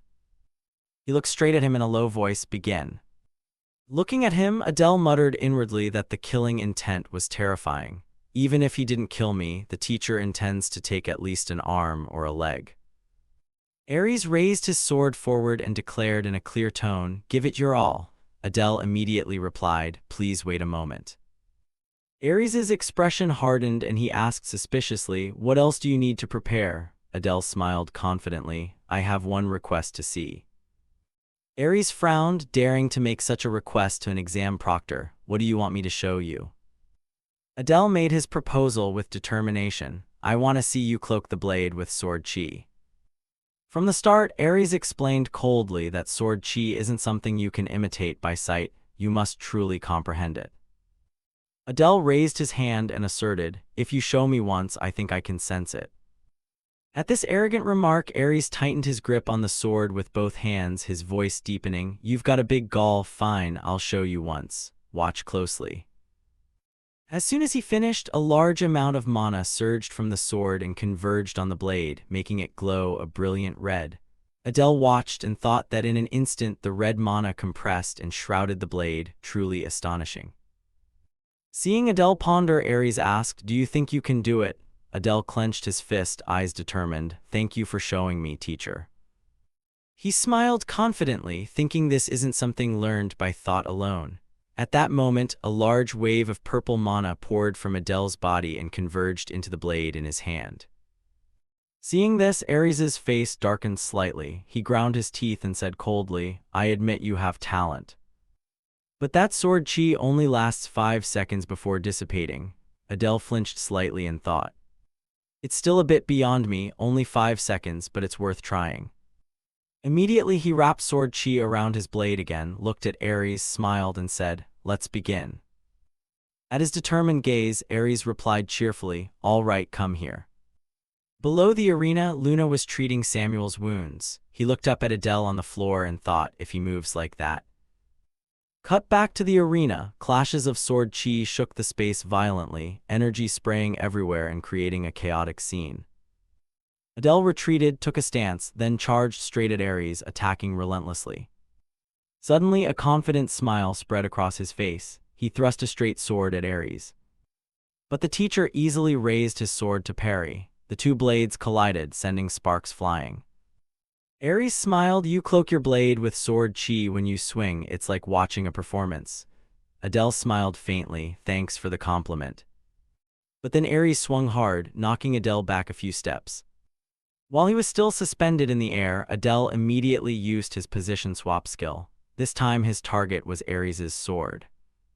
In an instant he appeared right in front of him. The blade, shrouded in sword chi, pointed straight at Ares's face. A powerful thrust came. But with quick reflexes, Ares leaned back and dodged the attack. Then he swung his leg and kicked forcefully, sending Adele flying several meters backward. Adele thought that the teacher had dropped his sword. At that moment, he immediately unleashed the Dark Fang triple black blade technique. 3 mana blades appeared around him, radiating intense killing intent. On command, the 3 blades lunged straight at Ares, but he remained unscathed. He gritted his teeth, thinking to himself it was like scratching an itch. He tensed and formed a protective circle, stopping all 3 of Adele's attacks. At that quick reflex, Adele thought incredulously that such a large body could have such unbelievable reflexes, and even had a protective shield. His dark blades couldn't even hit. The teacher really is a monster. No sooner had he thought that than Ares clenched his fist, the other hand reaching out to grab Adele's head to strike. With the fist near his face, Adele shouted loudly, "I surrender." The sudden words startled Ares. He wondered what. He angrily shouted, "I told you, no running away." Adele explained calmly, "Both arms I used to block are injured and I've exhausted my mana. I can't continue fighting." He lightly pushed Ares's fist aside, thinking that getting injured before the real combat exam would only be a disadvantage. He didn't need to do that. Also, he surrendered to provoke the teacher. Ares, angry, put his hands on his hips, turned and barked, "Fine, go back to your seat." Adele smiled, "Thanks for understanding, teacher." He spun around angrily and shouted, "Stop babbling. Next one." Faced with Ares's fury, Adele smiled inwardly, too afraid to speak. As he walked back, the students below whispered and fussed, the class leader cozying up to the examiner, unthinkable. Another added, "Even half demons or not, the class leader is still the class leader." These murmurs were exactly what Adele expected. He smiled inwardly. Everything went as planned. He drew attention with flashy moves while Ares appeared ineffective. In the real combat exam, I must be the clear center of the class. If Prone led as in the original story, Class A would be wiped out. Having witnessed the fight, Samuel stepped forward, clenching his fist, wondering why things were like that. Adele turned and replied, "You recover fast. What the hell are you talking about?" Samuel shouted, "I'm asking why." Adele adjusted his clothes and explained calmly, "Oh, I ran out of mana and energy, so I had to surrender." Samuel cut in angrily, "That's not what I'm asking. The question is why you're so strong." His arm tightened into a fist, trembling slightly with anger. Adele smiled at him, "Maybe it's just innate." Samuel angrily asked again, "Just that?" Adele replied, "Do I need another reason?" Samuel sneered, "Unbelievable that someone like you could be that strong." Adele responded calmly, "Didn't you also come from a well-off family and possess that gluttonous power?" At this slight provocation, Samuel's face darkened. He coldly warned, "What, you little trash, watch your mouth, I'll break your teeth one day." As he spoke, a dense killing intent radiated from him. Seeing Samuel's darkened eyes, Adele was puzzled but remained silent. After a moment of staring, Samuel angrily turned and left, snorting, "Trash." Watching his retreating back, Adele thought to himself that Samuel appeared out of nowhere and picked a fight. "I'm worried he won't follow orders in the midterm." Prone approached, cutting off his thoughts, and asked, "So what happened? Why did you act like that?" Adele turned to answer. Samuel started it. She continued seriously, "The issue isn't that. Samuel did treat you badly, but I don't understand why you keep provoking his family. You blew this up just because I mentioned his family, compared to him looking down on me for being a half-demon." Hearing that, Prone closed her eyes and sighed softly. "So you really didn't know?" She explained, "Samuel is the head of the Gluttony clan." Watching Samuel's figure leave, he murmured inwardly, "A freshman who just enrolled already the clan head." As if understanding his thought, Prone explained, "Just as you think, their clan was completely wiped out." Hearing this, Adele quietly went, "Oh," to himself, "so that's why. No wonder he reacts that way whenever his family is mentioned." She continued, "During the Great War between humans and demons, the entire bloodline was slaughtered by humans. Only Samuel survived, which is why he became the clan head. Now you see why I scolded you." Adele thought privately that he shared the same fate of clan extinction, but because he reincarnated into him, he couldn't feel the true rage or grief. Samuel was different. He had witnessed and endured that tragic scene firsthand. He had thought things like clan extermination were just story background. He never expected the characters in his novel to feel so vivid. Then he turned to her and smiled. "I'll be more careful from now on." She nodded. "Do that, I'm leaving." Watching her walk away, he called out, "Good luck on the exam." She laughed loudly. "Ha ha, even a servant worries about me." She turned her head confidently. "This is easy as porridge, just sit back and watch." Watching her retreating back, Adele smiled, thinking she wasn't all bluff. There's some seriousness after all. Then distant noises made him startle. "Prone, get out here now," followed by screams of "Answer me at once." "Prone, spare me." At that scene he frowned slightly, thinking he should prepare for the next exam. The third test was stealth technique and magic theory, which were his strong suits, so nothing to worry about. Most of the magic theory was familiar knowledge, so it wasn't difficult. As soon as they finished the paper, the proctor announced, "All right, good work everyone, rest well before the practical exam begins." When the words ended, he bowed his head on the desk and sighed softly. Phew, of all the tests, this was the easiest. His magic score might be nearly perfect. But the problem was the upcoming practical exam. No matter how well the earlier subjects go, dying during the practical makes it all meaningless. Could he do it? Just thinking about the practical made him feel nauseous. Then from afar a figure approached his desk, making him startle. It was Prone. She crossed her arms and asked, "Did your magic exam go okay?"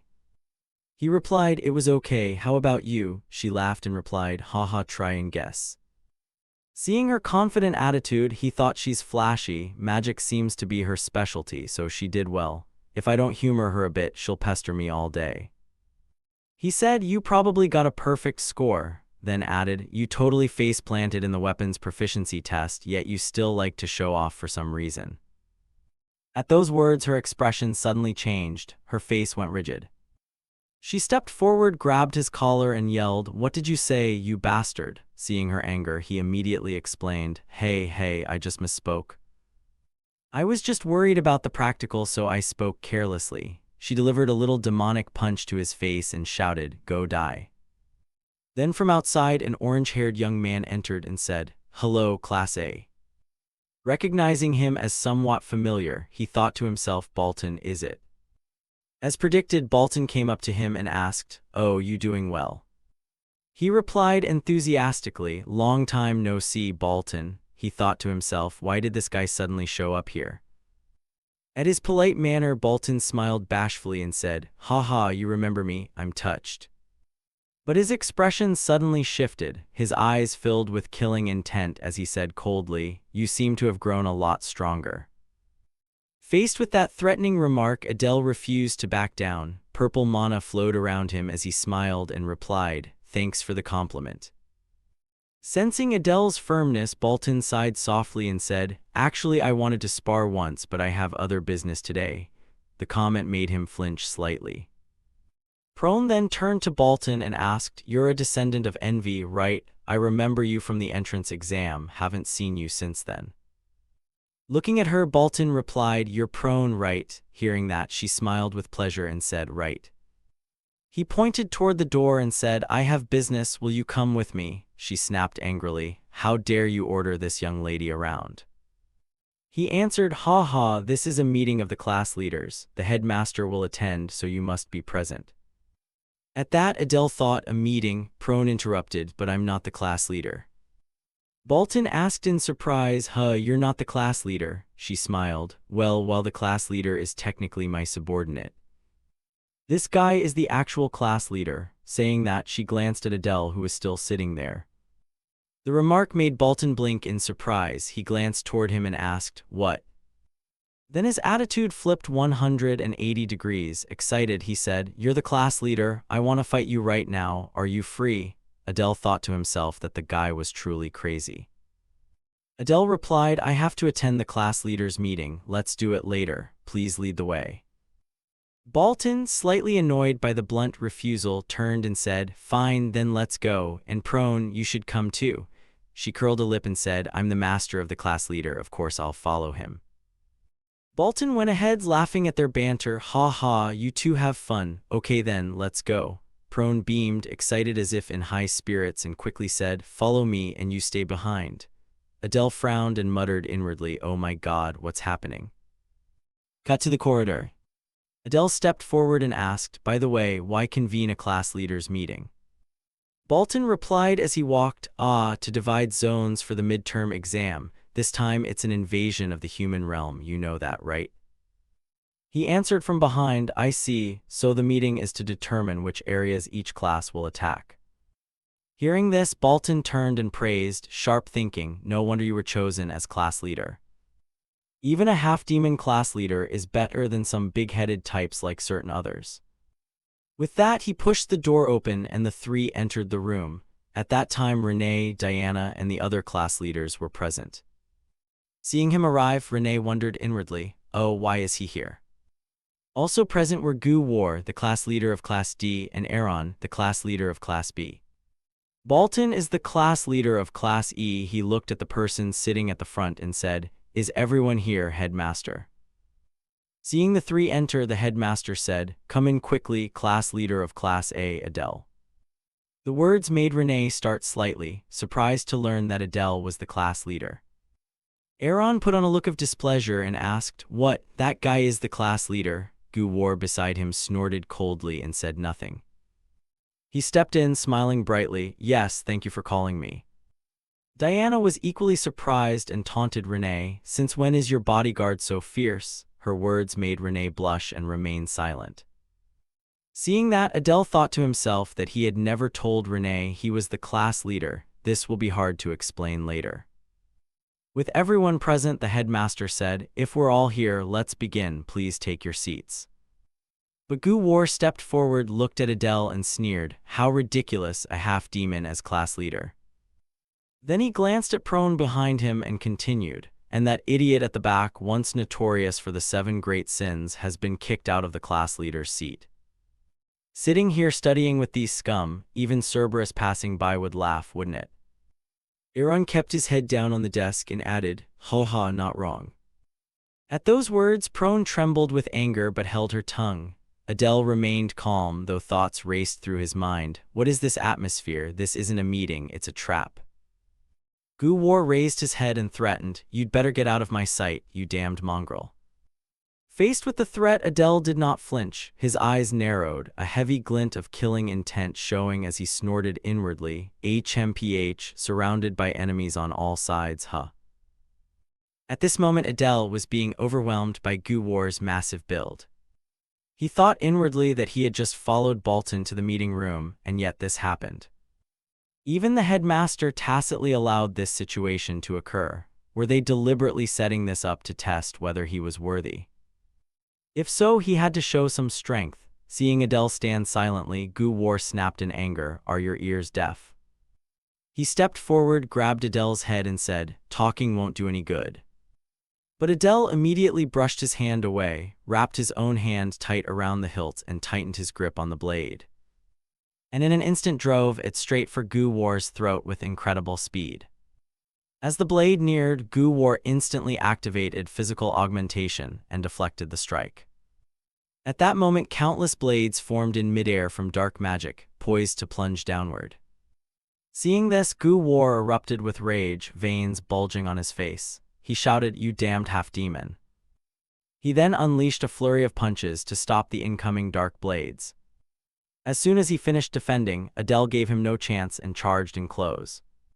In an instant, Gu War roared, "I'll crush your head," his hands clenched, exuding terrifying physical power as he attacked Adele. Adele was no less fierce. He tightened his grip on the blade as dark chi enveloped the space around him. And with a single slash, he easily left a cut on Gu War's arm, to Gu War's astonishment. Noticing the wound, Gu War clutched his arm and cried out in agonizing pain. Watching the duel, Renee thought to herself, "Sword chi huh." Back in the fight, Adele stepped forward, grabbed Gu War's furious face, held it firmly and brought the blade up to the top of his head, making him tremble with fear. When the blade was only a few millimeters from Gu War's eye, the headmaster behind them interrupted, "Enough. Stop and everyone return to your seats." The words were a lifeline for Gu War, who trembled violently after the recent scene. Adele immediately shifted his demeanor 180 degrees. He sheathed the blade, smiled, and said, "Are you satisfied now?" Gu War collapsed to the ground, speechless. The headmaster looked at him and smiled, "That will do." She then ordered Adele to sit next to Aaron. He nodded, "Yes." Gu War looked at his wounded arm and cursed inwardly, "Damn it." From outside watching the show, Bolton spoke up, "Oh, turns out he's stronger than I thought." Prone beside him grinned excitedly, "Ha ha, he truly is my slave." Renee remained deep in thought, another skill she didn't know about. Diana coldly turned and said, "Impressive, just what you'd expect from Renee's bodyguard." After everyone settled, the headmaster said, "All right, now that things are in order, let's begin the meeting. The sole reason I summoned you is to assign attack zones to each class leader for the live combat exam in the human world." Adele replied, "I've heard a bit, but I want to know exactly how the zones are divided." Immediately, the headmaster conjured a cubic orb in her hand, looked at him and said, "Seeing it directly is better than just hearing about it." From the orb, a large map materialized in the air. Looking at it, Renee asked, "Is this a star map?" The headmaster replied, "No, well, but you all know this isn't a normal map, right?" Adele said, "This is the continent map of the human world." The headmaster laughed, "Ha ha, that's right. Actually, I hoped Class A would attack here, but it seems I underestimated the class leader." Looking at the marked spot, Adele murmured inwardly, "That's the Royal Academy." The headmaster continued, "Therefore I've decided to assign you an even harder task." The remark made the corner of Adele's mouth twitch. He thought to himself that attacking the Royal Academy was already the most dangerous mission in the human world. What else were they hiding? The headmaster went on, "According to information from one of our spies, a first-year class in the human world will conduct a field trip to assault a hidden realm." Realizing the headmaster's intent, Adele murmured, "Ah, so that's it. They assume it's easier because it's just attacking a distant first-year class on a field trip. Although the first years are the weakest, the issue is." The headmaster continued, "Wouldn't it be better to have Class A attack the urban area instead of the Royal Academy?" At this suggestion, Prone suddenly stood, clenched her fist, and said excitedly, "Exactly, the worthless kids aren't worth attacking. Class A should hit the capital." The remark left Adele speechless. But thoughts kept forming in his head. The spy didn't have exact timing, yet the protagonist's group had already surpassed the descendants of the 7 great sins. Their true nature will be exposed in the interfaction tournament after the Royal Academy's midterms end.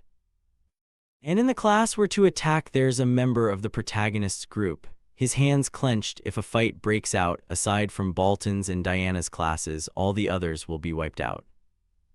Which area would yield the best result? The area our class must go to is. Prone continued, "Our Class A will." but Adele immediately cut in, "We will attack one of the Royal Academy's first-year classes." As soon as he finished, Prone glared at him in anger and shouted, "What nonsense is that? We should attack the capital."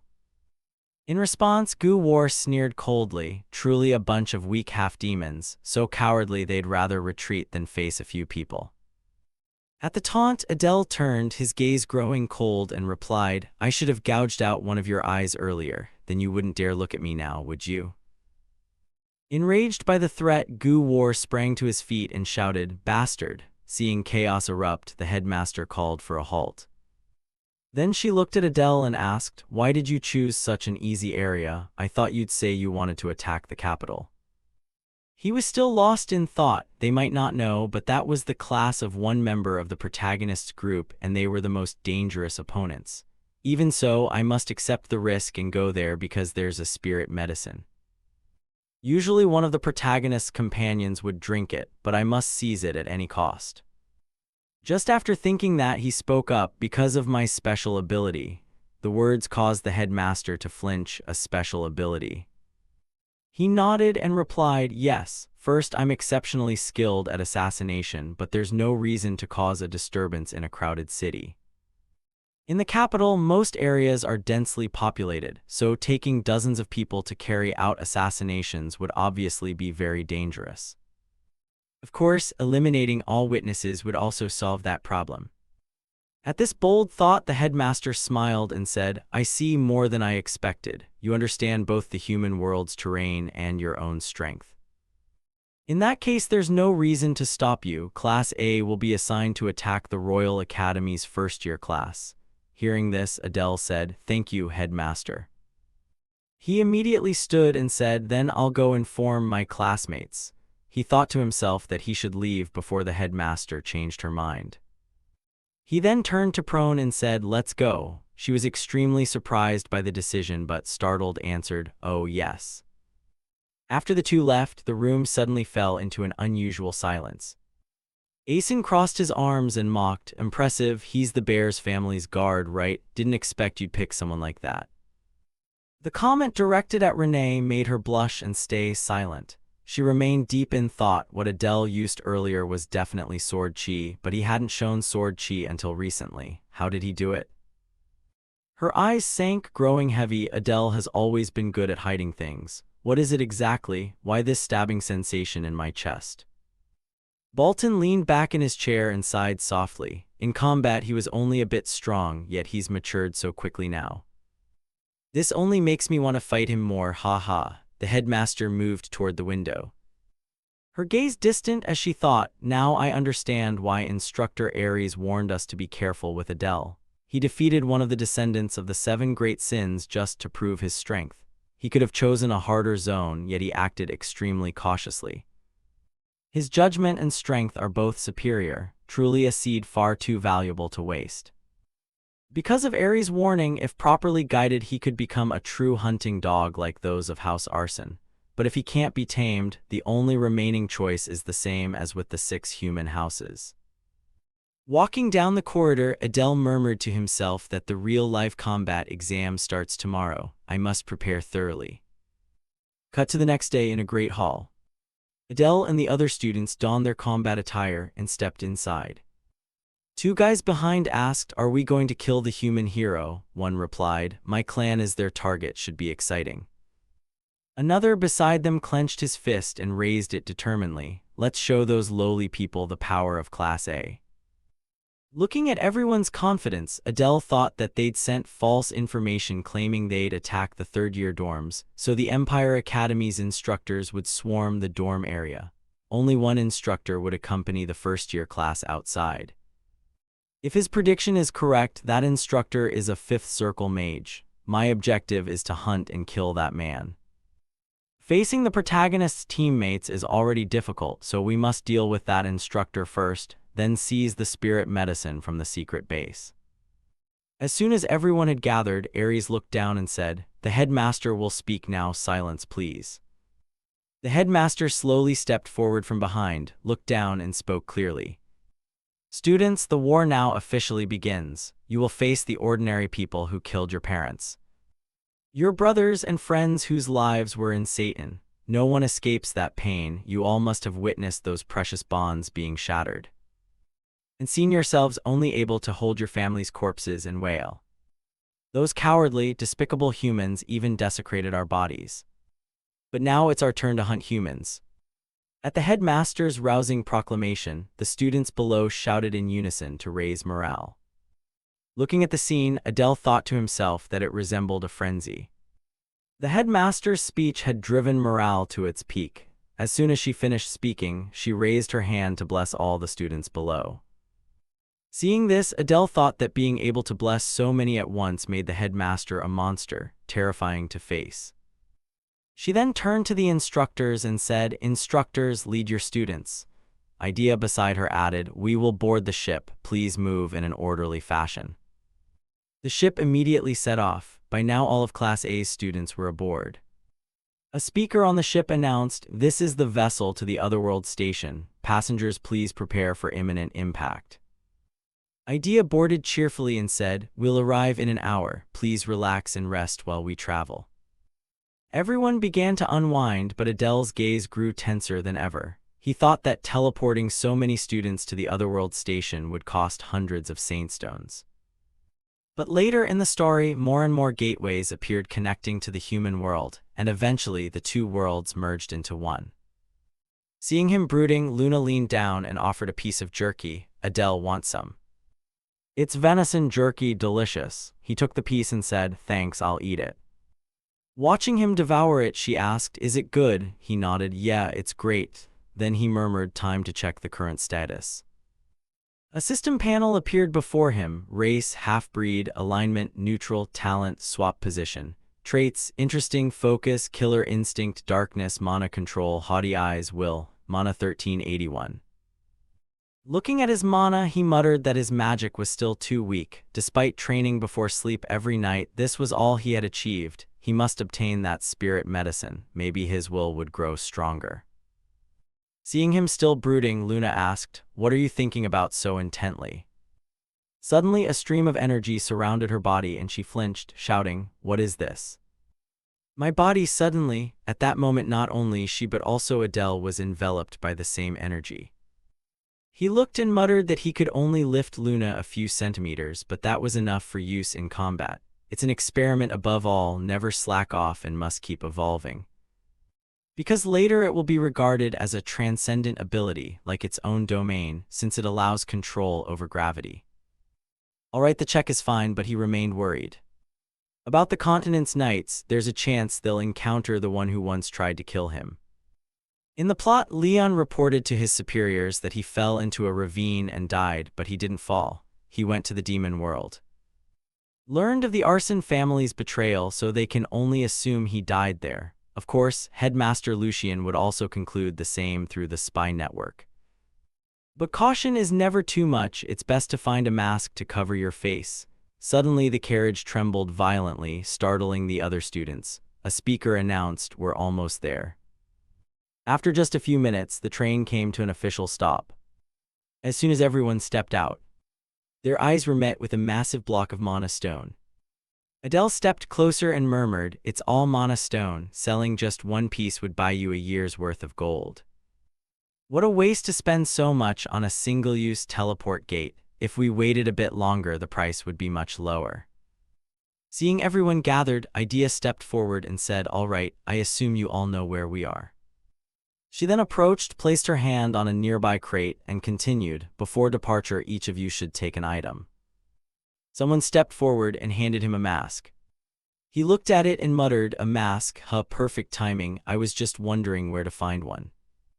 Idea picked up a mask, put it on, and explained, "This mask is enchanted to reduce recognizability. It will help you hide your identities.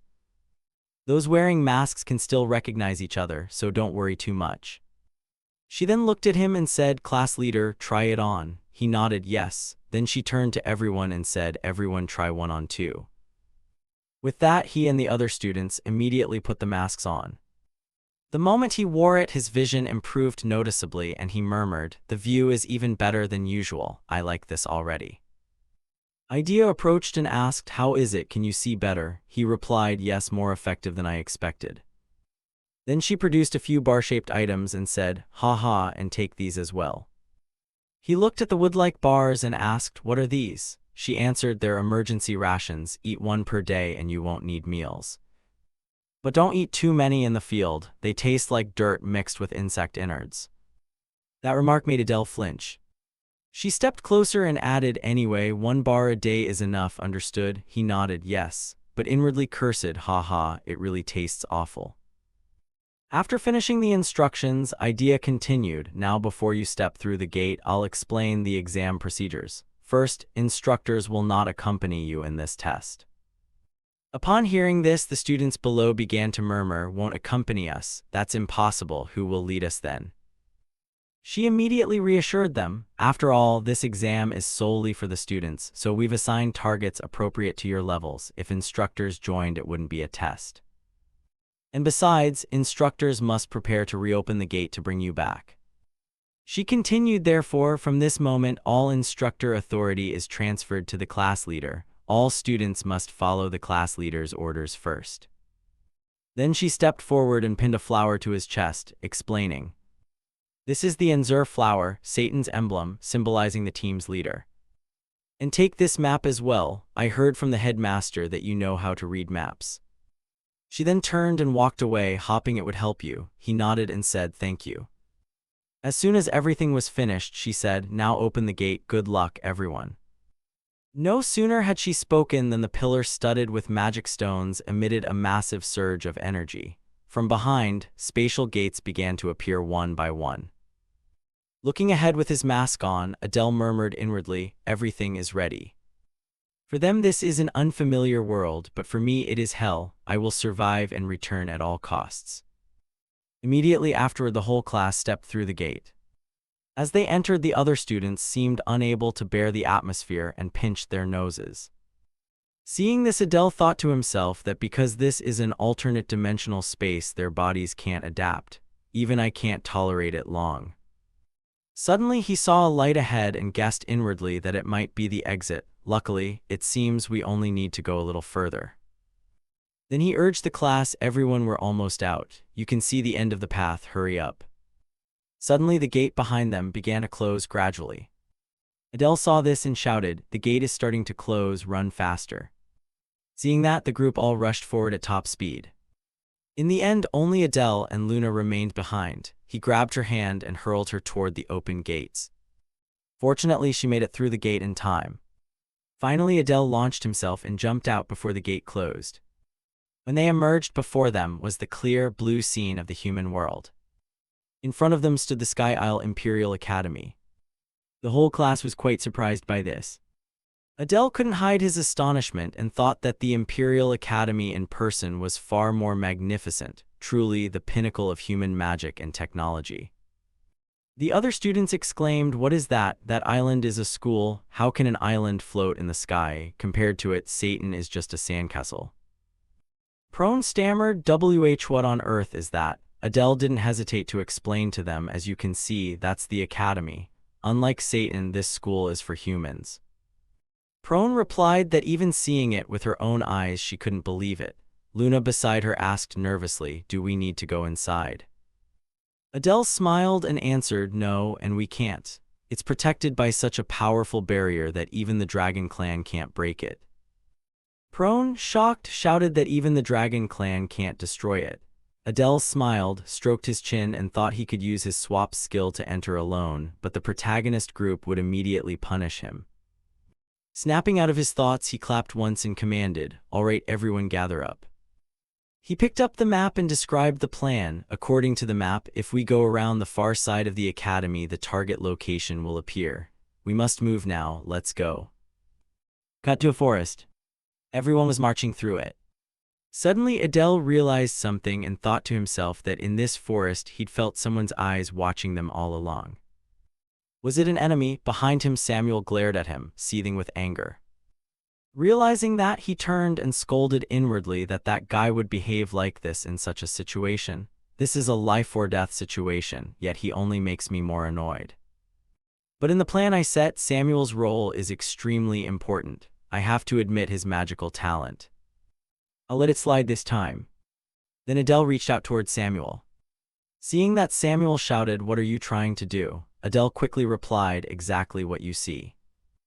Adele continued, "I know you don't like me, Samuel, and I don't like you either." Samuel frowned and retorted, "What are you suddenly saying?" Meanwhile, Adele patiently explained, "But only this once, we need to cooperate." Hearing that, Samuel showed his displeasure and replied, "Why should I cooperate with someone like you?" Putting the greater good first, Adele answered, "Otherwise everyone here will die because of the two of us. Humanity is not an opponent we can defeat without cooperating, and you, more than anyone, should understand that." Hearing that, Samuel calmed down as well. He pushed Adele's hand away as he walked and said, "Damn you, just this once." Adele smiled and replied, "I'll take that as a compliment, you made the right choice." After achieving his aim, he thought to himself, "Good, now things with Samuel are settled, we just need to find the entrance to the secret realm, it's definitely nearby." Suddenly a classmate ran over to announce, startling him, "Class leader, there's something strange up ahead." He followed and discovered a door. Upon seeing it, Adele rejoiced inwardly, "Found it. The location matches the map and it looks like the description." The other academies began to murmur upon seeing the door, "What is this now? First floating islands, now even branches can fly." Adele, hearing them, explained, "This door is the entrance to a man-made secret realm. From here we'll go inside." A student stepped forward and said, "Okay, I'll open it." Adele cheerfully urged him on, "Go ahead, try it." Grasping the handle, the student thought, HMPH, piece of cake. No sooner had he spoken than a surge of red energy struck him violently. Adele watched his classmate go black from the shock and thought to himself that he was electrocuted. In fact, it only allows teachers from the Imperial Academy to open it. Then Adele turned to Samuel with a sly smile. Samuel, puzzled, asked, "Why are you looking at me?" Adele replied, "Master Samuel, you'll have to do it." Samuel, confused, asked back, "What?" Adele began to explain, "You need to channel mana into the handle to force it open." Hearing that, Samuel sneered, saying, "A half-demon can't even do this and he's the class leader, step aside." Adele kept smiling but was inwardly angry, thinking about his mouth. Samuel then stepped forward and infused mana into the door handle. After a moment he stopped, and the door began to show signs of shifting. Then it swung wide open. Adele, seeing this, urged everyone, "Get inside quickly." In front, he turned back to reassure them. Luckily, it seems the traps ahead didn't activate, so proceed forward calmly. Passing through the gate, they entered a canyon. Prone, walking beside Adele, exclaimed, "It's bigger than I thought, and the atmosphere is like the secret realms of the demon world." Adele explained to her, "That makes sense. This secret realm is the site for a whole class's practical exam." Samuel moved up and asked suspiciously, "If this is an exam site, there should be traps and monsters everywhere." Adele answered immediately, "That's right." Samuel asked further, "Then why don't we ambush them from outside?" Adele inwardly admired the sharp question. Adele then smiled and replied, "Not wrong. If ambushing, the best time is right after they finish, when they're tired and careless. But there are several reasons I insist on entering the secret realm. First, I know all the paths that avoid triggering the traps here. That means the humans will still fall into the traps as planned. Second, we'll leave before they can arrive." Samuel asked back, "If we're just going in and out immediately, then why go in at all?" Adele didn't answer, only chuckled. Seeing that, Samuel angrily said, "Don't laugh, you're making me annoyed." Then Adele spoke up to explain, "This place not only resembles the demon realm's atmosphere, it's been created by humans to find ways to conquer the demon world." Samuel, surprised, replied, "You mean?" Adele held up a finger and answered, "That's right. Those artificial secret realms are like treasure vaults in the demon world. In other words, this place contains treasure." He continued, "We're almost there. We've arrived. Ahead are 6 branching paths." Looking at the paths ahead, Samuel complained, "Good heavens, are there 6 turns at this fork?" Prone added, "Which way should we go?" Adele stood thoughtful for a moment, as if observing and searching for something. Then he stepped toward the cliff wall beside them to assess the situation. Seeing that, Prone warned, "Not that way. Before she could finish, his hand had already touched a rock on the cliff, causing it to sink inward and trigger some mechanism. He said cheerfully, "We must not take any of those 6 paths." The moment his arm left the stone slab, a door suddenly opened right next to where he stood.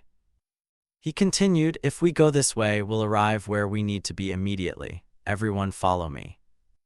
Faced with his decisive action, Samuel asked, "How do you know about this path?" He didn't answer aloud but thought to himself, "How do I know? Of course I know, because I arranged these things myself." After some time traveling, dusk was settling behind the mountain ranges. They came to a wide clearing where a chest lay alone on the ground. He stepped forward and said, "There's a chest here."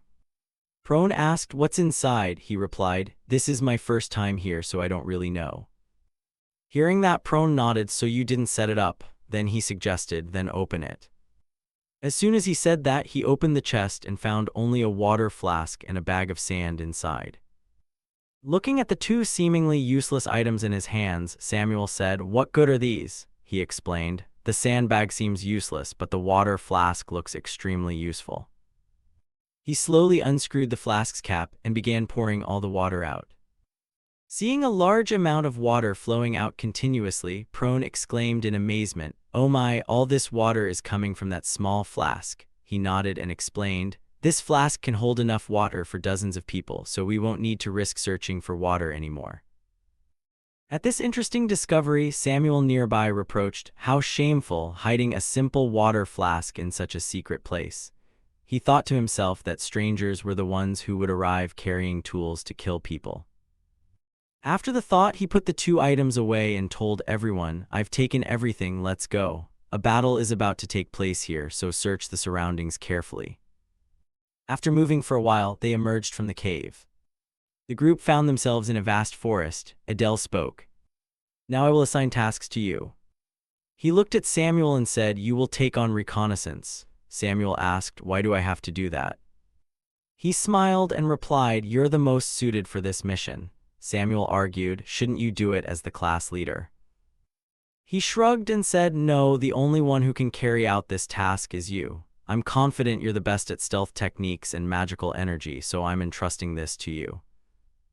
Pleased to have his talent recognized, Samuel beamed and turned away shyly, snorting coldly but agreeing to the mission. "All right." Observing this, Adele thought to himself that Samuel seemed delighted, had he wanted the reconnaissance task from the start. "I feel reassured with Samuel on this task because I can't leave this position. I'll command and monitor from the start." Samuel turned to him and said, "Fine, no choice but to agree if you begged me like that." Before he could finish, Adele interrupted, "You won't go on reconnaissance alone." Hearing that, Samuel's attitude immediately changed. He joyfully asked, "Really? Will another student go with me?" Adele looked behind him and shook his head, "No, not a student." He then produced a small bird, which surprised both Samuel and Prone. Prone stepped closer, repeatedly asking, "Isn't that a hawk?" "And it's a scouting hawk that's very good at gathering information." Looking at the small bird before him, he thought to himself that it looked like a sparrow, but in the demon realm they call it a hawk. He continued to explain, "It's a bird kept by Master Aries and I borrowed it this time. We've become very close, I even named it Seijo." Samuel reached out to take the small bird and asked, "Master Aries, did he plan to kill you? I don't see any reason he'd be nice to you now." Hearing Samuel's words made sense, but he thought back to how he'd grown close to the bird after feeding it for a while. He wasn't sure it would side with him as much as with Master Aries, so he decided to try. Immediately, a thick wave of dark aura radiated from him, enveloping the small bird and making its eyes glow red. He tried to command the bird, but it instantly flew into the air, turned sharply, and looked directly at him with a probing gaze. This startled him for a moment. He thought, "Why won't you come back to me?" Then something appeared before his eyes that made him jump. A small screen appeared in the air, displaying his image through the bird's eyes. He looked at it and asked, "That's my face?" He glanced back at the small bird and said, "So that's how it is, it shares information through its eyes."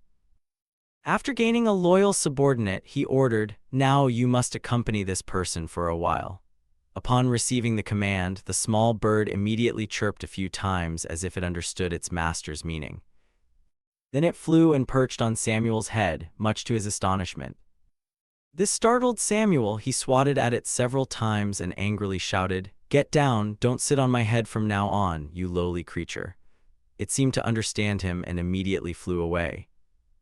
Then it rushed back and pecked repeatedly at his head, causing Samuel to yelp a few times. Standing beside them, he explained, "Seijo can share information with me, so you must protect it well." Samuel nodded, "All right." Then he turned to Prone and said, "As for you, I want you to lead the students while I'm away. Your ability is charm, right?" Prone nodded, "Yes, it makes allies stronger for a short time, but for some reason it doesn't work on you." He raised a hand teasingly. "That may be because Miss Prone lacks charm." Hearing this, Prone angrily shouted, "What? Impossible." Then she returned to the main issue. "But why are you leaving?" He explained, "When students from the Royal Academy arrive here, their instructors will accompany them, and I will be the one to confront that instructor." At his somewhat reckless plan, Samuel questioned, "What? No matter how strong you are, it's hard to face an instructor alone." Seeing Samuel worry, he teased, "Are you worried about me now? I never thought I'd live to see this day." Offended by the mockery, Samuel shouted angrily, "Then go die." Adele changed his tone and added, "I'm only joking. I'm going as a precaution in case that instructor comes, but if they don't, I'll return and escort everyone immediately." He thought to himself that the instructor would certainly come. Rather, they had to come, at least to increase his mana. After assigning the tasks, he said, "Now everyone's roles are set. Samuel will scout, Miss Prone will stay to command, and I will go confront the human instructor." Prone asked, "So what should we do now?" At the unexpected question, he pondered for a few seconds. This caused the other two to look a bit puzzled. After thinking, he said, "I'm hungry, let's eat first, and it's best if we camp here for a day." Reacting to the somewhat trite remark, Samuel angrily shouted, "Is that all you have to say?" He smiled and replied, "Ah, Samuel, you must set off immediately. Please check whether any class from the Royal Academy is heading out for a field lesson." Feeling dismissed, Samuel asked, "So will I get to eat too?" He waved his hand, "Bye, good luck." Then he looked at Prone and said, "Let's go." "So I'm the one to eat a bowl while my comrades die of thirst?" Samuel stood motionless like a statue at Adele's cold action. Deeper in the forest, Prone suddenly cursed loudly, "Damn it, that's all there is." He was holding the instant meal Professor Idea had given and was savoring it with great relish. In contrast, the young lady was repeatedly vomiting. The other students suffered the same fate. They kept throwing up. Despite the scene, he could still eat heartily. He thought to himself that they truly were descendants of noble families. The taste was disgusting, but in this situation there was no choice but to eat it because nutrition is necessary for fighting. Still, the flavor was like the carcass of dried worms. Then he looked at Luna beside him, who was still enjoying the dried worms with relish.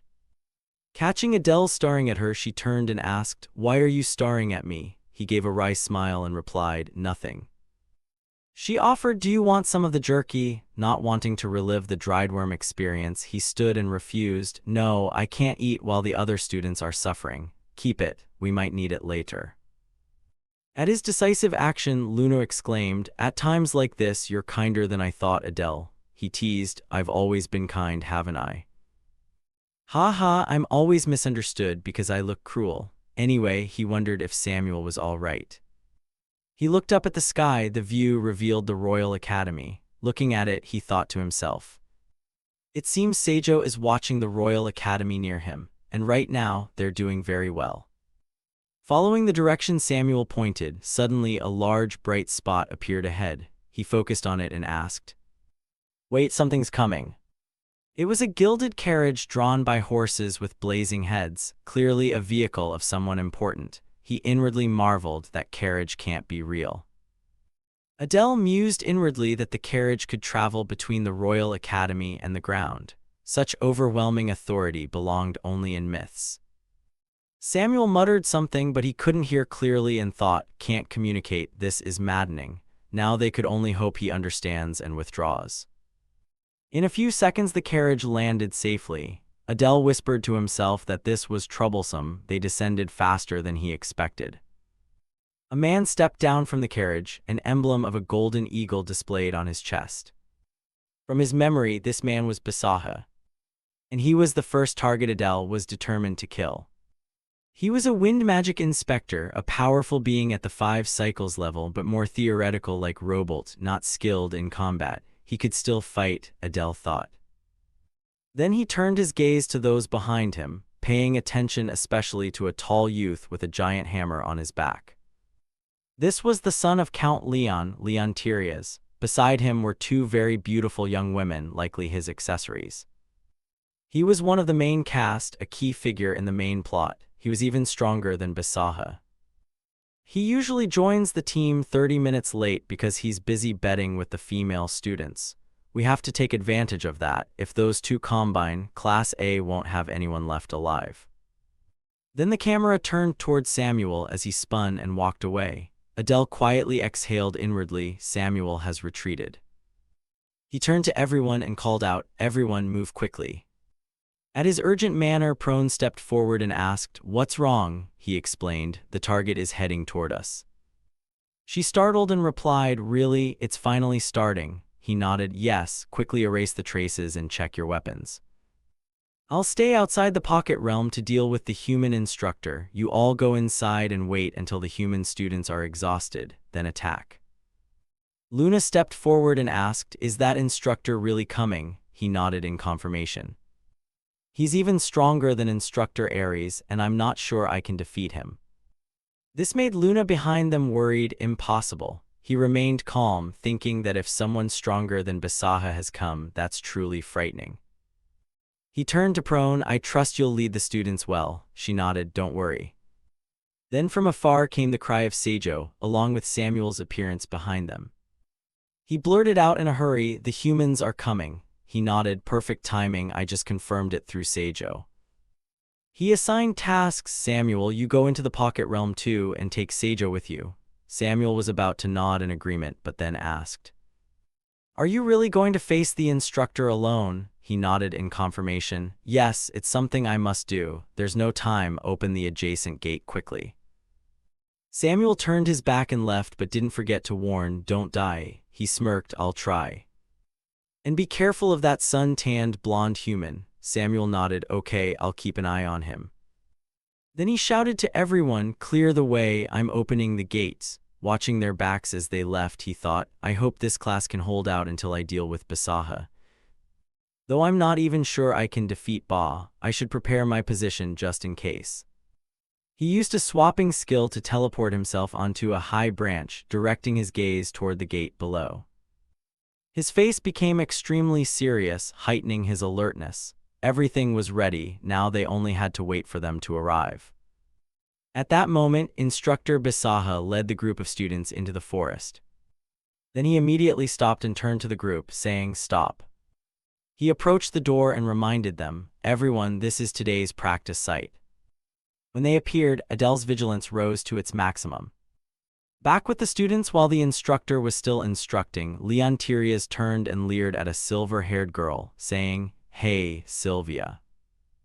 Offended by his somewhat lewd behavior, she immediately shoved his arm away and angrily said, "You despicable show, this will be the last time. Prepare to pay for that bet." He only smiled without replying. Then he continued, "So Sylvia will be mine." Seeing his disorderly behavior, Basaha warned, "Hey, stop the nonsense and focus." He continued to explain, "Inside here you all know what to do. The team that breaches successfully first will receive a reward. Give it your all." Hearing this, all the students answered in unison, "Yes." He ordered, "All right, enter the pocket realm one by one." Watching from above, Adele thought to himself, "They go inside, human students are bright and full of life, while we are raised like pawns for war. It's a completely different world." Yet even though Tirias keeps flirting, he carries on with his work and spoke. "Sylvia, as promised, I'll make my move in 30 minutes. Do your part well, after all, you'll be mine." Hearing that, Sylvia turned and left with a mocking, "No way, wake up." Tirias smiled, "Haha, we'll see." Seeing them hesitate to enter, Basaha warned, "What are you waiting for? Get inside." Sylvia bowed in apology while Tirias put on a nonchalant face, "I understand."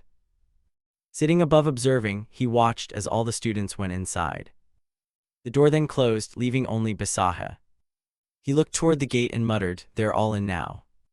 Then he turned and swept his gaze around to inspect the surroundings. Adele thought to himself up above that he was being thorough indeed.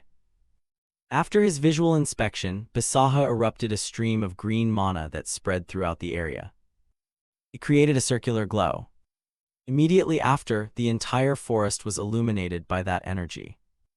Against the blinding light, Adele was lucky to grab a branch and prevent himself from falling to the ground. He sighed inwardly. He even dispersed power to recheck. If I had shifted a bit more, I'd have been detected. Finding nothing, Basaha said, "As expected, there's no one, let's go now." He headed toward the hidden chamber. As Adele predicted, they just needed to keep a safe distance and tail him. They moved deeper into the forest. When suddenly Basaha stopped as if he detected something. Adele had teleported to the back of a tree by then. He made only a very slight sound, but this time it reached Basaha's ears. Basaha startled and said, "I clearly sense someone, could it be just a hallucination?" He continued moving and approached a tree trunk. He touched it and muttered, "What kind of terror are these demon folk trying to pull, forcing me all the way here? They should have all been wiped out." Watching his odd behavior from above, Adele wondered to himself what he was doing by that tree. Below, Basaha channeled magic into the opposite tree, mumbling, "Whatever, so long as it serves my great experiment." Then from a small tree, a whirl of magic appeared around it, causing the tree to shake violently. In just a few seconds, the small tree transformed into a towering ancient tree.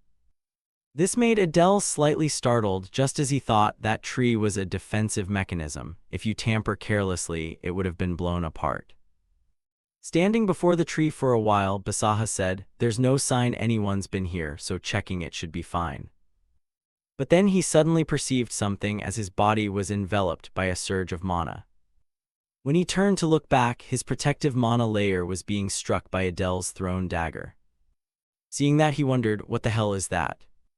No sooner had he spoken than Adele appeared before him, looking at him with eyes as cold and sharp as a bullet. Adele said coldly, "What a pity, you almost died there." Basaha roared in anger, his icy gaze sweeping the forest. "Who are you?" Adele simply raised the dagger. A surge of power enveloped it in him. Then Adele used the stealth skill, and his figure immediately began to fade. Basaha was surprised when Adele's figure completely disappeared. He immediately condensed his power and shouted angrily, "How dare you pull tricks in front of me?" He raised his hand high, green mana surged and erupted, forming a gigantic vortex that enveloped the whole forest. Adele gritted his teeth as a violent gust of wind slammed him backward. He roared inwardly, "Damn, his power is terrifying." Meanwhile, Basaha kept reciting an incantation, "O wandering winds of the forest, find him." Stronger mana radiated from Basaha to search for Adele. When that stream of mana nearly touched him, Adele quickly used Swap 2 to teleport. Instantly, his body shifted to a high branch, temporarily evading Basaha's attack. But the pressure from that massive mana still made cold sweat pour down his forehead. Adele began calculating, if he stayed pinned like this, he'd be done for. He had to close the distance at all costs. After failing to find Adele for a while, Basaha began chanting a different incantation. Seizing the moment, Adele plunged down with firm resolve. At that moment, Basaha was casting a new spell. While Basaha was still reciting the incantation, Adele used Swap 2 exchange. He immediately appeared before Basaha, raising his dagger prepared to strike. Basaha was stunned to see Adele materialize right in front of him. Not giving him a chance to react, he used the skill Dark Fang Sword Pierce. He channeled force downward, but Basaha's barrier blocked it. The two powers collided, creating a terrifying shockwave that rattled the entire forest. Adele cursed inwardly, "Damn, another barrier." Basaha, furious at failing to hit him, roared, "You vermin," and unleashed power, a sheath of mana surrounding him. It was so powerful it shot straight up toward the blue sky. Fortunately, Adele used Swap to retreat to safety. But the trees around him were not as lucky. They were felled and scattered by Basaha's force. Looking at Basaha, Adele thought to himself that only by stabbing in could he tell. The mana shield Basaha had layered on himself was about 10 layers deep. Basaha, angry at not striking him, shouted, "Stop hiding like a rat, come out." Adele had slipped into a corner and thought silently that if not for his sword stance, his body would have been torn to shreds by the recoil. Luckily, it was Basaha. If he were a battle-oriented mage, he'd have layered dozens of shields. "I've broken 2, 8 to go." While he pondered, Basaha began to cast another technique. He unleashed 3 columns of vortexes 3 times stronger than the previous attack. Wherever they went, they swallowed everything. Seeing that, Adele cursed inwardly, "This madman." He immediately lay flat on the ground and used the psychokinetic skill. Adele thought, "I must use psychokinesis to press my body down as much as possible and hold on. If I'm swept away, it's over." After the attack passed, they saw the trunks reduced to a heap. Adele, having escaped death, slowly hauled himself up from there. His body was bleeding now, but he silently felt lucky he was alive. Basaha then advanced, wielding a sharp shard of wood as a weapon in his hand. He shouted in rage, finally revealing himself. Adele reacted quickly and immediately used swap, appearing in front of him ready to attack. But this time Basaha detected him and counterattacked. Basaha's eyes widened, his face twisted with rage as he snarled, "You half-demon bastard." He launched crescent-shaped attacks at Adele. Though airborne, Adele still managed to use swap to dodge them. In his head he wondered, why is this guy targeting me? Isn't the third-year dormitory their real target? Looking at Basaha's face, he was astonished. Wait, could he be a student from our class? Basaha laughed loudly, "You fool, digging your own grave. You think defeating me means victory? I'll show you my true power," he said, condensing his power into a sphere. Basaha raised it high and shouted, "Die."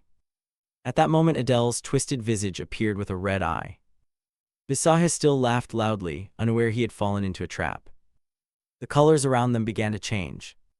He began to doubt, what, but I'm clearly. And the attacker is fighting. He seemed to forget something and asked again, "An attack? I'm being attacked, why?" But who attacked?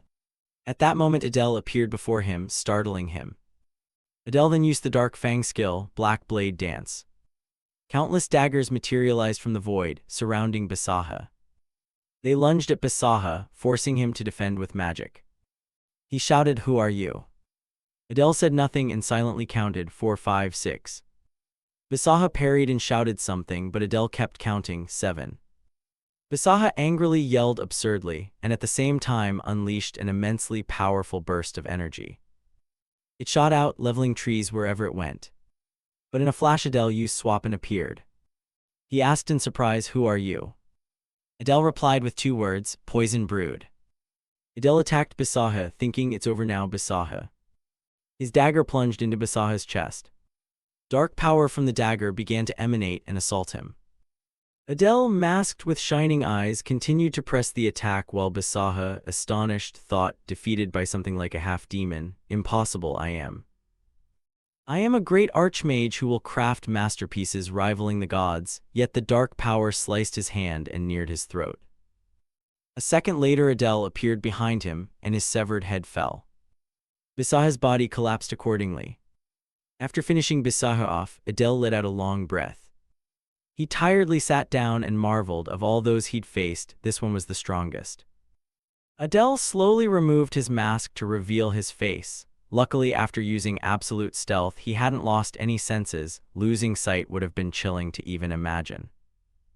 Adele took out a small potion and thought to himself, "First restore mana. The mid-level mana potion I drank right after absolute stealth, so now only a high-grade mana potion remains." Adele quickly poured it all into his mouth without regret because he knew he would soon have to fight Tyrias, so there was no reason to hold back. He tasted nothing and realized he had likely lost his sense of taste from using absolute stealth earlier. After recovering, Adele went to the gate, preparing to search for the spirit remedy. He glanced at Basaha's corpse there and thought, but first. He picked up the eagle-shaped badge. With this they would believe he dealt with Basaha, right? Entering inside was a dark space. He held a lamp in his hand. As he descended the stairs, he marveled that there was a mana lamp right at the entrance. Useful, I'll take it with me. Going further down, Adele detected a smell and wondered why the scent grew stronger the deeper he went. His steps reached the lowest level. What hit his eyes was the sight of a demon in an experimental chamber. Inside were many severed parts of demonkind.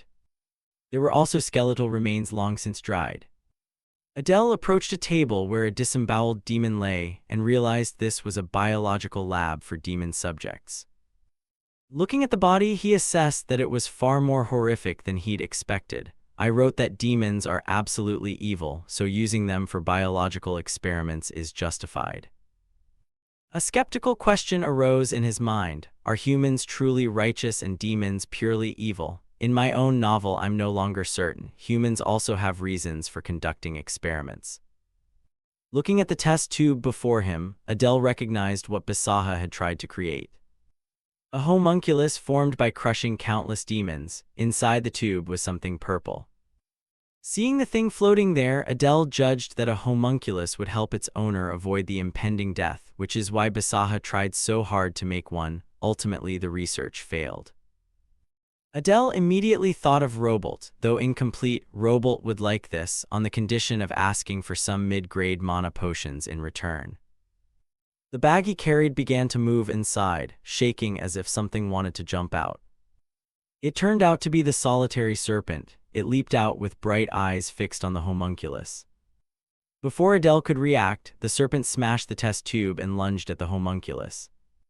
It immediately swallowed the homunculus whole. Adele beside it could only shout, "What are you doing?" At that moment, a red energy from his necklace shot directly at the serpent. Looking at the glowing pendant, Adele wondered about the necklace. As the serpent swallowed the homunculus, half of the pendant lit up. Apparently it wasn't reacting to the serpent itself. Could there be a link between the homunculus and the demon god? Or it might relate to an entirely different existence. Consulting the demon craft grimoire about homunculus creation might clarify. Then he suddenly remembered that Basaha had memorized the secret technique and burned the book. He looked at the serpent and, noticing something odd, asked a question. "You look different now. Before you looked like a dragon, now you look like a snake." He seemed to realize something. Could it be? He tried using Swap 2 on it, onto its body, but it had no effect. Holding it in his hand, he wondered. Clearly it had been an inanimate object before, yet after swallowing the homunculus it was reborn into a living creature. The homunculus functioned on the serpent, not on a human. The image of Crete flashed through his mind. Wait, if this transformation transmits to Crete then? He decided to ignore it and tucked the small snake into his bag for his own peace of mind. Whatever, eat the spirit remedy quickly and go. He then found something that looked like a mountain ginseng. As he absorbed it and channeled mana, his whole body became surrounded by a faint green mana. While chewing, Adele marveled. The moment he swallowed, scorching heat surged through his body, and his veins felt like they were expanding. The whole room was now bathed in the light he emitted. After finishing the absorption, Adele exhaled sharply. The status panel appeared: race, half-demon, alignment, chaos, talent, swap 2, traits, interest, focus, sword coat, killing, intent 2, darkness 2, mana manipulation, eye of superbia, telekinesis, mana, 1381 increased to 2072. Looking at the status, Adele smiled inwardly. His mana finally exceeded 2,000. The sword stance that had been unstable had become a stable trait, and both killing, intent, and darkness rose a tier. Adele sat down and circulated mana in his hands. Watching the mana he produced, Adele was pleased. The mana he emitted could all be converted into darkness. Now, with shadow, he could erase his presence. He stood, gathered up the mana, having taken everything, and decided to return to his classmates. There should be about 10 minutes left. A screen appeared through his link with Seijo. On the screen, Samuel was shown fighting. Seeing the girl facing him, Adele recognized her as Sylvia. Fortunately, Tyria's was not visible yet. Watching Samuel fight fiercely, Adele silently admired that Samuel was holding his own and pressing the advantage well. Suddenly, the pendant on his neck lit up once more. This surprised Adele. What now? Why is the pendant reacting again? A paper appeared within it. Adele exclaimed in shock. This time it was an information slip. The paper displayed text that could show recent past events. Looking at it, Adele wondered. Recent past. Previously, it only repeated matters of offering to the gods. What is this after all? Both reacted, certain something was happening. Adele took out a small knife and drew some of his blood, no pen, so he'd use his blood for now. He carved the words, "Reveal the truth of this pendant," but the reply was the familiar phrase, "Offer to the gods." Annoyed, he muttered that it's always offered to the gods. Must he storm into the human temple to steal a relic? All impossible answers, so frustrating. At that moment, Samuel's image reappeared on the screen.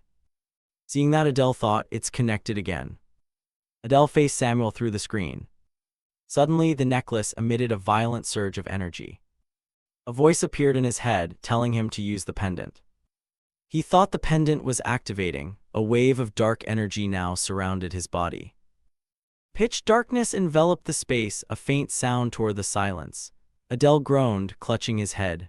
A piercing pain like a hammer struck, his mind spinning so he couldn't think clearly. His eyelids trembled as he muttered wearily, "My head, what the hell just happened?"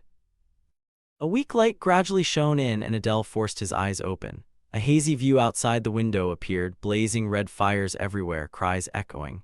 A man fell to the ground, trembling and begging, "Spare me, please, have mercy." Samuel stared in stunned confusion, eyes wide, whispering, "What is this?" The scene outside grew clearer, flames devoured the manor. The clash of steel rang out, human soldiers laughed madly as they slaughtered the damned demons. A scream stretched through the ashes, "Ah!" Adele stood frozen, fists clenched, the firelight reflected in his shaking eyes. Adele's face went pale, his pupils contracting. He took a step back, breathing hard. What was happening? A drop of sweat rolled down his cheek, cold enough to make him shiver all over. He turned and, without thinking, looked at the mirror beside him. The reflection made his heart stop. A youthful face, bright brown eyes, slightly messy hair. He looked like a child of about 10. Wait, this face. He stepped closer, fingers trembling as they touched the mirror's surface. His heart pounded, sweat beaded on his brow. This was Samuel, and he looked about 10 years younger. Adele whispered, eyes full of confusion and doubt, feeling like he was dreaming, though everything was terrifyingly real. Adele glanced around the room. Debris and ash drifted down, the light from outside stained the floor gold. His breathing quickened as he muttered, 10 years ago. This was the time of the war between humans and demons. He clenched his fist, heart racing. So then? A flash of images surged through his mind. Screams and burning merged into a horrific chorus. Outside, flames devoured roofs and the sky burned red. He murmured that this was Samuel's past, the massacre where Samuel's clan was wiped out by humans. His throat tightened and his chest grew heavy. The rear door suddenly creaked. Samuel startled and turned. A woman's silhouette filled the doorway, light from outside outlining her form. His breath caught and his eyes widened in disbelief. Tears sprang to his eyes and he rushed forward, hands trembling as he hugged her tightly. "Mother," he choked, the words breaking in the air. He buried his face against her, shaking like a frightened child finding refuge. In that moment, pain and memory merged. Adele finally understood he was witnessing his friend's past. The woman bent down, her face pale in the weak light seeping through the doorway. Panic and determination glinted in her eyes, her voice was hoarse from holding back tears. "Samuel, listen to me carefully. No matter what happens, do not leave this place." The boy looked up, lips trembling, clutching the hem of his shirt with a bad feeling in his gut.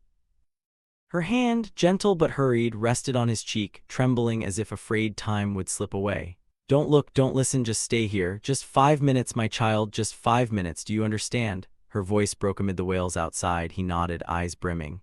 "Yes, I understand, mother." In that moment, a sad smile appeared on her lips, her lashes trembled and tears fell. "You must live, do you hear me? I love you." The door closed, the light faded, leaving only the last warmth seeping through the wood. Samuel curled up in a corner, arms around his knees, his body trembling. He didn't cry, only stared into the darkness. His heart pounded heavily, feeling as if something was being squeezed. Outside, the clash of metal and endless cries echoed. Suddenly, the door shook violently, the noise making Samuel jump. His eyes widened, breath quickening. A hoarse voice rang out, mocking, "So you were hiding here, were you?" His whole body froze, cold sweat pouring down as he hugged his knees tighter. The clang of metal collided with shouts of fury. Outside, his mother's voice choked with anger. "You bastards, stop!" Samuel trembled and covered his mouth, holding his breath. Everything around him seemed frozen, only his heartbeat thudded loudly. Through a thin crack of light, his gaze met a sight that made his mind explode. A sword pierced his mother's back, blood arcing in a dark red streak. The man behind wore a cold smile, eyes full of delight. Samuel's mouth opened, but no sound came, only ragged breaths escaped his throat. The man snorted coldly, voice dripping with contempt. Thought this clan leader was so fearsome, turns out he's nothing. The boy trembled as tears began to fall. His heart seemed to stop when the man added, the head of the household was strong, sure, but he was beheaded by Count Leon in the end. A coarse, cruel laugh rang out. Ha ha ha, that's right, clean cut too. The boy slumped down, trembling all over, hands over his ears, yet still hearing each word like a knife to the heart. The soldier turned to the maid beside him and asked if they'd searched everywhere. She answered fearfully, yes, no one survived. Seeing her, Adele recognized at once that the maid was half demon. She had betrayed them and sided with the humans. Flames erupted violently. The man raised his hand, a cold smirk on his lips. Is that so? He swung his sword, red light sliced the air, incinerating everything in an instant. Screams mingled with the acrid smell of smoke spreading throughout the room.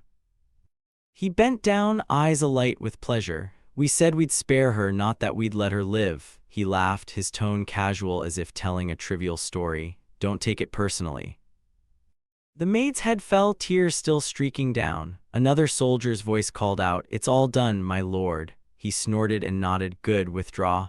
The air sank into deadly silence, only footsteps echoing through the blood-stained house. After a few steps, he suddenly froze, his grin widening. Wait, forgot one small thing. A terrible explosion thundered, red light swallowed the entire manor. Flames roared up, wind scattered the ashes, the ground shook as if collapsing. Everything became hell in seconds.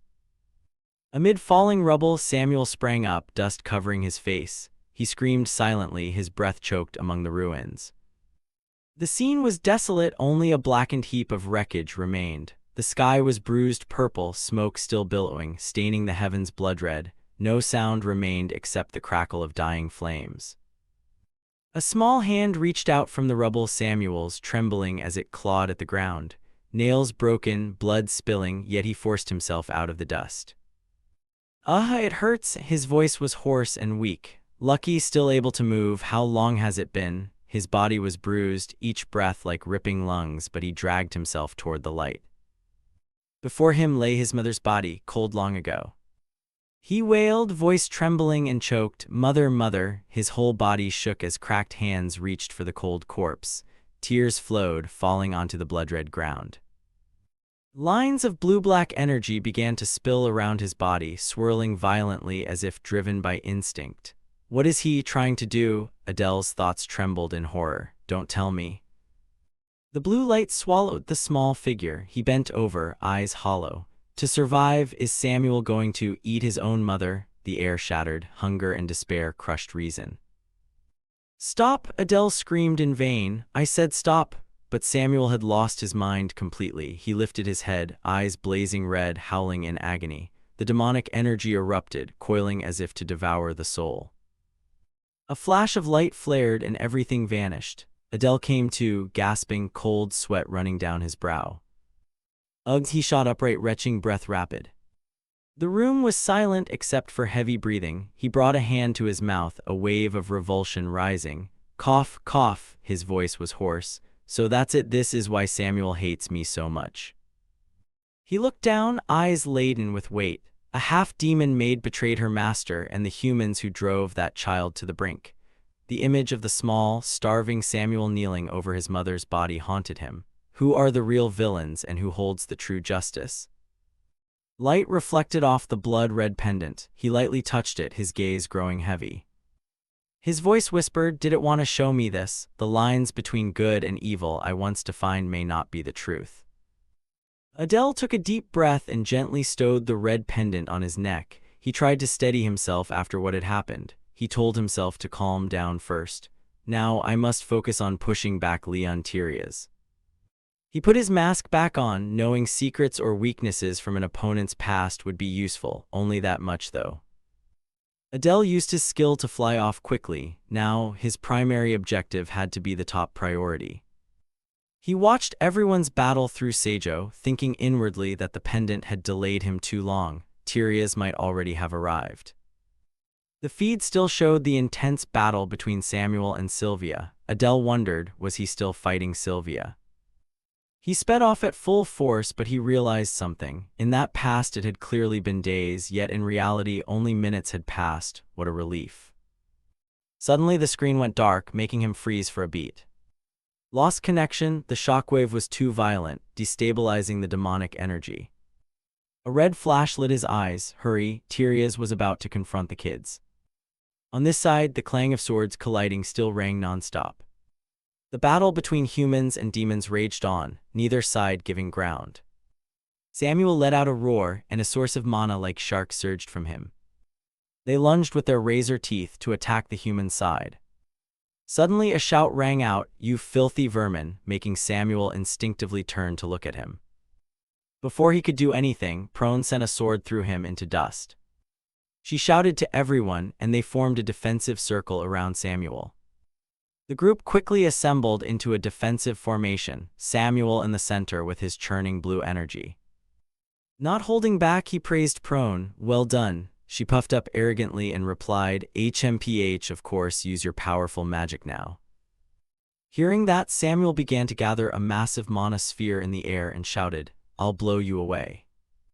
The attack was unleashed. Humans hit by it were smashed to pieces, limbs flying everywhere. Sylvia ground her teeth and muttered, "A monster can't hold out much longer." She turned and ordered her teammates to tear the return scrolls and retreat immediately. They heard her and threw down their weapons, ripping paper scrolls to escape. Golden lights appeared to carry them outside. Samuel was slightly surprised to see this. He attacked towards Sylvia, shouting that no one should escape. The monster within him lunged to attack Sylvia. He spread his hands to command all his energies to surge forward, screaming to devour them. But as they neared Sylvia, everything froze. This surprised Samuel. A drop of sweat rolled down his cheek, everything frozen in an instant. Is that the Inquisitor? Has Adele failed? Within the ice, the silhouette of a man emerged. He spoke angrily, saying he smelled blood and had come running. His eyes turned cold. "What is this? Who are you people?" Tyrius slung his hammer over his shoulder, his eyes emitting a cold blue light like a butcher's. From beneath his feet, a stream of ice began to spread. Seeing this, Samuel tensed and yelled, "Everyone be careful." Tyrius, with his fierce face, began to swing the hammer. He launched an attack. It formed an ice sphere that pierced through everything in its path. Fortunately, Samuel avoided that strike, but his friend beside him was not so lucky. The upper body was sliced away, leaving blood sprayed everywhere. Samuel turned and was horrified to see his comrade fall. The friends nearby also yelled loudly at the sight. Prone, who had been watching, stammered, "What the hell is that?" while Samuel swore, "Damn it." On the other side, Tyrius approached the girl collapsing on the ground and called out, "Sylvia." He held out his hand invitingly, "Can you stand up?" Sylvia didn't respond at first, then stood and replied, "I can stand on my own." But a moment later she collapsed in pain. Tyrius quickly caught her. He asked briefly, "Status?" Sylvia glanced at him and replied reluctantly, 8 dead in total, the rest are injured or still alive." She trembled slightly and continued, "They've returned to the Royal Academy." Tears welled in her eyes, but a firm hand gently rested on her head in consolation. "You've been through a lot, leave the rest to me, go back first." As Tyrius began to turn away, Sylvia shouted to stop him, "No, I will stay here too. I may become a burden, but even so I will fight by your side." He laughed loudly at that. "Now that's my woman." Sylvia hugged her wounded arm and snorted coldly, "As for that." Before she could finish, the demon faction surged forward to attack. Someone shouted, "Madmen, charge, kill them all." Seeing this, Samuel shouted a warning to his teammates, "Don't retreat now." But his warning seemed too late. Tyrius spun and swung his hammer, creating an icy gale that blasted away the approaching demons. Not stopping there, he snorted coldly and continued to swing the hammer. The strike fell, shaking the very space around them. Ice pillars erupted and pierced the demons' chests, sending them flying past Samuel. Witnessing this, Samuel began to channel his mana defensively while turning to command, "Everyone, run now." He used all his strength to summon countless monsters to rush forward. Seeing this, Tyrius chuckled softly, uttering an audible "oh." While holding back Samuel, he instructed Prone in the rear, "Quick, escort the students out, find that one and run until the gate opens." Hearing this, Prone anxiously asked, "What about you? Are you going to try to hold that monster alone?" "I don't know how long I can hold," Samuel shouted. "If we stay here, we'll all die. Given the situation, this is the best option. I will find a way to cover you from behind." She understood the situation and turned to urge those leaving. "When Samuel buys time, retreat quick, carry the wounded first." Luna, still worried about the man before her, called out loudly to Samuel, but he only replied, "Luna, you should go too." Samuel's voice deepened, "Take care of the injured for me." As they left, Luna encouraged Samuel inwardly, "You must come back." Turning back to Tyrius, he was now visibly excited. He unleashed an extremely powerful strike at the creatures Samuel had summoned, shattering them. Samuel was shocked and stumbled back a few steps. The smoke slowly cleared, and the figures of Tyrius and Sylvia gradually emerged. Carrying his hammer on his shoulder, Tyrius sneered, "How disappointing, troubled by such trash." Looking at the lone Samuel before him with some surprise, Sylvia remarked, "What, did they all just vanish? It seems there's another entrance we didn't know about since they suddenly appeared in that area." Tyrius snorted at that, a hint of cruelty in his eyes. "Even if you run, you can't escape me." He taunted Samuel, who was trying to gather strength, "Show me some of your power, don't disappoint me." Hearing that, Samuel angrily shouted, "That's enough." "I'll show you," he said, slamming his hand into the ground to create 3 attack lines with sharp spikes that lunged toward Tyrius. The attack drew near, but he barely paid it any mind. A moment later, he smiled. His eyes turned blue as mana began to radiate around him. He stomped, and a wave of ice magic began to spread outward. It formed pointed ice stakes that blocked Samuel's attack, causing it to crack and break. Seeing that, he sneered, "Is that all you've got?" Samuel ground his teeth and replied, "Someone who's bleeding shouldn't say that." Tyrius glanced down, surprised to see his own arm bleeding. He laughed loudly, as if accusing Samuel of looking down on him. Then a blue light flickered from his eye. Seconds later, he and his hammer, crackling with lightning, appeared right next to Samuel. The strike fell, shaking the space itself. Sylvia nearby flinched at the power.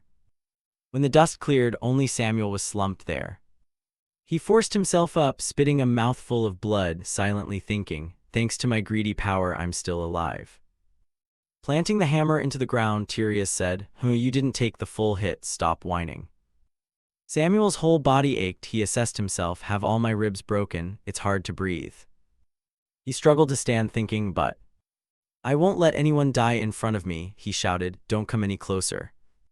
Before he could finish, one of his legs was severed from his body. Sylvia flinched at the sight. Tyrius spat, "Truly vermin, persistent aren't they, Sylvia?" She warned him, "Quick, clean up and pursue them. They haven't fully retreated yet." Another hammer was swung. Samuel's arm flew off as well. Tyrius smirked, "Ah, right. You dared touch my woman, so don't expect a peaceful death." Samuel writhed in pain, collapsing. But Tyrius showed no mercy. He brought the hammer down and shouted, "I'll do the same to the rest of them, just wait." Samuel lay sprawled on the dusty ground. Blood ran down his cheek, mixing with his shallow breaths, his eyes half open, vision fading as if about to go out. "Ah, is this the end?" he whispered, voice trembling in dizziness. Consciousness blurred, but a question echoed in his mind. If it were him, if that person fell into this situation, what would he do? Samuel's gaze trembled. A flash of light flickered through his memory. A strange figure appeared in the darkness. Blue light curled around his body like it was alive, making the space tremble. Him, Samuel thought, a feeling both familiar and terrifying rising inside him. The image in his memory sharpened, a man with blazing red hair and a white mask, a slight curve to his smile. "Who is he? Why does he feel so familiar?" Samuel murmured, eyes wide in panic. In an instant, blue light exploded fiercely. 2 figures streaked through the air, catching Samuel off guard. As the light hadn't yet faded, Adele bent down and lifted the fallen Samuel. His voice was calm but deep. "Still alive, huh? You sure are stubborn." A half-smile flickered beneath the mask. Adele sat down beside him and glanced at the long torn wound on Samuel's face. Even so, looking like this, you're probably about to die, aren't you? Leon moved his lips slightly, about to say something, but only let out a weak sigh. He grit his teeth and forced himself up. Damn, why did you only arrive now? Adele chuckled softly. I was just a little late, this patient sure complains a lot. His voice was cold and mocking, but his eyes held a faint, hidden concern. Adele stood, his red eyes glowing behind the black mask. Now it's my turn, rest. His voice was cold as steel, followed by a violent surge of energy spreading everywhere. Across from him, Tyria stood stunned. He narrowed his eyes, face a mix of astonishment and tension. What the hell just happened, that one, where did he come from? Adele looked back at his teammate lying on the ground, a flash of worry in his eyes. Be careful, Adele, Samuel's weak voice called out. Adele nodded slightly and replied calmly, don't worry, I'll be right back. He clenched his fist, preparing to face the enemy ahead. Opposite them, Tyria stood between Sylvia and the threat. He ordered coldly, fall back, Sylvia. She could only swallow hard, eyes full of tension as she felt the dense murderous aura enveloping the area. Adele activated his power. Black smoke and purple energy coiled around him, creating an eerie scene. In his mind he thought, I talk big, but to save Samuel I used absolute stealth. The price is I completely lost bodily sensation. Even so, he stood firm, his eyes flashing with steely determination. Adele resolved silently, this fragile chance must succeed. Tyrias raised his hammer and sneered arrogantly. Ha, vermin are twice as many now. Blue energy radiated powerfully from him, making the whole space tremble. Adele stared straight at his opponent, his voice cold through the mask. This time, the one facing you is me. Red light flashed in his eyes as dark energy spilled over his body. Prepare yourself, I'll show no mercy. Samuel lay on the ground, gasping as he watched. In a haze he murmured, I don't know what he's using, but that feeling, it's different from before. Blood still dripped from his mouth, yet a faint spark of hope shone in his eyes. The battle erupted. Tyrias shouted, I hope you're better than the last one. His giant hammer fell like thunder while Adele darted through the purple smoke, countering with a dagger infused with black energy. The clash sent rocks flying and energy blazing throughout the cavern. A blinding blue flash exploded as their weapons met. The shockwave made the air violently tremble. Adele gritted his teeth and held his ground, pushed back but not toppled. The two were locked in a stalemate as blue and purple light merged into a storm of energy. Tyrias let out a small laugh, surprise flickering across his face. Huh, you blocked that. His eyes widened, the contempt vanished and was replaced by excitement. He tilted his head, muscles tensing, ready to strike again. Not bad, Tyrias roared, his eyes blazing savagely. They charged at each other, blows following blows. Hammer and dagger collided incessantly, producing a kang that echoed off the mountain walls. Using his arrogant eye, Adele calculated, though he couldn't predict the hammer's full trajectory, he could grasp micro-muscular movements. A hope flickered. Adele steeled himself, thinking he could land a hit. Suddenly Tyrias shifted stance and punched Adele. A blast of icy wind erupted. Adele took the unexpected blow, his mask tore and a spray of blood burst out.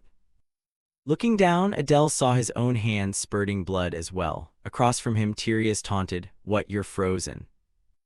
Despite the bleeding, because he had lost sensation, Adele felt nothing and readied his stance to continue fighting.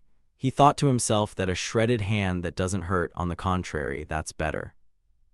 Tyrias remained supremely confident, dismissing Adele. He grinned, leapt, and channeled mana into his hammer, looking extremely bold.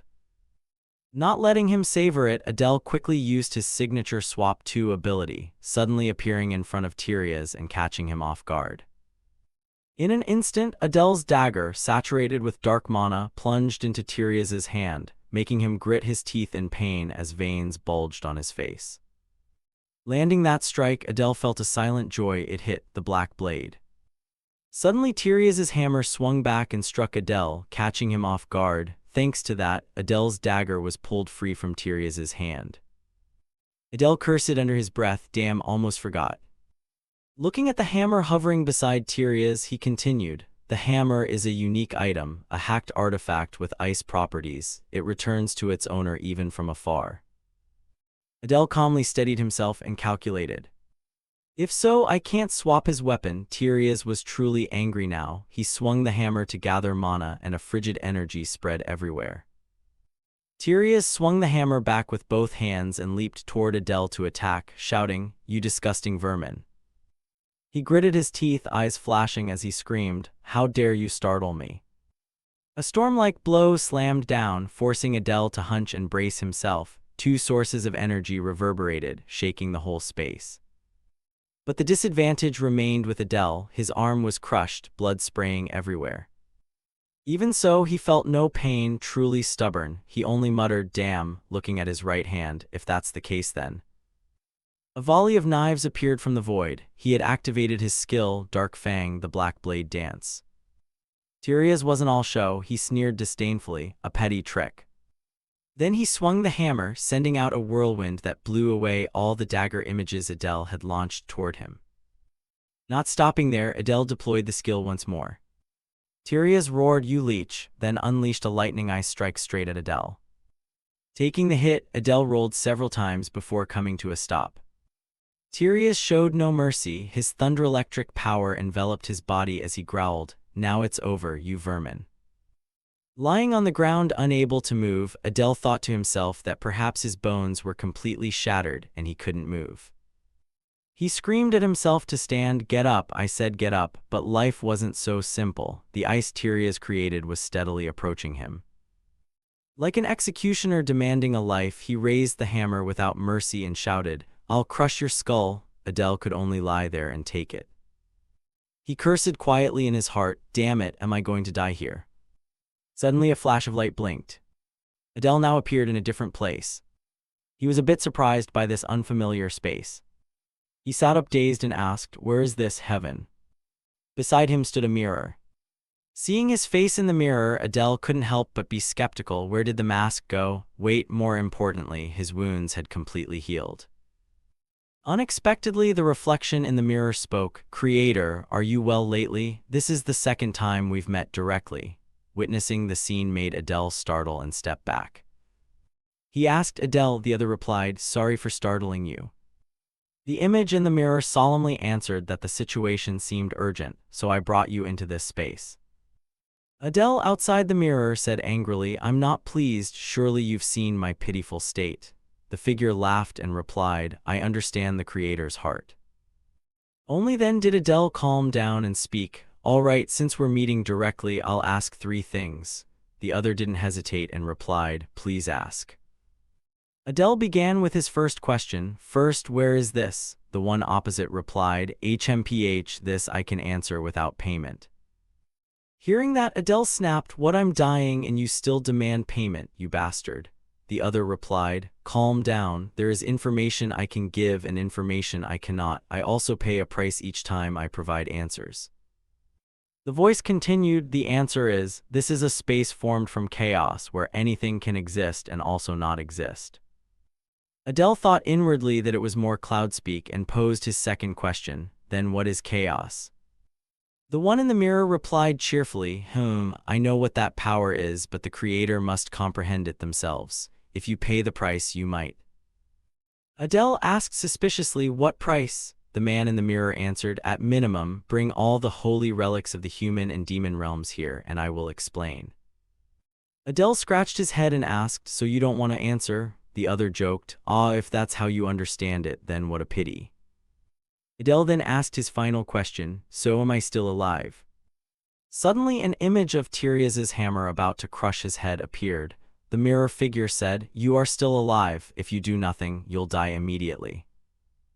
Hearing that, Adele was momentarily stunned. He thought to himself, "Not yet, it's not time yet." He turned to the mirror and said, "Adele asks you to lend me your power." The Adele in the mirror's eyes flashed red. "I intended to invite you here for this from the start, but there is a price." The voice continued, "I do not ask for gold, relics, or mana." His face took on a deceptive look. "I will take a portion of the Creator's most precious things. Do you agree?" Adele was slightly suspicious. The most precious things. Adele drifted into thought, wondering if he truly possessed anything precious as he looked at his reflected image. Standing before the great mirror, Adele realized how dire his situation was. He feared that if he died here, his existence in the real world would vanish. The fear of death surged strongly. Adele's hand clenched, showing his fierce desire to live. Determined to survive at all costs, Adele made a fateful choice. He accepted the mysterious offer. Adele's dark entity in the mirror transferred power to him. He was lent 20% of that power for 1 hour so he could survive. Wrapped in a surge of black aura, Adele's gaze sharpened. He was determined to see this damn situation through. Outside, Samuel was extremely worried and reached toward Adele. Suddenly a spark flashed from Adele's eye. Black aura burst from him violently, blocking the strike Tirias had aimed at him. Tirias was utterly astonished at Adele's sudden power. Samuel could only watch the battle in shock, unable to believe what was happening. Adele's legs were wrapped in blue energy, the effect of an instant teleport skill. Adele used the positional swap skill, appearing suddenly behind Tirias so he couldn't react. Black aura still coiled around him, exuding mystery and danger. Tirias stood at a distance, watching Adele warily. He was still stunned by the opponent's sudden change. Adele realized his arm was still injured. It seemed the borrowed power didn't completely heal every wound. Adele opened his status panel. His name showed as Adele, race, half-demon with boosted stats and skills. The status panel showed Adele's mana had surged. The swap and killing intent skills had risen 2 levels and his darkness had become a distinct trait. Adele was pleased with his new power. Although some skills hadn't improved, overall it was a significant increase in strength. Adele looked toward Tirias, wondering if with this power he could really defeat him. Tirias was wrapped in a blue aura, angrily shouting and demanding Adele reveal his identity after appearing and using those strange skills. Tirias grew angrier seeing Adele awaken power right before dying. He couldn't understand what was happening. He flinched when he sensed a stream of black aura binding his body. Tirias froze when he realized the image before him was merely an illusion created by Adele. The illusion dissolved into darkness, leaving Tirias more confused and furious. Suddenly, Adele appeared right beside him. With a half-mask covering his face, he calmly taunted, asking why Tirias kept asking useless questions when he already knew who Adele was. Tirias roared in anger, unable to accept that Adele knew him. He didn't understand what Adele was talking about. Adele, hidden behind the mask and black aura, mocked Tirias, pointing out that Tirias had repeated the insult vermin 3 times. Tirias sneered as if realizing something. He had understood Adele was ridiculing him. With the hammer on his shoulder, Tirias lunged forward, declaring he would crush Adele to death once more. Tirias unleashed a powerful strike, creating a freezing storm filled with sharp ice crystals. Adele noted that Tirias seemed serious. The real battle was only beginning now. Tirias, eyes glowing, mocked Adele not to think he's the only one who can use tricks. Tirias challenged Adele, asking if he wanted to see his true power, then swung the hammer to summon a massive ice vortex. Adele recognized Tirias' skill as Ice Storm, a powerful wide area attack. The ice storm hit. Adele could only cry out in astonishment at its tremendous force. To counter it, Adele unleashed his own skill, Black Fang, Rain of Blades, summoning countless dark blades. Adele's dark blades collided with Tirias' ice storm, producing numerous small explosions. Adele also used the skill Kinetic Chant, determined to weaken the power of the attack. Thanks to the combination of the 2 skills, Adele succeeded in dispelling Tirias' ice storm. Tirias was astonished to see his strongest attack dissolved so easily. Tirias pressed the attack, but Adele, with his eyes blazing red, quickly dodged. Tirias angrily shouted hello, as a taunt while Adele only dodged. Tirias swung the hammer down. Rows of sharp ice spikes shot up toward Adele, forcing him to struggle to evade as the clash sent rocks and dirt flying. Adele continued to nimbly dodge Tirias' attacks amid the hail of ice. Tirias sneered, mocking that Adele only knew how to dodge like a cockroach. Adele retorted that there was no reason he should take slow attacks like that, and that it was because Tirias was too weak. Tirias admitted that although angry, he had to acknowledge Adele's attacks, simple yet flawless. Adele smirked beneath his mask. He thought that just one more opening would be enough to finish his opponent. As the battle reached its climax, a voice shouted Adele from the cliff. Adele flinched and looked toward the sound. It was Samuel. With his remaining strength, he screamed, urging Adele not to lose the fight. The young man shouted that Adele must not lose to the lowly ones. Tereus was surprised to see him still alive. Sylvia appeared, angrily questioning Samuel why demons like them would call others trash. Sylvia continued angrily, saying those who tried to kill them in the war and still do now have no right to say that. Samuel brushed it off, thinking Sylvia's words were nonsense.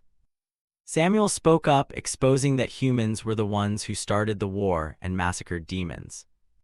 Sylvia accused Samuel of trying to twist the truth. Tereus called Sylvia's name as she continued to press, saying that in the Hagic territory the things you did are still intact. Samuel shouted in bitter anguish that his family never invaded the human world, yet they slaughtered his entire family. With his face smeared with blood and sweat, Samuel screamed, asking why they did it. Adele laughed mockingly, saying perhaps it was for profit. In short, it was a transaction. Sylvia froze, unable to believe this brutal war was fought for profit. Sylvia screamed in anger and pain, refusing to accept that countless people died just for profit. Adele explained that from the human perspective, the demon world is a treasure trove full of gold and elixirs. Adele pointed at Tereus and said especially the 6 great houses he belongs to, ask him directly. Tereus awkwardly dismissed it, saying Sylvia was talking nonsense. Adele, eyes glowing red beneath the mask, realized there seemed to be something they still didn't know. Sylvia no longer wanted to listen and urged Tereus to act immediately. Before she could finish, one of Tereus's hammers swung down and knocked Sylvia's head off. Both Adele and Samuel were stunned by Tereus's action. Tereus looked at Sylvia's lifeless hand and said the feeling was terrible. Tereus, wrapped in a blue aura, said that both of them really. It would make him feel better if he tore them apart and killed them. Adele was also stunned by Tereus's fury and killing intent. The battle erupted again as Tereus unleashed a massive ice vortex toward Adele. Samuel watched in astonishment as his comrade could fight toe-to-toe with that monster, thinking silently that he wished he weren't in his current state.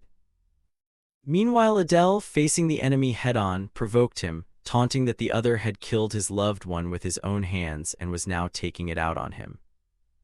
Tereus swung his giant hammer, generating a sweeping energy wave that easily shattered Adele's dark magic spheres. Adele was taken aback by Tereus's power and speed. His whole body suddenly vanished, leaving only a small light behind. Tereus closed in on Adele. The blue power aura from his hammer contrasted starkly with the dark magic surrounding Adele. Adele activated his skill swap position IV targeted. A blinding explosion of light signaled an incoming strike. Immediately, Adele appeared above Tereus and launched a crushing kick with all his strength. But immediately Adele's attack was countered by Tereus with a backward kick. Adele was astonished. He couldn't believe Tereus could react and deal with the swap skill. He realized his disadvantage. Mana was nearly depleted. He couldn't use his strongest skill, Black Blade Rain, and his healing potions were gone. Looking at the monster named Tereus still raging over there, Adele was determined to think of a way, whether he had to die with him. Suddenly Samuel shouted loudly, "Adele, are you okay?" causing Adele to instinctively turn his head to look. Looking at Samuel's battered state, Adele judged, "What do you mean okay, with that body, planning to be bait?" Adele fell silent, but in his mind, he was sure that using his body as bait would definitely work. Adele turned to Samuel and said he would need Samuel's help. A daring plan was forming. Tereus saw them scheming and became alert. He wondered what they were plotting and prepared to unleash a wide-range ice attack. According to the plan, Adele carried the weakened Samuel in his arms and used the transposition skill to move elsewhere. Adele pleaded, "Please, Samuel," and Samuel, though terrified, replied, "I understand," showing his trust in his teammate. Adele once again used swap position, targeting Tereus's hammer. The next moment Adele leapt forward with his dagger wrapped in dark mana, aiming to strike Tereus. Tereus curled his lip in a smile. He confidently said it was the same old trick with his weapon, certain it would return like before. But when it didn't come back, he turned and was astonished to see his hammer bound by a green energy stream in the distance. Tyrion's hammer was tightly bound by magical green vines, completely disabling his weapon. This was part of Adele and Samuel's plan.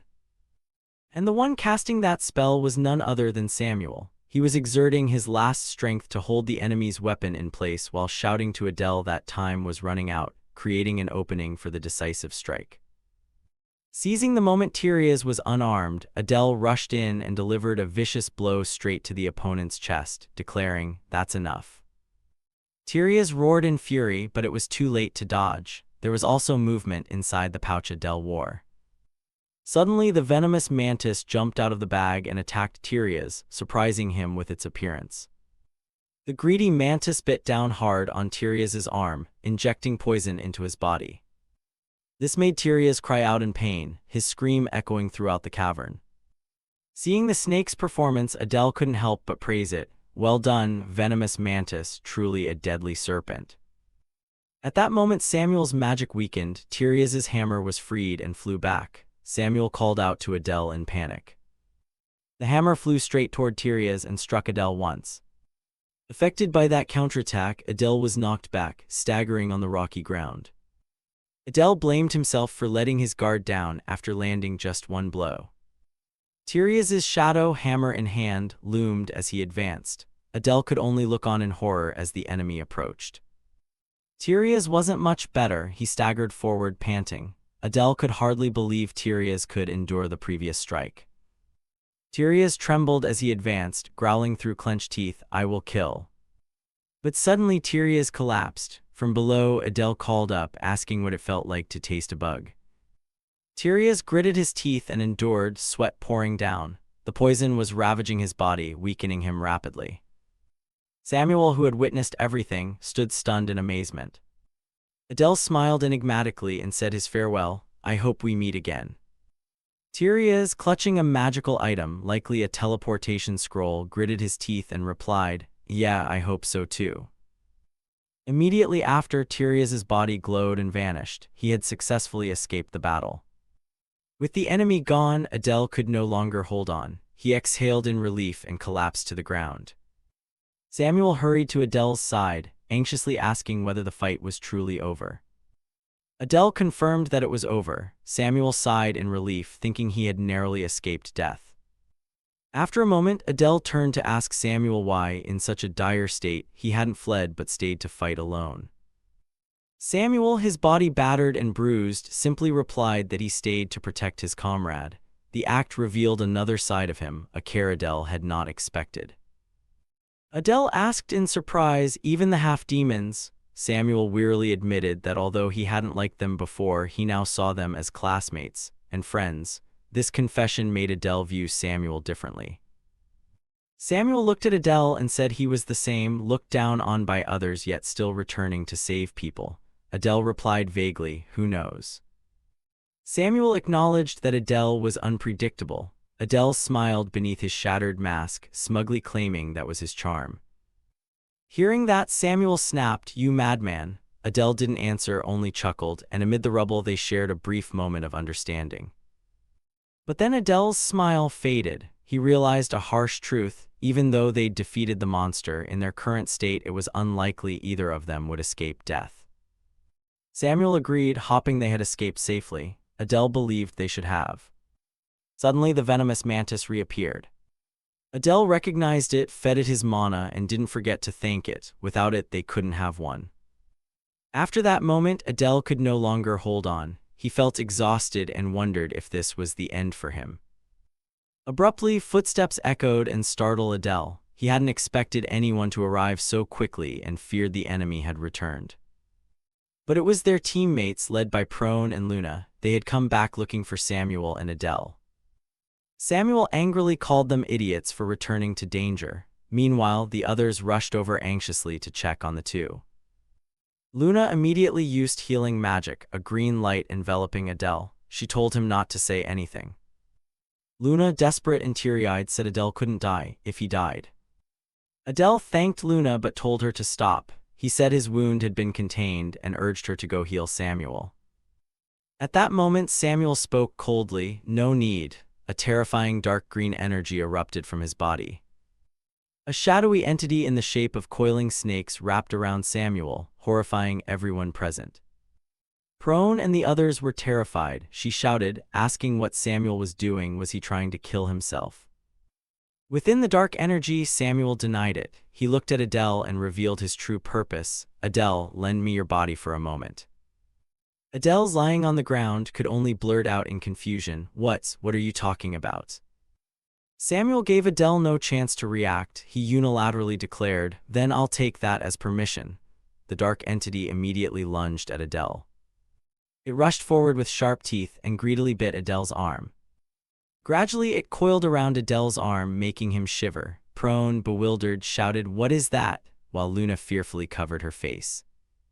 Surrounded by the terrifying energy, Adele realized with horror that this was the greed that had once consumed Samuel. He panicked, wondering if it intended to devour him alive. But oddly, Adele felt no pain. Instead, the energy began to crystallize, forming blue-green spikes around his body. In an instant, the whole mass of greedy energy contracted and absorbed into Adele's arm, leaving him astonished. Adele stared at his arm in shock. The greed had entered his arm, leaving a sharp horn that made him wonder what this horn was. Suddenly, a magical parchment appeared before Adele, emitting a mystical purple light. The contract announced that the price had exceeded the agreement by more than 20%, so part of the power would be transferred to its creator. Adele was surprised, not understanding what exceeded price meant. Adele immediately opened his status panel. His name was Asan Adele, race, half-demon, and a host of stats and abilities appeared clearly. Adele noticed his stats had changed slightly. Mana had increased, and skills like swap position, killing intent, and darkness had each leveled up. Despite the power boost, Adele felt uneasy. He wondered what his original self had taken from him, the thing he called the most precious. Just then, Luna rushed over worriedly and asked why Adele was staring at his hand. Adele jumped and hastily closed the status panel. He quickly covered it up, saying it was nothing, just checking if his hand was injured. Adele knew the parchment contract could only be seen by him. Suddenly, Adele froze. He seemed to have realized something extremely important and hard to believe. Adele hurriedly looked back at the status panel. In his list of skills, he was horrified to find the name Samuel. Why was Samuel's name listed here? A familiar voice spoke, "I'm not dead yet." The group, including Prone and Luna, stared at Adele lying on the ground. Prone recognized the voice as Samuel's. She asked in surprise where the voice was coming from. The voice replied, "Here, I'm in Adele's arm." It turned out the black horn on Adele's arm was Samuel. Adele, stunned, asked if it really was Samuel. Samuel confirmed and said he would have to rely on Adele's right arm for a while. Samuel, now a parasitic entity, explained that he was exhausted and would die even if healed. This was the only way for him to survive. He added that this form consumed the least energy, and after a few months like this, he could return to his original body. Adele, still shocked and somewhat annoyed, asked why Samuel chose to parasitize his arm. Samuel casually explained that to regenerate his body, he needed to consume a fixed amount of mana daily, and Adele had a lot of mana, so he had no other choice. Adele immediately countered that Prone and Luna both had more mana than him. Stung, Samuel stammered, unable to find a good explanation. Finally, Samuel offered a strained reason. Although he had no eyes, he shared vision with his host. And because Adele shared a room with all those things, he chose him. The explanation made the atmosphere awkward. Hearing about the shared vision, the others began whispering. Everyone understood the implication behind Samuel's words. Prone crossed her arms and bluntly called Samuel a terrible pervert. Hit in a tender spot, Samuel could only protest in indignation. Adele agreed with Prone that Samuel was indeed a pervert, yelling angrily, "You bastards." To change the subject, Adele quickly said the important thing was they had to leave immediately, because the Imperial Academy would soon send reinforcements. Prone raised a practical point. That's true, but where do we go? The return portal doesn't open until tomorrow, does it? Adele revealed he knew a hideout the human instructor had used. It could help them hold out for about a day. Prone immediately agreed and prepared to leave, but Samuel stopped them, saying to wait a moment. Samuel made a grisly proposal. He said eating the corpses of the dead students would help him recover faster. Luna, horrified, asked about the fallen students. She wanted at least to be able to bury them nearby. Adele coldly brushed it off, saying there was no time for that. Luna then suggested at least letting Samuel carry their bodies away. Samuel shifted into his gruesome parasitic form and replied cruelly, "I can eat them, but I can't carry them." The answer left Prone and Luna speechless. Luna hung her head, completely crushed and distraught, mourning deeply for the comrades who had fallen. Though heartbroken, Luna understood they had no other choice. She accepted the brutal reality and agreed to leave the dead behind. Prone turned to Adele, who was still lying on the ground, and asked if he could stand up.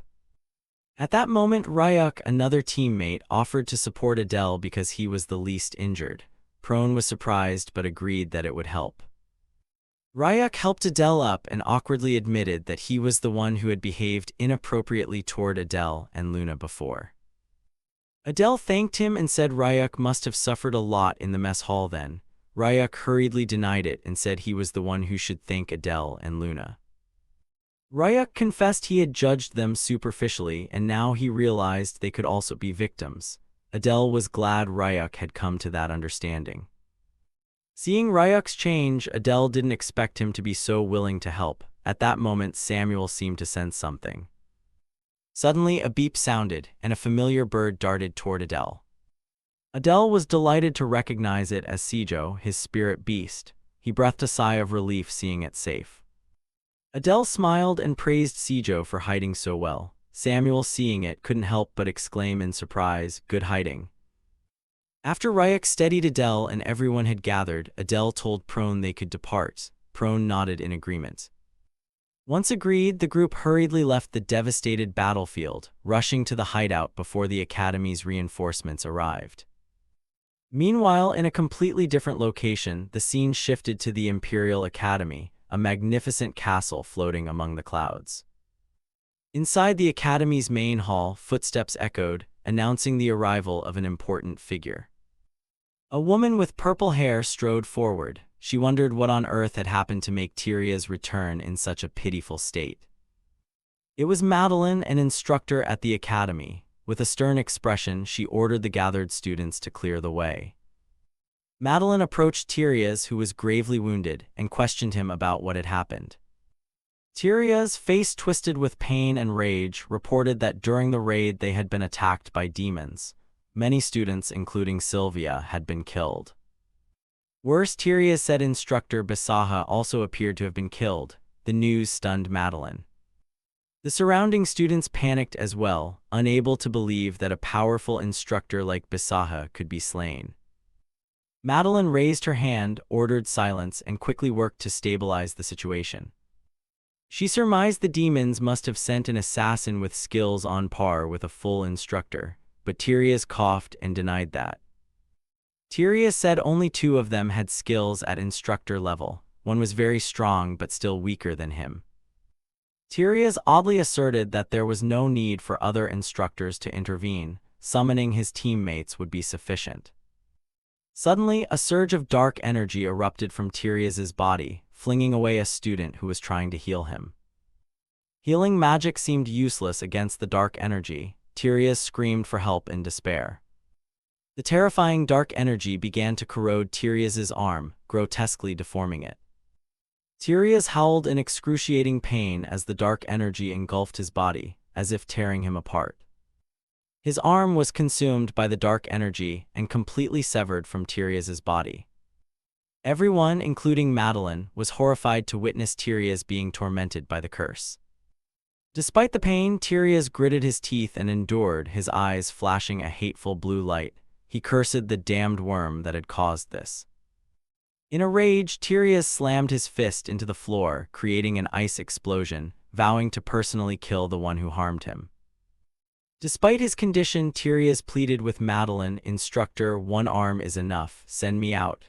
But Madeline remained silent. With a decisive expression, Madeline ordered Tyrius to be taken to the medical facility immediately. Then she issued a final command that underscored the gravity of the situation: summon Nine Hamel and his teammates. A blond young man with sharp eyes appeared, signaling that a battle was about to erupt.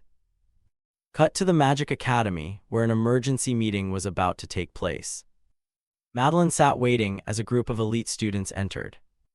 Nine Hamel, leading the group, spoke up, "You called for us, instructor."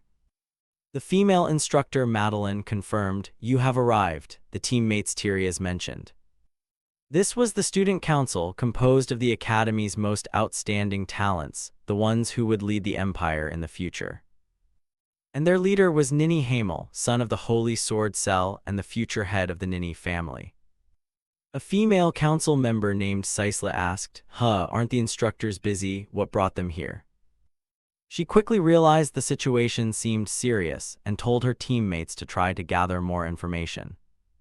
Instructor Madeline thanked them for saying so, indicating her appreciation for the council's cooperative attitude. Nini moved on to the main issue, asking about Tyrius's condition and the other students. Madeline confirmed the situation was bad and suggested there was a possibility their spies had betrayed them. She added that the enemy might attack the third-year dormitory, making manpower allocation difficult. Nini Hamel was taken aback by this information. Nini thought to himself that, as predicted, she was more than just a leader. Madeline continued, emphasizing that they could not leave the third-year dormitory unguarded, since the enemy's intentions were unknown. Nini summarized the issue, "So you're asking for our help?" Madeline confirmed and asked if they could assist. Nini Hamel was silent for a moment, then a confident smile appeared on his face. He replied decisively, "Of course, we will help." Then he turned and ordered Sisla to go to the secret area first to find them. Nini then asked Instructor Madeline for more details about the plan. He declared firmly, "We will definitely defeat them." Meanwhile, elsewhere, Adele winced in pain. He clutched his stomach as a sudden chill washed over him. Adele looked around and realized everyone else had fallen asleep. The group had reached Besaha's secret laboratory safely, but Adele worried about escaping from there. He knew the Academy's instructors were busy guarding the dormitories, so the enemy would surely seize this opportunity to act. And they were none other than the student council, the ones who had originally pushed Adele to his death. Adele was acutely aware of his perilous situation. The strength of this body had vanished, even Samuel was weakening. If they encountered the student council now, total annihilation would be hard to avoid. Lost in thought, Adele was startled when Samuel, the parasitic entity on him, spoke. "What are you thinking?" Adele sighed and replied that he was worried whether they could escape safely tomorrow, but he left it to chance. Samuel remarked that this place was terrible and that he had no idea his kind would be treated like this. Adele made a chilling request of Samuel, "Eat the corpses here." Samuel was shocked. "What, you want me to eat my own kind?" Adele explained he was concerned the bodies would rot and spread disease to the other students. He added that if their bodies were used to protect the demon realm, they'd probably be willing. Hearing this, Samuel shifted into a larger form and admitted he disliked it, but they couldn't risk an outbreak. Adele agreed it was the right decision. Adele thought privately that perhaps facing death together had improved their communication. After a while, only white bones remained on the table. Samuel announced he had finished eating, and Adele thanked him for his effort. Samuel said it was exhausted and needed to sleep, telling Adele to channel a little mana into the flame to wake it. Having dealt with the troubling task, Adele thought he should get some sleep. But he immediately realized he probably wouldn't be able to sleep after what had happened. Just then a gentle voice called his name, Adele, surprising him. The caller was Luna. She worriedly asked, "Adele, are you okay? You don't look well." Adele was a little flustered when Luna moved close. He thought to himself, "She's too close," though he said he was fine. Luna noticed he was sweating heavily, took out a handkerchief to wipe him, and said to tell her if he was struggling. She added shyly, "Because we're friends." Adele was silent, seeming to ponder Luna's words and actions. He knew well of Luna's feelings, but he could not return them. Suddenly, Luna collapsed beside Adele, unable to contain her emotions any longer. She burst into tears and confessed in fear, "I'm so scared." Adele gently asked, "Are you afraid of people?" Luna only shook her head and buried her face in him. He asked, "Or that monster-looking guy?" Then he asked bluntly, "Don't tell me you're afraid of me." Luna hurriedly denied it, "No way." Adele reminded her to be quiet or they'd wake the others. The two lay on the floor among the sleeping students. Adele asked again, "So what exactly are you afraid of?" Luna whispered the answer. What she feared was death. Adele smiled faintly, saying, "Everyone is afraid of death." Luna replied that of course she feared her own death, but something even more terrifying. It was the moment she saw Adele bleeding and collapsing. She confessed her greatest fear was those connected to her dying. Losing people she cared about horrified her. Adele was silent for a while as Luna continued, "I tried my best." Luna sobbed, saying she didn't want anyone to die. She wanted to save everyone but couldn't. Desperate, she asked Adele what to do now. She believed Adele was smart and that he would surely know the answer. But Adele's answer was brutally cold. He said more friends would die from now on. Maybe tomorrow it would be Prone's turn. Luna was stunned by his words. He asked if she would cry every time that happened, and advised that sometimes one must accept leaving regrets behind. Luna was surprised. Leave regrets behind. Adele explained that didn't mean she shouldn't feel guilty for failing to save someone. Instead, use that guilt as fuel to harden your heart. If you want to save people, you must improve your healing and practice magic much more. He encouraged her not to forget today's feelings and to grow from them. He believed Luna was capable of doing that. Reinvigorated, Luna looked up, wiped away her tears, and declared, I'll try." Adele said they should sleep early because they had to leave in the morning. The two rested on the floor together. After a long night, everyone fell asleep to prepare for the escape the next day, unaware that Prone had woken and overheard their entire conversation. The next morning, sunlight poured through the forest, heralding the start of a new day. A hand swept aside the dense grass, revealing the path ahead. Adele's group finally emerged from the secret laboratory and moved cautiously through the woods. Although wounded and needing support, Adele silently thought himself lucky that the enemy still didn't know their location. He told himself just a little farther to the teleport gate, praying nothing would happen until they reached it. But his hope was quickly dashed by a voice from ahead. Finally coming out are you?" Sisla appeared, raising a bow that blazed with golden light. She called them filthy vermin and arrogantly declared she would annihilate them with a single strike. At that moment, everyone who had just stepped out became alert and scanned their surroundings. Adele turned to ask Prone for a status update. Prone reported she sensed no mana ripples, meaning the gate they were waiting for had not opened yet. Adele breathed a sigh of relief. Fortunately, they were not late. Prone then asked what the next plan was. Adele ordered everyone to hide carefully. He would climb a tree to observe the area. The parasite Samuel on Adele's hand worried that Adele moving now was too risky, but Adele insisted it was necessary. He explained that there might be enemies near as strong as Tyria's. Samuel was terrified to hear that. Samuel, aghast, asked if there was more than one enemy. Adele hurriedly signaled him to be quiet because his voice was too loud. Suspicion seemed to flare within the group. Samuel angrily questioned Adele, asking if he had known about the danger here from the start. Adele thought to himself that he couldn't reveal the truth that he had come for the elixir. Samuel was truly pressured and frightened, fearing he might die. Despite his own fear, Adele tried to remain calm, reassured Samuel, and told him to move up into the tree together. Immediately, Adele activated the skill Swap Position Level 3, targeting a spot on the tree. Almost simultaneously, a massive burst of golden light obliterated the spot they had just occupied. Fortunately, Adele had teleported in time. Adele was stunned and broke out in a cold sweat at the sudden, powerful attack. From afar, the explosion formed a towering column of light, revealing its devastating force. Somewhere far away, the attacker was furious that their strike had missed. The culprit was revealed, Sisela, an archer with golden hair. She was irritated that she had aimed precisely at the mana anomaly but missed. At the group's location, the dust from the explosion gradually cleared, leaving only a few coughing sounds. Luna and another friend anxiously called for Adele. From above, Adele replied that he was right there. Perched on a high branch, Adele checked on everyone. Luna reported that no one was seriously injured. Adele peered down and froze when he saw a golden arrow embedded where he had just stood. He realized it was a sniper's attack. Immediately, Adele ordered everyone to disperse, hide, and be ready to run as soon as the gate opened without looking back. Adele tried to analyze the situation. He kept checking the mana flows around them but couldn't pinpoint the sniper's location, only that it came from a very great distance. He turned to ask Samuel if he could determine the shooter's position. Samuel answered no, the distance was far beyond his estimate. With no other option, Samuel decided to try once. A stream of greenish air began to radiate outward to probe the surroundings.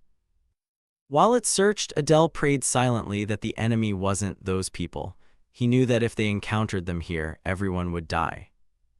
After a while, Samuel picked up a signal. He confirmed he had found them, but distance was a major issue. Samuel located the enemy on a small hill about 5 km to the north. He couldn't believe anyone could shoot from such a distance. Hearing this, Adele's face tensed severely. He clenched his teeth and bitterly admitted that it really was her. The enemy was none other than Sisela of the Wendy clan, a member of the student council who would later be known as the Bow deity. Adele knew that at this distance neither his teleportation nor his dark blade could reach. Moreover, Sisela could impart fighting will into her arrows, a realm beyond mere auras and sword chi. He realized their desperate situation. If they left the forest, they'd instantly become targets. Adele bitterly thought perhaps Class A would truly perish here. From afar, a ripple of mana began to wave, signaling the gate was about to open. Samuel anxiously asked Adele if there was any way to survive Sisela's arrows. Adele made a painful suggestion, no, but if we sacrifice ourselves, we can save the students. Samuel was stunned and blurted out, what?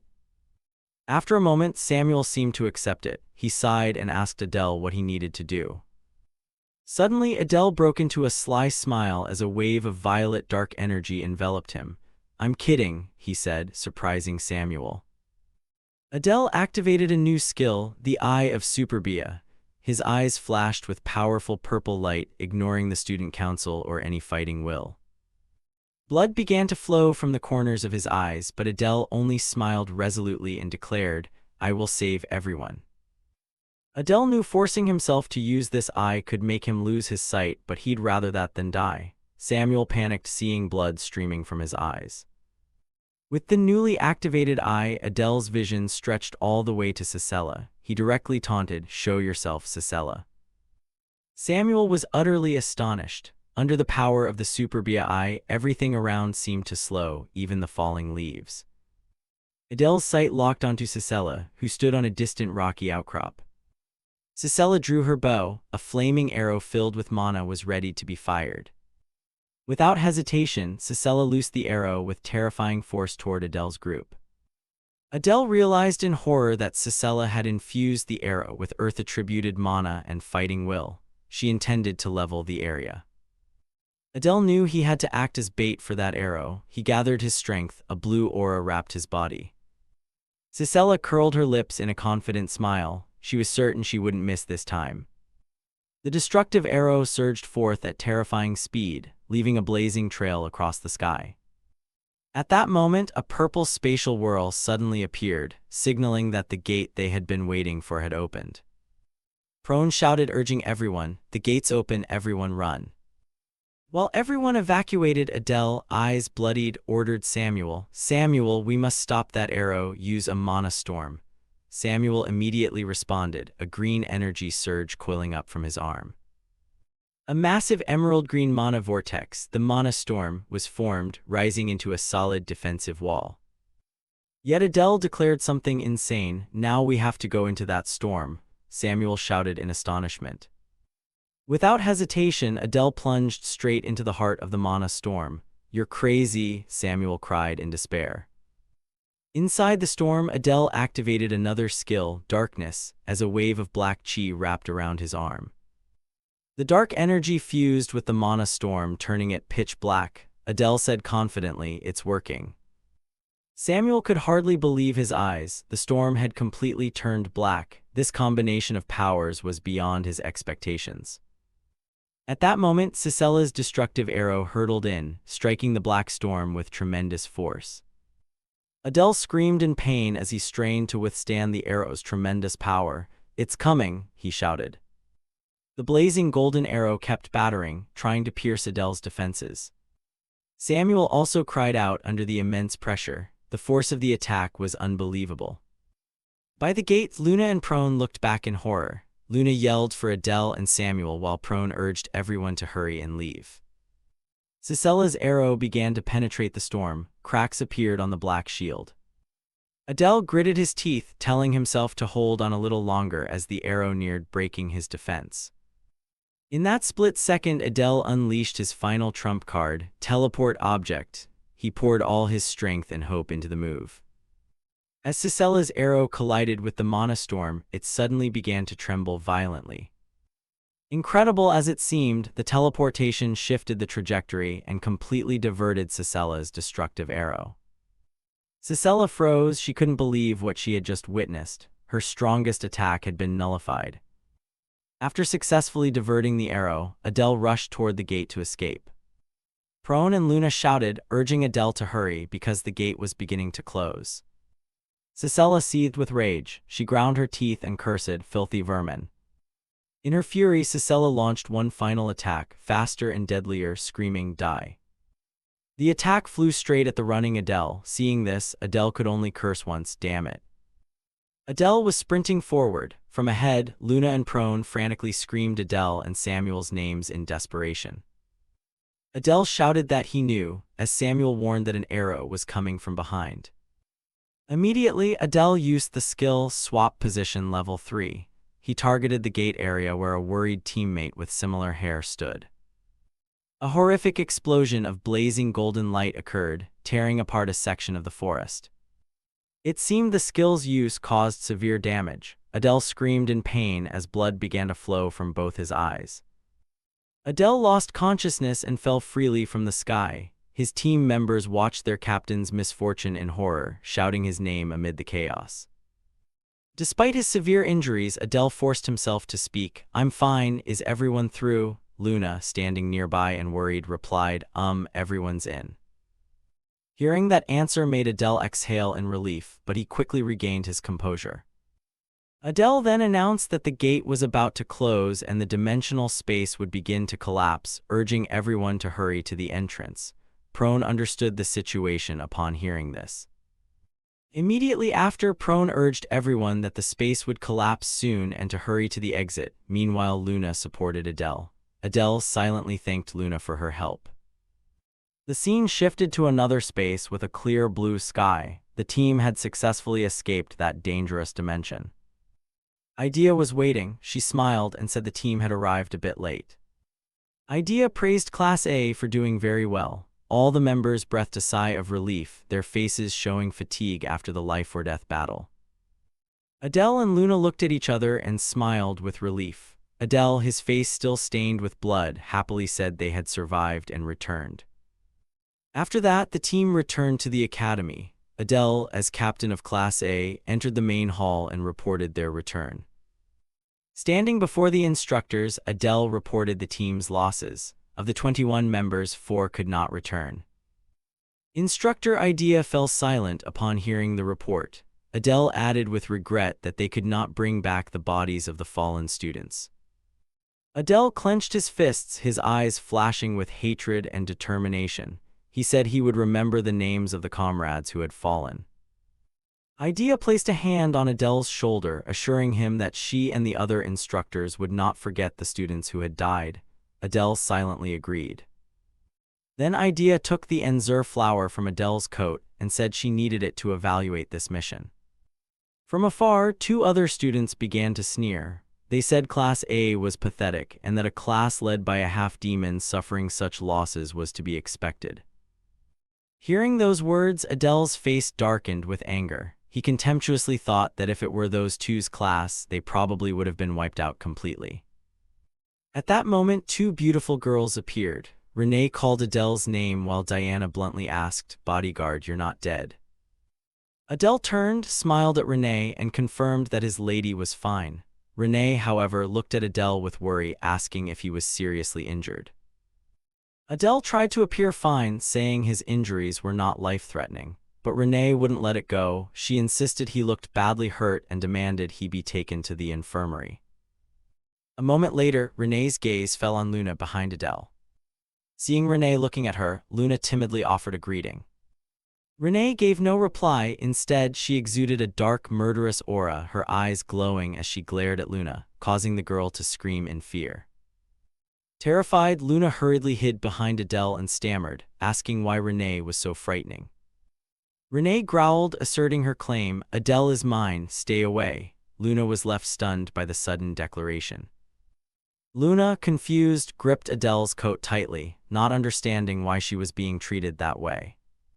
Tension escalated when Renee drew her sword, ready to attack. Adele panicked and asked why she had suddenly drawn her blade.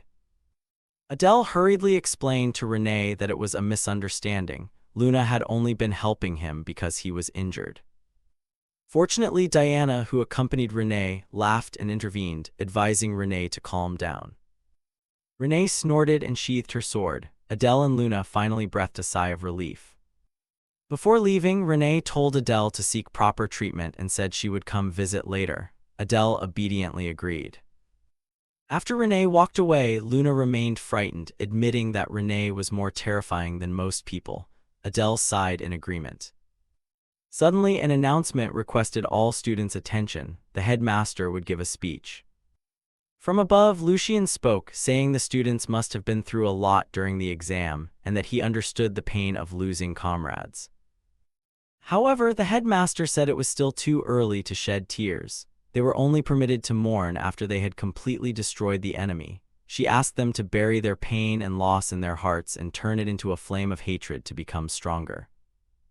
The students, including Prone, listened silently to the headmaster's harsh but pragmatic speech. Lucian concluded by praising everyone for a job well done and telling them to return to the dormitories to rest. Samuel then spoke up. He noticed other classes had almost no casualties and began to wonder whether their class had been too weak.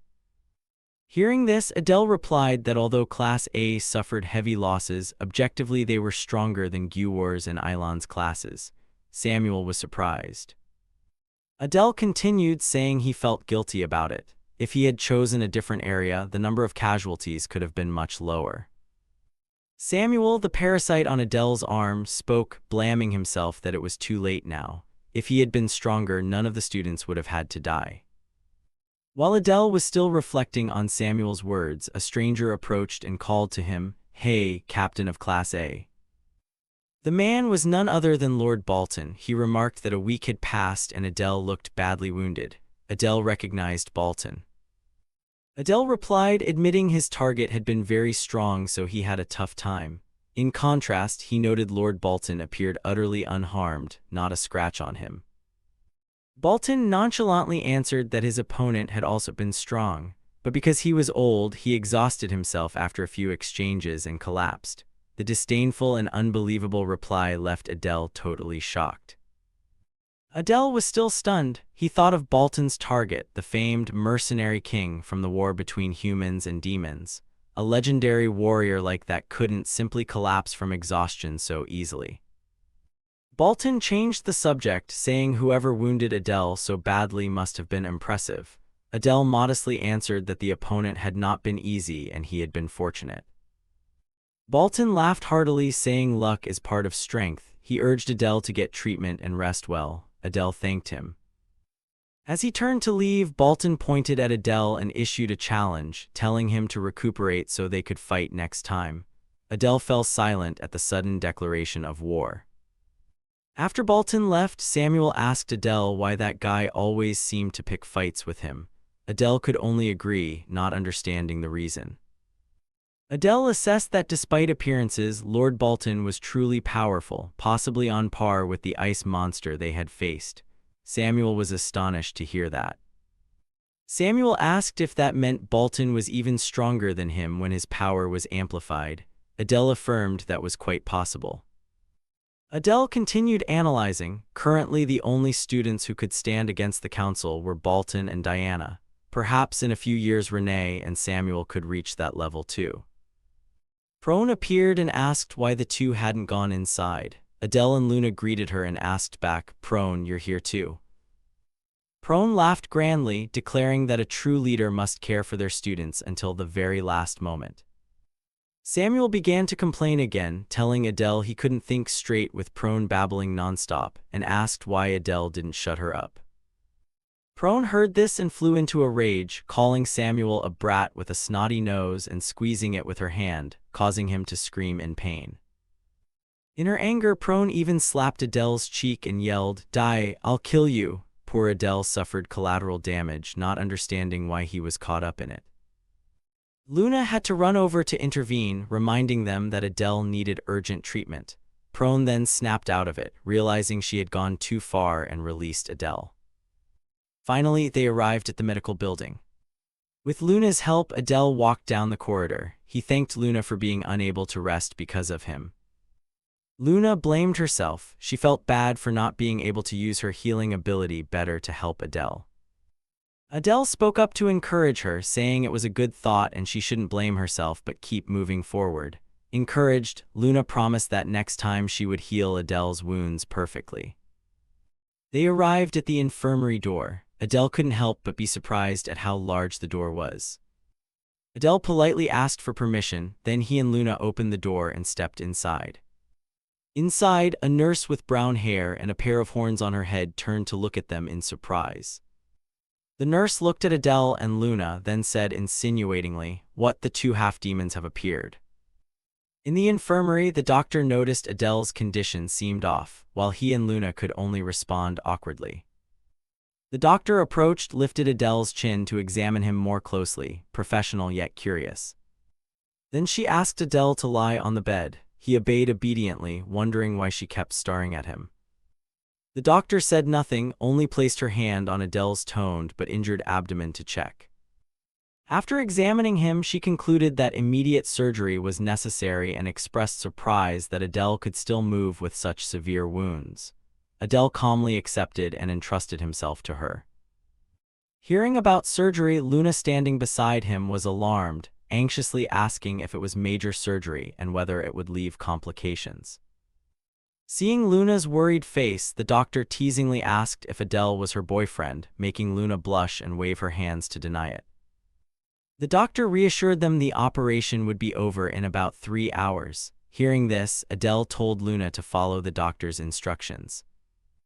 Luna said goodbye and wished Adele a successful surgery. As she turned away, the doctor put on gloves with a mischievous look and prepared to begin by administering anesthesia. Adele closed his eyes, slipped into unconsciousness, and silently prayed that the surgery would succeed. At the same time, elsewhere, the academy's instructors had gathered to begin the midterm evaluations for the first-year students. In the meeting room, Lucien expressed his anticipation to see who the strongest class leader was and requested to view the footage of the Enzur flower. Aries confidently asserted that the strongest had to be his class or class E nearby. Idea, though annoyed, had to admit it might be true. Idea reminded them that Class C's leader was the daughter of the Demon King, a notable figure even in lectures. Aries agreed. However, Aries insisted the best had to be Bolton. He even admitted that in swordsmanship, Bolton might have surpassed him. Robolt, seated opposite, added that although Bolton was weak in magic, physically he was a talent who would go down in history. Hearing the praise, Idea showed little fondness and bluntly said, "Ha, I don't like him." This puzzled Aries since Bolton had a decent personality. Aries listed Bolton's merits: neat appearance, excellent skills, high potential, and good grades. He countered, "Isn't that an exemplary student?" Idea only offered a sarcastic remark. Pressed for explanation, Idea clarified why she disliked Bolton. She disliked his smile and his wild, hollow-looking eyes. The debate continued. Aries retorted, "Why choose someone with a sly smile and narrow eyes as class leader?" Idea sneered as if she'd been waiting for the question, then picked up the letter-marked chips and said this test would prove everything. A blue-haired instructor with small horns stood and announced that everything was ready and they would begin by watching Class E's footage as scheduled to see how their leader performed. Lucian looked very eager, saying this was the perfect moment to assess that student's ability, and ordered the screening to start. Immediately, a 3D image was projected, showing Bolton with blazing eyes hefting a great blade amid a scorched, ruined landscape. However, a perceptive instructor noticed the footage's perspective wasn't from Bolton. Another explained that he seemed to have given the Enzur flower to another student to film. Robolt speculated this was a strategic move. Bolton wanted an objective evaluation of his own strength. Still, Idea frowned and muttered that regulations only allowed the class leader to wear it. The video continued with an image of the mercenary king, Bolton's opponent. Even as a visual, his presence was impressive, leaving the instructors regretting they couldn't hear the sound. Next came the grand scene of Bolton and the mercenary king clashing, producing a terrifying explosion of energy. The watching instructors gaped in astonishment. Idea was likewise stunned. A student matching strength with the mercenary king was unimaginable. On screen, the mercenary king began channeling combat chi into his sword, preparing to deliver a finishing blow. Meanwhile, Bolton appeared at a disadvantage, having only infused blade energy into his spear's tip. An instructor quickly denied it, insisting Bolton hadn't used combat chi. But no, Bolton could also channel combat chi into his weapon. In fact, he had mastered it just before the midterms, a progression none of the instructors had known about. Robolt broke into a cold sweat, unable to believe his eyes. A first year reaching such a combat chi level was impossible. Bolton's attack produced a horrifying explosion, completely engulfing the mercenary king in a sea of flames. Witnessing the overwhelming display, Ares smirked in satisfaction and declared, "Full marks." Robolt was still reeling, saying this was beyond a student's caliber. Ares boasted that aside from combat instructors like himself, no one could defeat Bolton. Hearing that, Idea snarked that he was overly proud of someone who wasn't even from his class. The evaluation continued. The footage switched to Class D, with the recorded item being a small flower. The instructors began to comment. Class D's leader was Aaron. The area looked rather easy, facing only a newly formed team of knights. The footage showed Aaron fighting the knights. By assessment, his command ability was still weak but not terrible. The only disappointing thing was that Aaron slept too much. Another instructor remarked that it fit a child of laziness. With an expectant look, Ares announced that next up would be his class, Class C. The scene cut to Renee unleashing powerful slashes of dark energy. She was formidable, already able to wield sword chi freely. Idea noted that although she was inferior to Bolton, Renee's achievements were impressive. Robolt agreed, suggesting she was at a 4-circle mage level. But the real challenge arrived. Renee faced a 5-circle mage, the Lord of the Tower. The opponent unleashed an extremely powerful spell. The instructors were stunned, wondering if it was a 5-circle magic and suspecting he might have advanced to 6.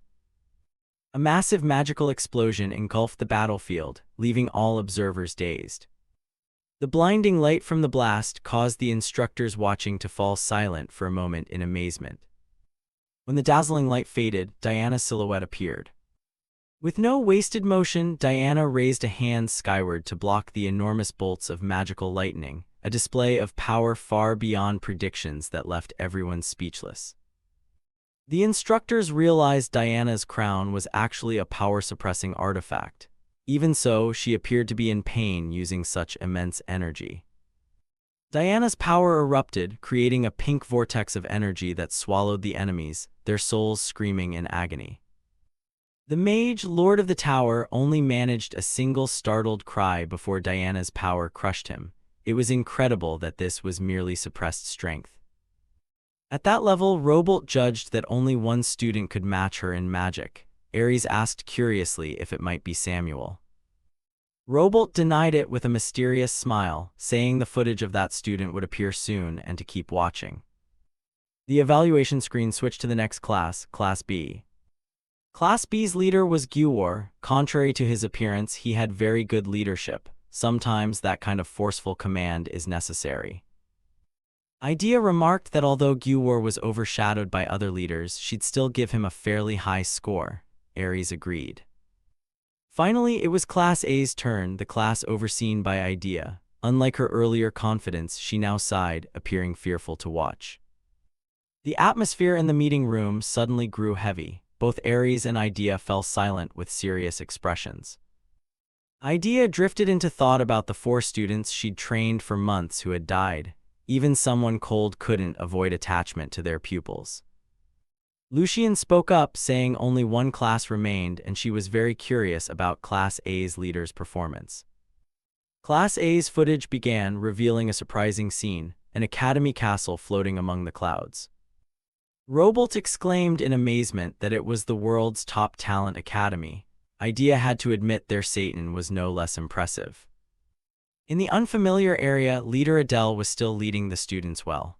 A whisper revealed that someone had secretly given him a map. Even with the cheating, the team reached the entrance to the artificial dungeon safely. However, many different entrances lay before them. The instructors wondered what Adele was doing as he placed his hand on a stone wall. Suddenly, a secret passage opened from the wall, astonishing those who witnessed it. The instructors were no exception. How could Adele have known there was a secret path at that junction? Robolt speculated he might have used detection magic. He confirmed that student Adele had very keen magical senses, which was why he could do that. Even so, finding a secret route that even spies didn't know in a single attempt left Aries deeply impressed. He silently thought, Adele, as expected, you really are. In the teacher's meeting room, Aries questioned with a suspicious look. He argued that someone moving through an enemy base as if it were empty was impossible, no matter how good their detection ability. Idea sat beside him, disagreeing. She turned to the senior opposite and bluntly asked what exactly he meant. Aries continued sharply, pointing out that the area Class A entered was the least difficult. Yet even with 2 heirs of the 7 deadly sins present, 4 students died and most of the rest were injured. Aries insisted it was all due to Adele's murderous intent. Idea was stunned by the accusation. Even the student council president returned severely wounded. She turned to Aries' opposite, emphasizing that he had seen it himself. As the argument reached its peak, a powerful voice rang out, "That's enough," Lucian intervened. She acknowledged Aries was partly right but said this was only the beginning. She suggested they observe longer before making a final judgment. Hearing that, Aries could only reluctantly agree. He sighed irritably while the head teacher announced the meeting would continue. The scene shifted to the academy infirmary, where surgical tools and medicines were laid out, showing a treatment that had just concluded. On the sickbed, Adele slowly woke. The black wound on his neck remained, but he no longer seemed to be in pain. Adele sat bolt upright, his body wrapped in bandages. He looked around the room in a daze, wondering if it was over and how much time had passed. Adele silently stared at his hand where the parasitic entity Samuel was hiding. A faint green light flickered beneath the bandages.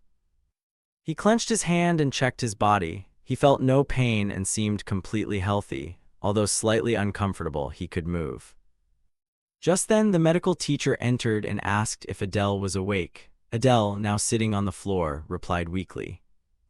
The teacher handed Adele a cup of hot tea and told him to drink it.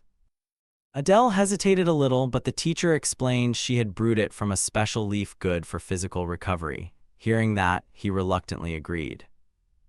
Adele took a sip. He tasted a sensation of health, like a restorative tonic that cleared the mind. The teacher smiled and inquired about his condition. Adele thanked her and said the treatment seemed to have gone well thanks to her. She advised Adele to avoid strenuous activity for now and said he'd be much better after a few weeks. Adele was a bit surprised to hear he'd need such a long rest. Still, Adele smiled. He resolved not to overdo it and to rest properly, treating it like convalescence. After all, the midterms were over. Then Adele froze. He recalled the final exam was in 2 months. He began to worry about the exact timing and thought he should ask Samuel.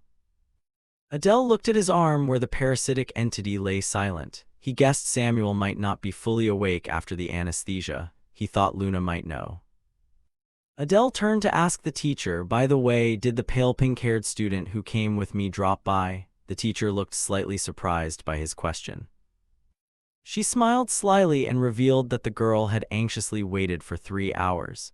As soon as the operation ended, she rushed in like a flash and continuously used healing magic. Adele clearly pictured the scene. He felt a twinge of guilt, thinking she had pushed herself to the limit and must not be in great condition. The teacher grabbed a chair and noted the importance of restorative ability. It was an extremely rare talent, almost non-existent among the demonkind.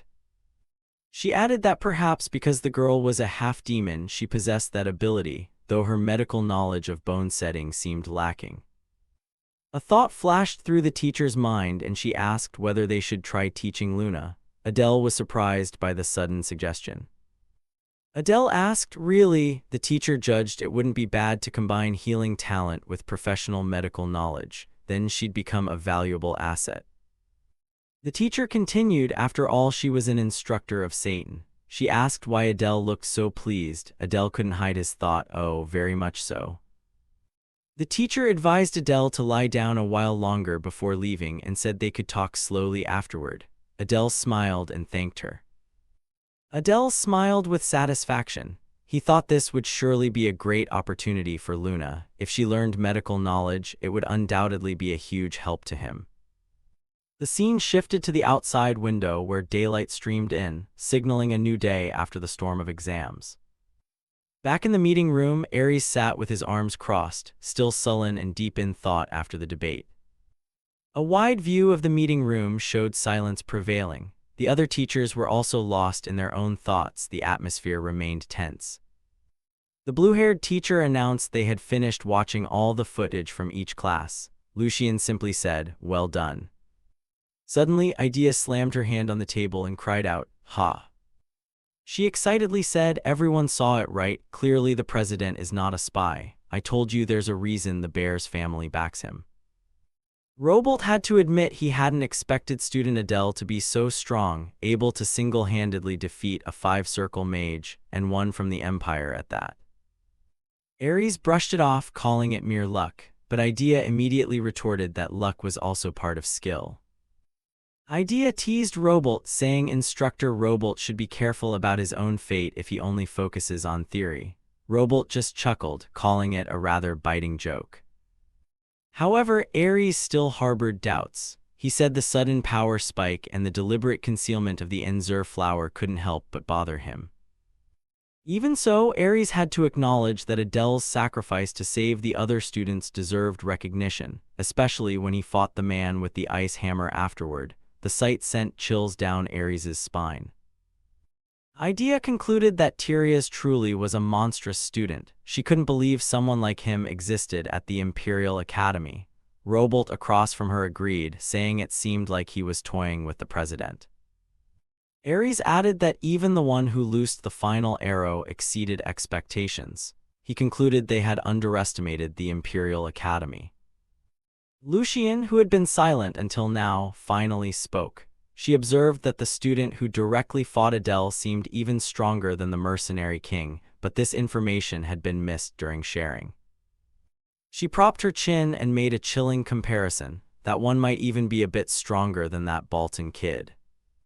Instructor Robolt asked in astonishment, "So you mean the area we thought was the easiest was actually the hardest?" Lucian affirmed that aside from Bolton's and Diana's classes, everyone else had likely died, and even those two might not have returned safely. Idea fell into thought. She admitted that, as the principal had said, even she would struggle against those two. Having witnessed it, she still couldn't explain how the president had won. Ares agreed emphatically. This was certainly not a difficulty for ordinary students, but a campaign requiring Satan's instructor-level warriors to risk their lives. Instructor Robolt pushed up his glasses and continued analyzing the flawless coordination with Prone and Samuel, the quick, keen judgment, and ultimately ensuring the student's safe retreat. He concluded Adele was definitely a student worth studying. Lucien spoke up, saying that given the current atmosphere, a class's practical score wouldn't differ much from the consensus of all the instructors. Idea leapt to her feet and cheerfully declared, "Exactly, of course it's a perfect score. Who could look down on our proud president?" She smiled triumphantly while Aries only cast a silent, displeased glance. Finally, even Aries sighed and admitted, "Huh, I agree." Idea cried out, "I knew it," upon seeing her rival concede.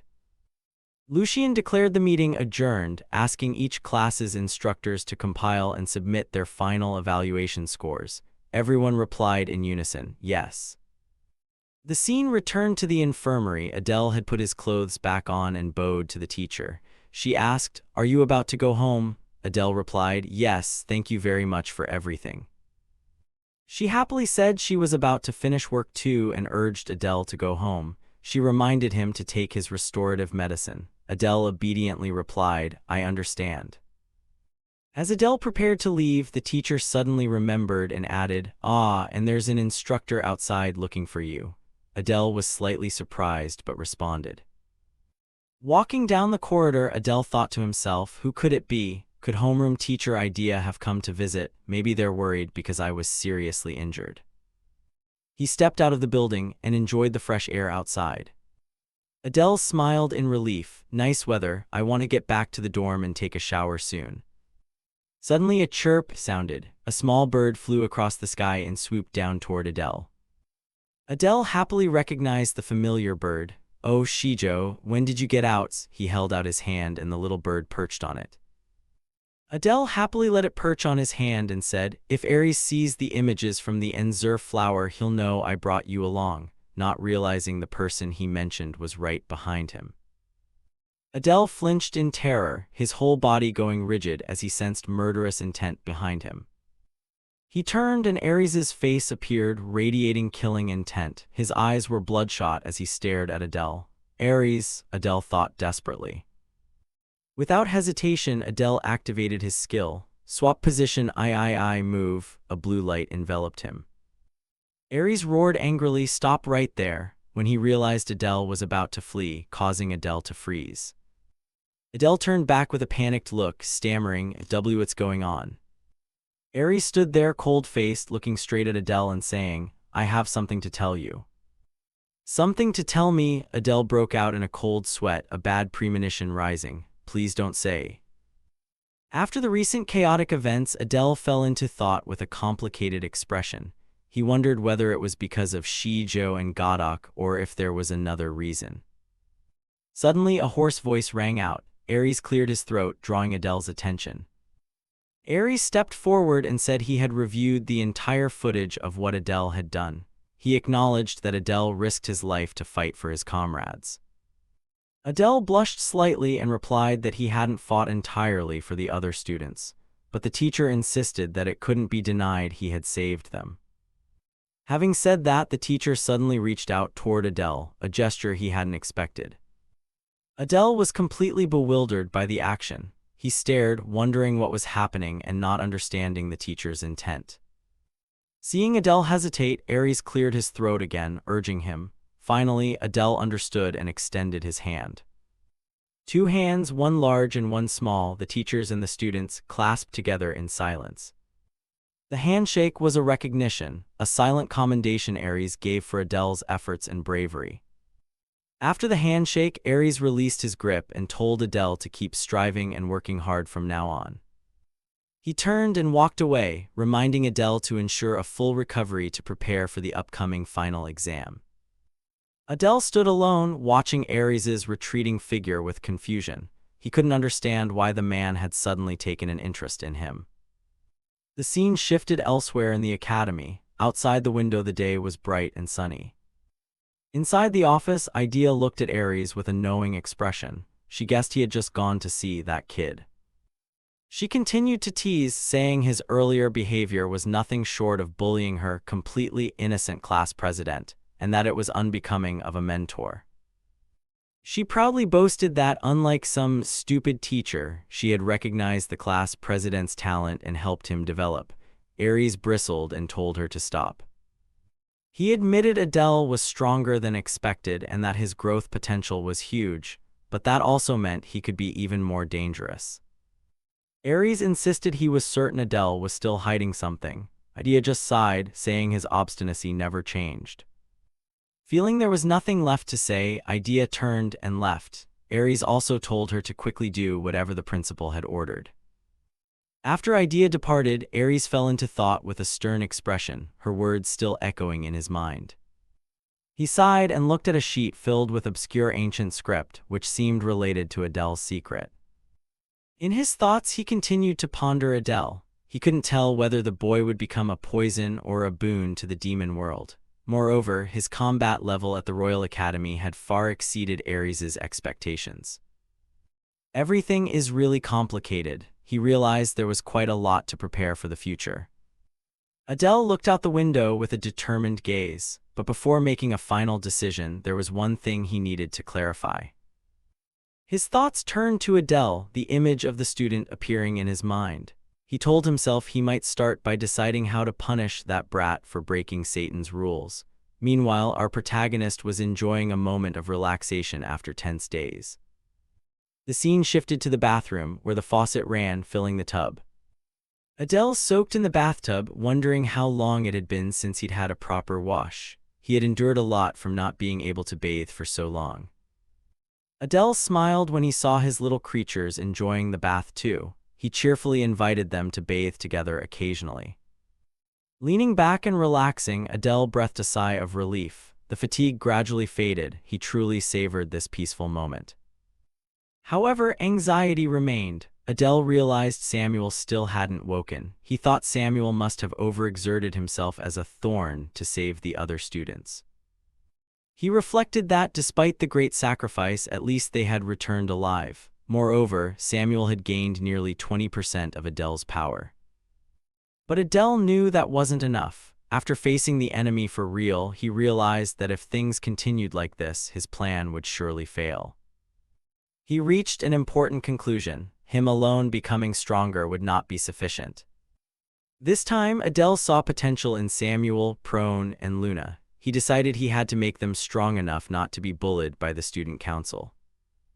Adele realized that next time, the bastards from the Royal Academy would be even stronger. This was not a time for him to be at ease.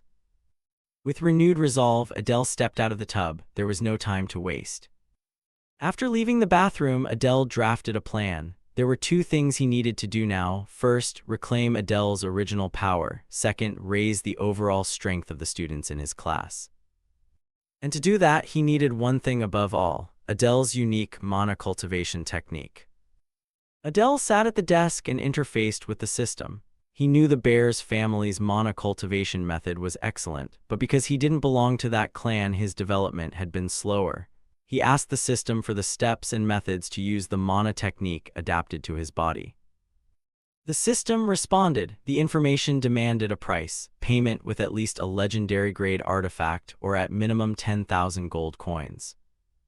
Adele was stunned. A legendary item or 10,000 gold. He hadn't expected the cost to be so high, beyond his imagination. But Adele quickly calmed himself. He realized it wasn't impossible to obtain if he scored high on the midterms. A confident smile spread across Adele's face. He could get into Satan's armory. This time it might contain legendary treasures or even greater. However, the only question was whether Aries would give him a high grade.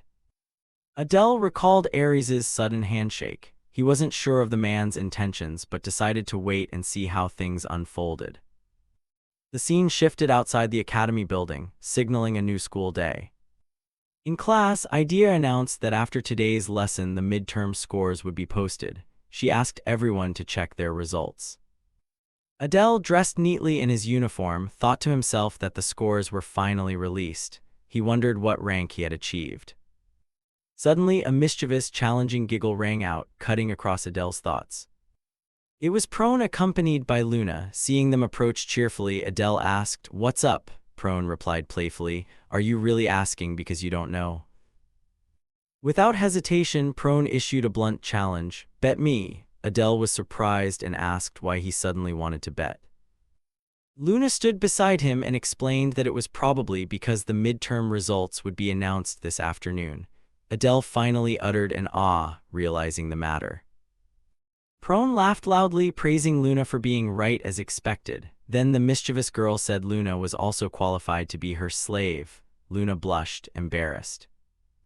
Seeing Luna worried, Adele reassured her that Prone was just joking, but Prone immediately retorted, insisting she was completely serious. Adele smiled confidently and replied decisively, "All right." He asked what Prone would wager. Prone looked pleased to see Adele interested in the offer. Adele didn't hesitate to respond. He wasn't the type to dodge a challenge. Prone declared that the prize she was betting was an invitation ticket. Adele grew curious. Prone explained it was an invitation allowing him into her family's manor. Adele fell into thought. He recalled the bear's family's manor was quite large, and he was curious about Prone's residence. Seeing Adele hesitate, Prone taunted that if he didn't want it, she could invite someone else. Adele quickly cut her off, affirming he accepted the offer. It was Adele's turn to stake something. With a sly smile, he declared he'd bet the right to make him a slave, calling it a one-day slave ticket. Prone was surprised. Adele explained that the winner could command the loser to do anything for one day. Prone was thrilled. She laughed loudly and declared she would make Adele her loyal slave for an entire day. Adele thought to himself that his victory was obvious anyway. He planned to visit Prone's house and eat a lot of delicious food. Afterwards, he would meet them in the auditorium. When Prone and Luna left, Luna exclaimed that Adele was lucky to be invited to Prone's home. Prone immediately brushed it off, insisting she was the winner. Adele turned to Luna and offered to invite her as well, leaving Luna greatly surprised and delighted. The trio's pleasant conversation was interrupted by the appearance of teacher Idea. She remarked that they looked like they were having a lot of fun. The teacher called Adele class president and asked to speak with him privately for a moment. Adele was a little surprised but agreed. The teacher led Adele out of the classroom to a quiet area outside the schoolyard. Adele wondered why they had to go all the way outside just to talk. He felt something was off. The teacher suddenly stopped and called out, "Student Adele," in a serious tone that made Adele startle. With a sharp gaze, the teacher looked straight at Adele and demanded that he be honest about what he was hiding. The unexpected question made Adele break out in a cold sweat. He panicked, thinking, "What I'm hiding? Could she already know?" Idea's interrogation left the two of them standing silently on a trail, the atmosphere quite tense. Adele appeared flustered. He knew he'd been caught on a recorded video. In his mind, he weighed whether to deny it. Finally, Adele decided to confess, though he didn't intend to tell the whole truth. Seeing this, Idea urged him to quickly come clean. Adele scratched his head and gave an awkward laugh, admitting he had thrown away the emergency rations Idea gave because they tasted awful. Hearing that, Idea grew angry that her sincerity had been ignored. She threatened to double the portions next time, which made Adele panic and refuse. However, Idea quickly said that wasn't the main reason she had called him. Adele was surprised, unsure what he had done wrong. Idea revealed she knew Adele, as class president, had brought a monster into Satan without official permission. At that moment, a small black snake suddenly poked its head out from Adele's shirt, causing him to startle as it was exposed. Seeing the snake, Idea asked if it was the thing that had driven that human student away. Adele admitted it had helped him survive. Idea curiously asked where Adele had tamed the snake. Adele seemed hesitant and unwilling to answer. In his heart, Adele knew he could fool Kyle, but Idea was different. If he said the snake came from the bear's family, she would recognize it as Solitude. So Adele lied that he got it from a human instructor's laboratory, which surprised Idea. Adele continued his story, saying the snake was sensitive to mana and especially liked his darkness, which it absorbed immediately. Idea fell silent, staring at Adele as if pondering the story he had just told. After a moment of silence, Idea smiled and said the snake was very cute, but she also reminded Adele of Academy rules. He had to register it as a pet. Adele appeared worried when Idea said that to do so he would need to take a test. Idea announced the test would be held in a month and warned that if Adele didn't participate, he would be expelled. Adele agreed to Idea's terms. As she turned to leave, Adele called out, "Ah, one more thing." Adele held out his hand and a small bird flew to perch on his finger. He asked if the bird was allowed. Idea was surprised to see Adele also had a little bird. The bird let out a soft chirp. Idea sighed and said that would be acceptable. If it was a special bird, it could also help with his duties as class president. Adele thanked her. Idea arranged to meet Adele that afternoon in the auditorium and then left. Adele stood watching her retreating figure. Adele thought perhaps Idea was pretending not to know who Shijo's true owner was. Either way, he felt relieved that he no longer had to worry about registering them. After the conversation, the scene shifted to the afternoon in the academy auditorium. The atmosphere was loud and lively as students gathered, awaiting something.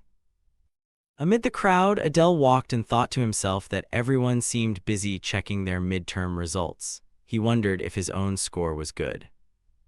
Meanwhile, Adele noticed Luna looking worried and restless. He approached and asked after her. Adele asked Luna, "You look nervous." Luna admitted, living expenses and everything. I really need a scholarship this time." Adele smiled and reassured his friend that she could do it, and if not, there would be other ways. Luna, however, refused help from a friend. Adele added, "Still, I want to say thank you. I heard you worked hard caring for me in the infirmary." Those words made Luna blush. Adele smiled confidently. He wasn't worried about Luna's score because he knew she had played her part well in the midterm, more importantly. Adele's thoughts were interrupted by Prony's loud laugh. She seemed extremely confident, which made Adele curious. Adele asked Prony if something was amusing. She arrogantly replied to wait and see. Today she would be the main event. A voice rang out mocking Prony as having a problem with her head. It seemed she heard it and became furious. Prony angrily snapped, "What did you say? Want to die?" Adele hastily waved his hand, saying he hadn't said that. Adele turned to the parasite on his hand and said, "Samuel, you're awake." Samuel replied that the noise woke him, and upon waking he had to listen to nonsense. Prone was still angry, threatening to give Samuel a beating. Adele quickly restrained her, saying the scores were about to be announced. At that moment, an announcement declared the midterm results were posted and asked everyone to check the bulletin board. The students focused their attention. Finally, the long-awaited moment arrived. The students gathered in front of the bulletin board to check their results. Adele explained there were 120 freshmen in total, and they'd start checking from rank 50 onward, since scholarships were only for those ranked 40 and above. They began scanning the list: 50, 46, then 41, but Luna's name still hadn't appeared. She looked extremely anxious. As the list continued down to 40, 39, finally Luna's name appeared at number 38. Luna was overjoyed, shouting, "Ah, I did it." Adele shared her happiness and congratulated her. Meanwhile, Prone grew impatient, wondering why her name hadn't shown up. Adele teased her, saying perhaps she'd fallen out of the top 100. Prone angrily punched Adele in the face and yelled, "Don't be stupid." Adele clutched his face and said, "Let's keep watching." He noticed familiar names appearing as they reached the top 10. Rank 8 was Iron. He seemed unhappy with his result and just snorted. Next, rank 7 was announced as Samuel. Samuel glinted on Adele's hand, and he thought 7th place seemed reasonable. Rank 6 was Gewar. The big guy looked pleased with his result, muttering, "Not bad." Rank 5 belonged to Renee. The black-haired girl with small horns fell silent when her name was called. Adele thought to himself that if even Renee, whom he called the lady, only placed 5th, what would his own rank be? He began to feel a bit nervous. Then the next name called was Adele at number 4. He was stunned. He hadn't expected to rank so high. Adele was still in disbelief. He couldn't believe he'd even beaten Renee. This result was truly unexpected. Adele realized the remaining top contenders were Bolton, Diana, and Prone. The race for first place had become a battle among those three. Rank 3 was announced as Diana. The white-haired girl with the spiked crown seemed calm, murmuring "3rd place" when she heard her name. Next, rank 2 was Bolton. Adele was surprised, wondering if there was some powerful person he didn't know about. And so the top spot went to none other than Prone. Everyone was stunned by the result.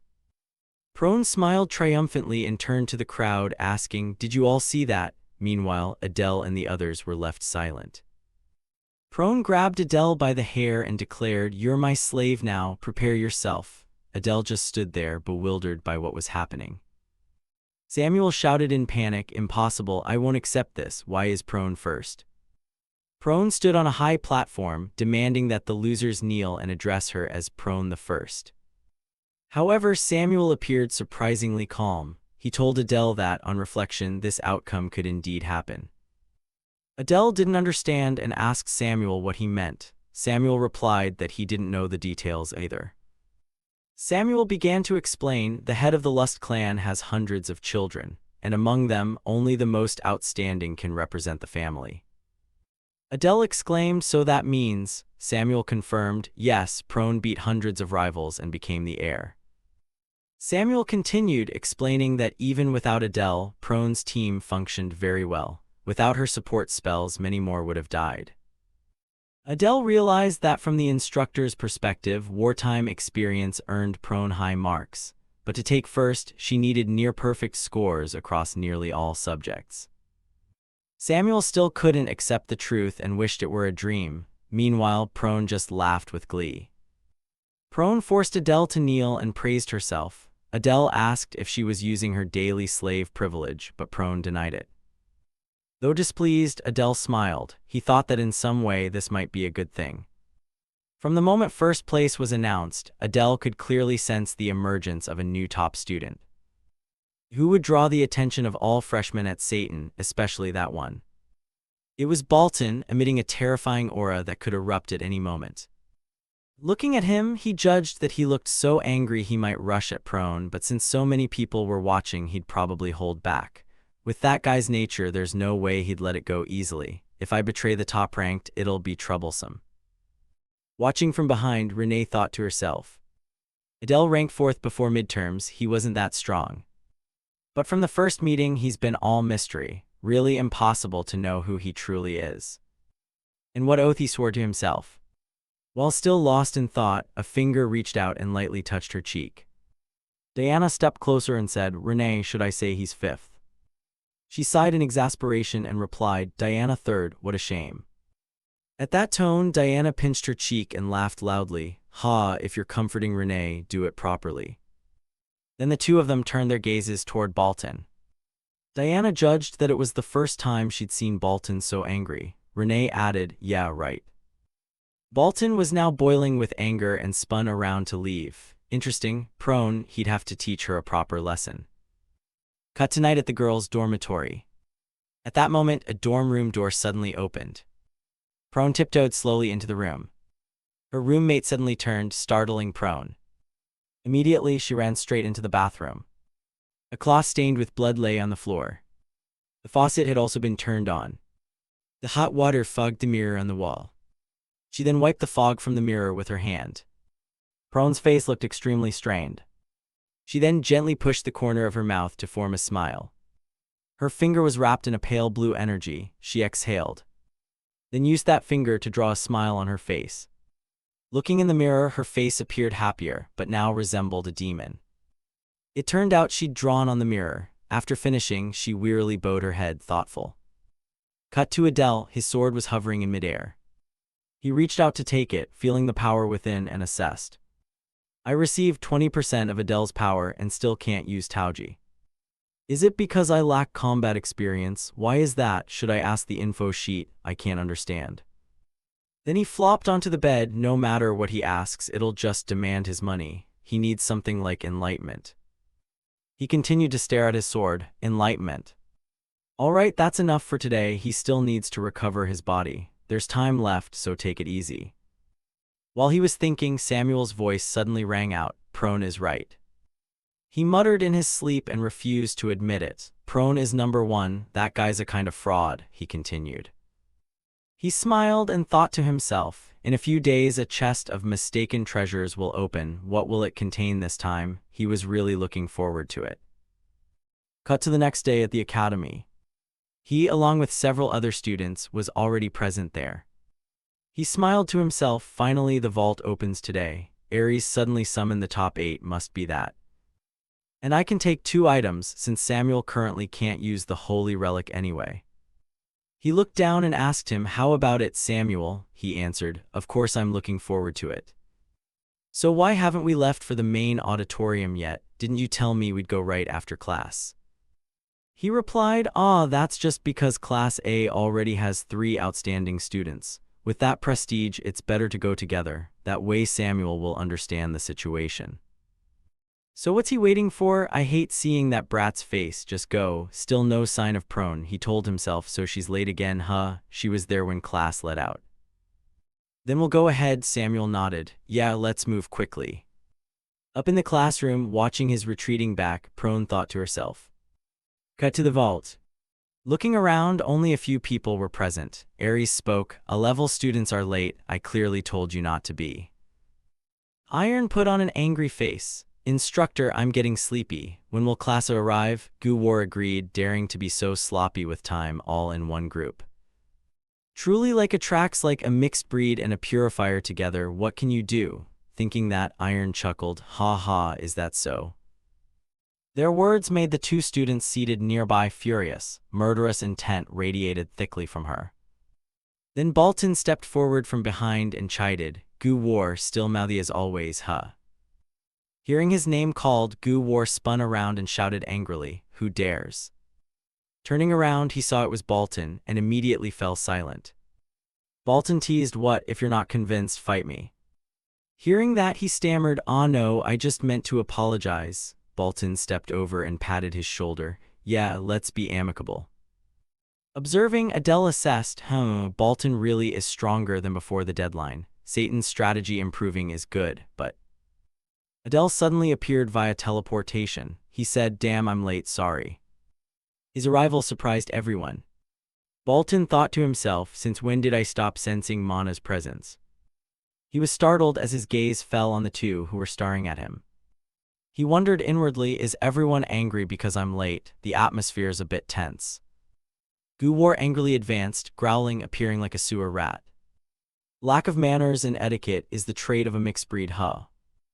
As soon as his words ended, countless sharp blades appeared behind him. Feeling the murderous aura, he grew somewhat fearful. He raised his weapon and warned Gu-War, you truly have no ability to learn, do you? That thing called manners and etiquette, could you teach me a bit? He tensed and shouted, you bastard. Then a layer of mana protection formed around his body. But with his superior speed, Adele quickly closed in on him from behind. Immediately, the knife at his throat pressed close. He warned, best not move, this time I'll take out one of your eyes. The blade grazed his skin, and drops of blood began to flow down. Seeing this, Aries stepped forward and warned, enough, sheath your sword, Adele. Hearing that, he complied, yes, he thought to himself, haha, getting scolded again, am I? Aries continued to admonish Gu-War. If you start trouble with other students again for no reason, you will be severely punished next time. Gu-War, though annoyed, still bowed his head. I'm sorry. Observing Aries's demeanor, he thought inwardly, what is this? I expected to be scolded for drawing my sword first. Seeing him staring, Aries turned and asked, Student Adele, why are you looking at me like that? He snapped back to reality and replied, no, sir. Are you feeling unwell? This somewhat foolish question made the instructor grit his teeth in anger. He warned, don't speak nonsense, everyone fall into formation properly. He continued, and not just Gu-War, listen carefully, our enemy is humanity, not the comrades who should be fighting shoulder to shoulder with us. I have no intention of handing out precious items to those who cannot even grasp the basics. But it seems one student from Class A is still missing. He turned to ask him, do you know why Prone isn't here? He replied, we waited until nearly the last minute, but we don't know. He sighed, Class A students truly are a headache for instructors, it seems. He answered, yes, she is indeed a troublesome girl. Aries admonished, that's not something you should say. While everyone was distracted, Prone appeared behind them. She smiled, hee hee, I'm not too late, am I? Sorry I'm late, thank you all for waiting. She began to explain, but you have to understand, what can I do? There's a reason I'm late. Isn't the protagonist always late? Aries looked at her and admonished, all right, stand in line with the other students. Prone moved into position. The moment she stepped up, Bolton's gaze locked onto her. He judged that, of course. He lunged the instant he saw Prone. Given Bolton's temper, holding back until now was impressive. Seeing Bolton step forward to block her, she asked, why are you blocking my way? Bolton replied, long time no see, we've met before, haven't we? She curled her lip and replied, I don't know who you are. His reaction was startled. What? I saw you and Adele before the midterms. The corner of her mouth lifted into an amused smile. I have a chronic illness that prevents me from remembering the faces of lowly people. When you speak to me, be clear about your status. Her obnoxious tone angered Gu War behind her. What's? Adele also spoke up to admonish, no, what are you doing? Her words had completely enraged Bolton. Fury erupted from him violently. Samuel turned to him and asked, why all the commotion? He replied, looks like you just dozed off. Prone provoked Bolton. Turning to Bolton, his voice was furious. If she truly has such a chronic illness, wouldn't a fight cure it? Prone calmly answered, I see no reason to do that. Why should I obey someone beneath me? He continued, the top position is something one must defend. If you truly are the strongest, shouldn't you accept challenges from those below you? From behind, he slid his hand into his shirt, ready to draw his weapon, and warned, Samuel, you should get ready. His words startled him. Just woke up and already something's happening. He looked at Aries and judged, why is Aries just standing there? He said he wouldn't tolerate students fighting, and clearly Prone isn't a match. Prone continued, that makes it even more puzzling. Someone who always claims to only challenge the strong, why not go challenge the instructors or the headmaster? This taunt made Bolton furious. What? She continued, isn't that exactly the case? Everyone can see the strongest in Satan is the headmaster, yet you always pick fights with my subordinates. Everyone can see the strongest in Satan is the headmaster, yet you always pick fights with my subordinates. You only challenge students weaker than you. Saying things like that is truly ridiculous. Her words nearly pushed him past his limit. He slowly stepped forward to stand near Bolton, and murderous intent began to radiate from him. He thought, if Aries doesn't act, then I'll have to. One of them might get seriously hurt. Then he turned his gaze to Renee standing in the back. Could it be the three of them? At that moment, Aries spoke up. Enough. If you keep this up, I will intervene. He continued, Bolton, the instructor is speaking. Both of you hear me clearly. Only then did Bolton withdraw his murderous intent. From the back, Gu War narrowed his eyes in appraisal. Prone dares to stand up to Bolton. Iron smiled with interest. Impressive. Diana praised, oh, the top student really isn't to be underestimated. Watching them, Aries judged that their attitude toward Class A had changed. Indeed, the growth of those three is noteworthy. Then he said, now that everyone is present, let's begin. But first, listen carefully to what I'm about to say. As you know, entry order is usually determined by ranking. However, in the previous entrance exam, the order was arranged arbitrarily, so those who entered later were unintentionally disadvantaged. He thought to himself, that's right, because I entered later, I couldn't choose properly. The 7 sins took all the best items already. If they make me go last again this time, I really won't let it slide. Aries's voice continued, student, you will be the first to enter. Being called first, he pointed at himself in surprise. What, I go first? He nodded and explained, yes, for the entrance exam I had full authority to decide the order, and those present now aren't much different from then. Therefore, revering the order this time is fair. Next time we will arrange by ranking. Adele was ecstatic. Then he reached forward and cautioned, I will open the vault for everyone, step back.